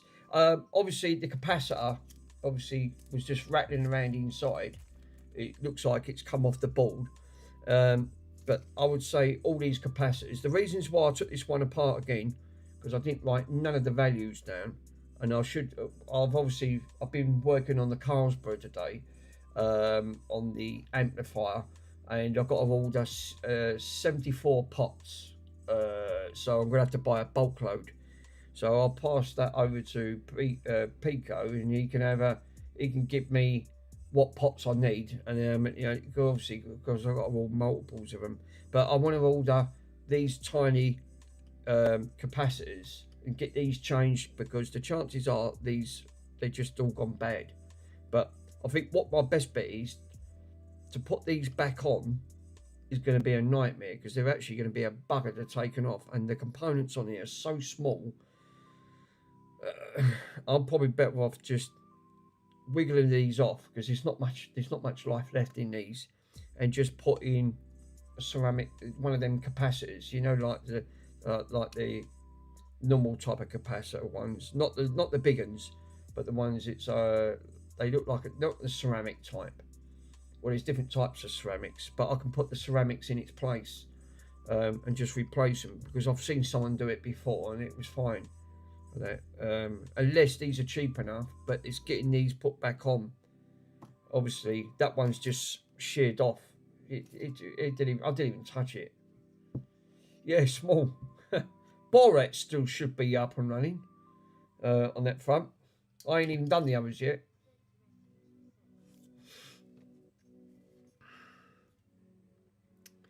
That cat looks like that's come off here. Yeah, it was because I cleaned it. If I remember correctly, I did clean it. Whoa, whoa, whoa. Looks like corrosion. This is just purely down to corrosion. Oh la la. Whoa, whoa. King in the castle, king in the castle. Yeah, have a chair, I have a chair. Oh, go do this, go do this. King in... Who loves a Borat? So yeah, that to me, that looks sort of like it was just corroded. So the corrosion's dropped off right on this part here, on that board, which if I zoom it in, it's come directly off here. So the on that side of the capacitor. So I don't even know what side that's come off, because like you said, you've also got a plus and a negative side on these. But looking at that, I'm going to say this side's the negative. This side's the positive, because it looks like it goes to another part. But because again, if you look at some of these caps, I know some of these are reversed. Yeah, come to think about it, mind you, that cap, these caps are actually, they should know which way these come round and which side's the positive, because they're actually shaped. Because I forgot, they've got the cutter and the notch to actually fit these in, so you should know which way these go round the right orientation anyway. Borat. Yeah, Borat. I love Borat. Who don't love Borat? Borat's cracks me up. So yeah, I'm going to have to obviously write more capacitors down. So obviously I've got to order a voltage regulator, because I found out this has gone bad, and the Atari. Obviously, I wrote all of these pots down of all different values. So 64 of them I've got to order. And then another 8 of these on that side, different. I couldn't read the top one because it was worn out, but I could put it under the microscope and I managed to find it was a 10k pot. So it was 2 10k pots. So I've got to order in total 74 caps on that one, a voltage regulator and some capacitors. That's just to finish some of these jobs that have been sitting around for months. And obviously, I haven't got round to doing, and I've got, seriously, they have got to be done, because otherwise they're just going to sit around not doing nothing. But now I'm going to have to go through, write down all these capacitors, and order all these values up. And there's quite a lot on there. I think, if I remember, it was about 12, 13. I don't know. Might have been about that.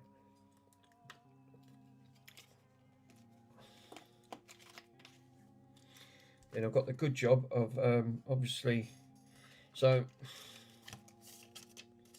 bloody caps.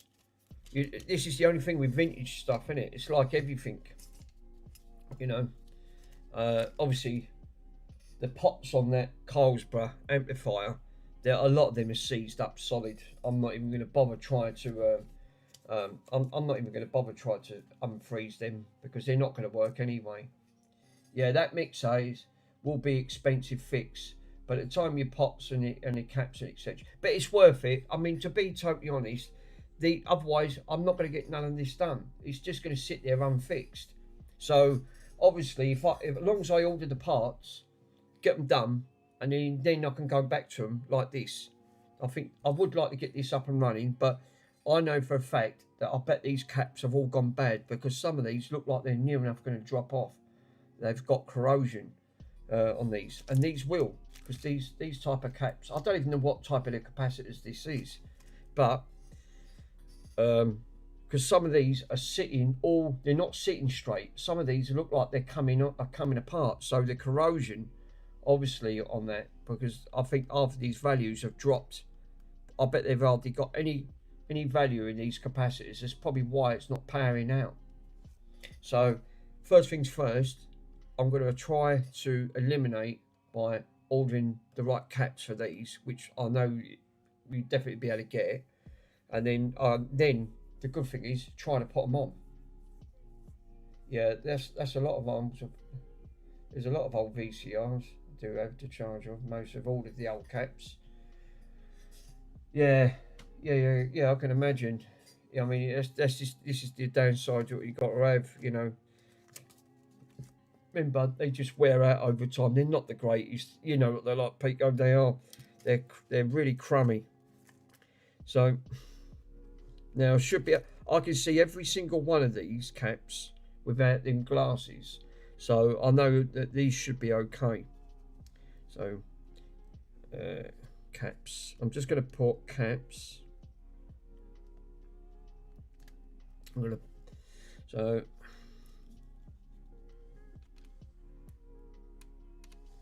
we've got H1.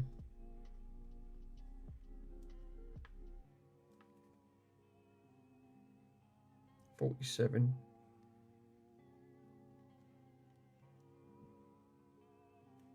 $4V. Good. We've got another one at the top. We've got a H1. H1s, I think they are the smallest type of caps on these. And if I remember correctly, 47. 4V.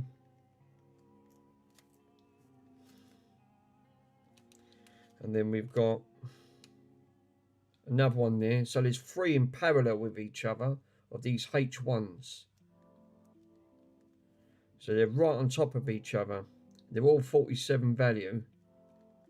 But I won't know that until I take them out, and then I can then put the ESR meter readings and see if they was reading.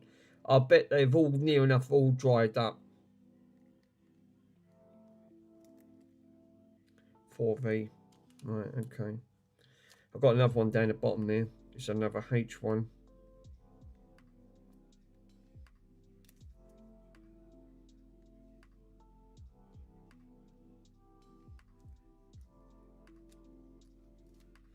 Okay, now there's loads of them. No, I've got another two more here.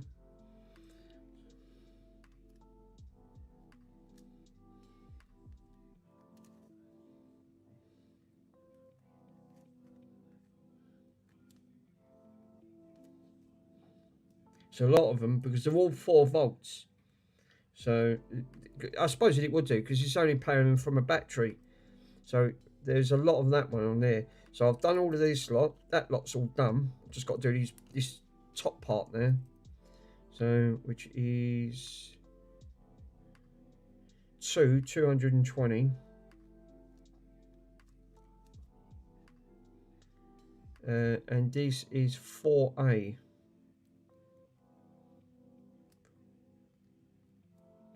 4A, another 220. Whoa. 4A. Oh Cool. la la. Oh, We got another one there. Oh, we got King in another the 2. castle, king in the There's 4 of castle. them in total. Have Wow. a chair, I have a chair. Oh, go do this, go do this. King.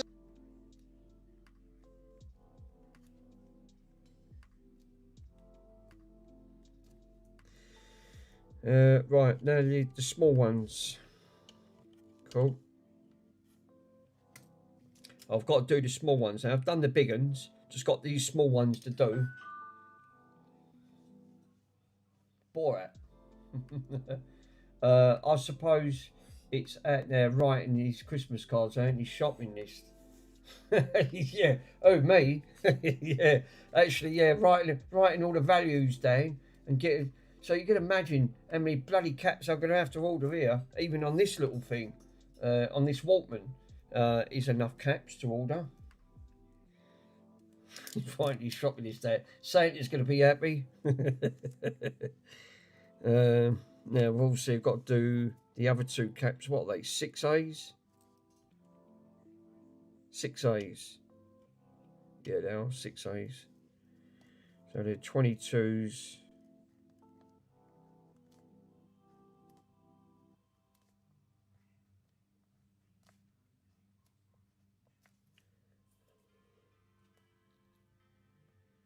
Got 2 of them. Cool. Be careful here because I don't want to break the wires on there. They're so fragile. It's unbelievable. So I've got 2.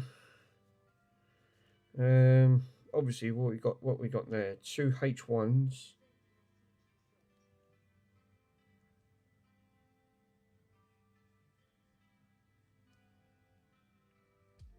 What did that just say? Did that just say something about a text message sent?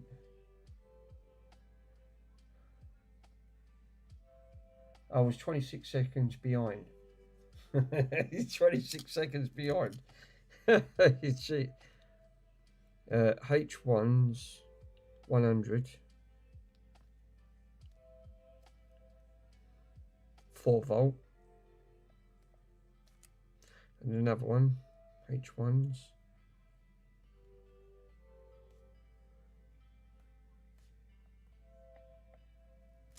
Cool.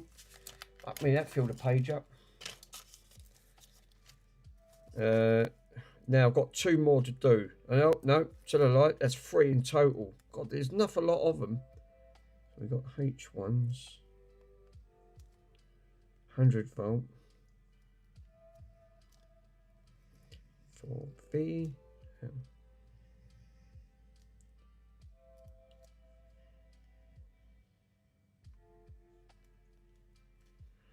4V. Cool. And we've got 1 more of the 33s. And I've got to write this one down, which I didn't do. 4A. Right, that's all of them spaced out, right? So that's that lot done. Right, cool. Wrote them down. Let's take this one out. It's the only one I didn't write down.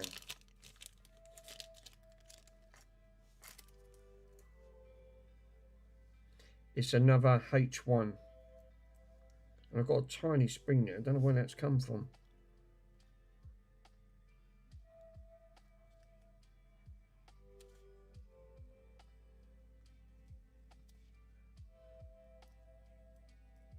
Cool. Okay. They're all done. So, got a page on that one. So I've got pages that I wrote down. So I'm going to have to order all the way up from up to that point. Just on pots and capacitors.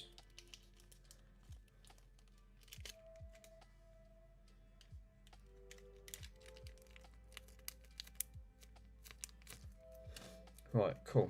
So, I think what I'm going to do, I won't put the... No, it would hurt. It wouldn't hurt to put all these back because they're going to take a little while anyway, regardless.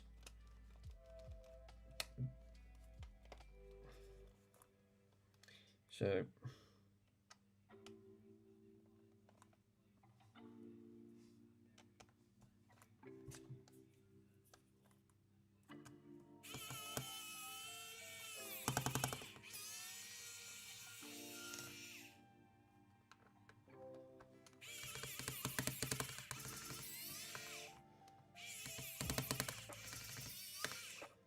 I thought that did come from me.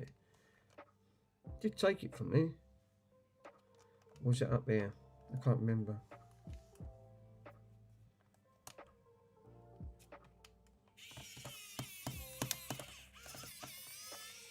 No, it was that one.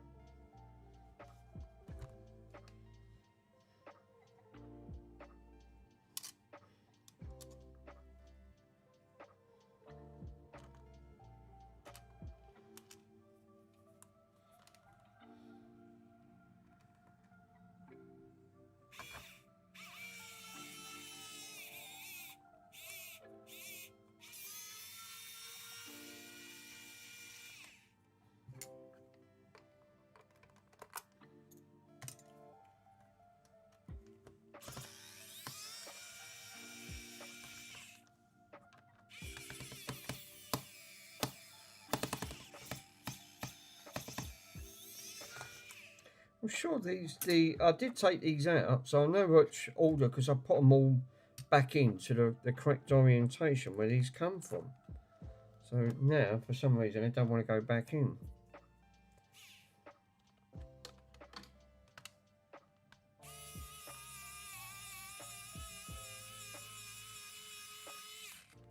Like that.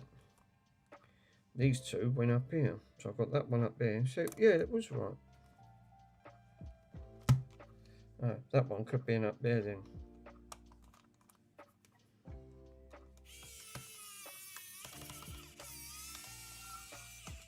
Yep.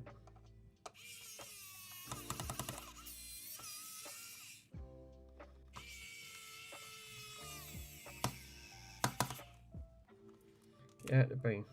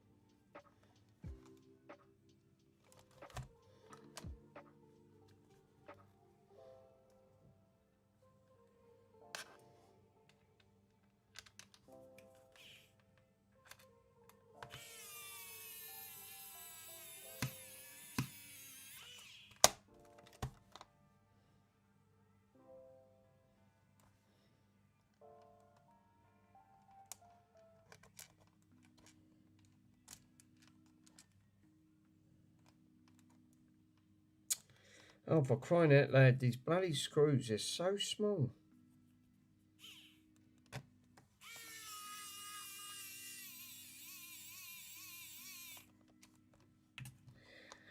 That'll do. Main thing is, it's all got to come back out again anyway, but just at least I know where they've all gone. I'll put the strap in here as well, so I don't lose them. Now, they're going to be fun getting these out, because I just know what they're going to be like. Now I've wrote the caps down for this. Actually, I should say for this Sony. Yeah.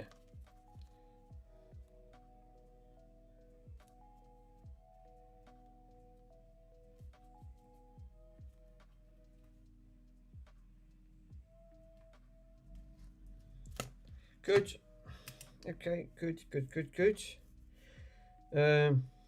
Obviously, PDDD repairs is going to be going on very soon, isn't it? So obviously everyone's going to be going over to his repair.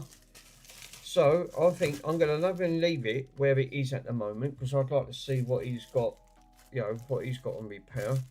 Obviously I'm going to have to write all this up now, transfer all this over, and see, because I'm going to have to see if Carphone can get me a bulk load of this stuff, because I'm going to need a lot, and it's not going to be cheap as well. So, but I need it, obviously, that front. So yes, Pico's obviously out. Thanks for the stream. Thanks, JFix, obviously, because I want to watch PDD repairs, so I'd like to see what he's doing. And I will catch you guys again tomorrow. So, Carphone, thank you very much, because you've helped me to identify the problem, and obviously that. 8-bit, thanks, bruv. I'll be watching your stream again when you go there. Stuart, thank you so much. Whoever wants to shout out. Pico, as usual, mate. Thank you so much. I'm going to have to write your list out. Falcon, on that front, thank you so much for joining the stream, as usual. Great fun. Sean Conway, thanks for that, bruv. Much appreciated. Anyone else want to shout out before I go? No? So it's not an issue. So if not, all the lurkers lurking in the background, thank you so much, and I will catch you guys again very soon. All the best.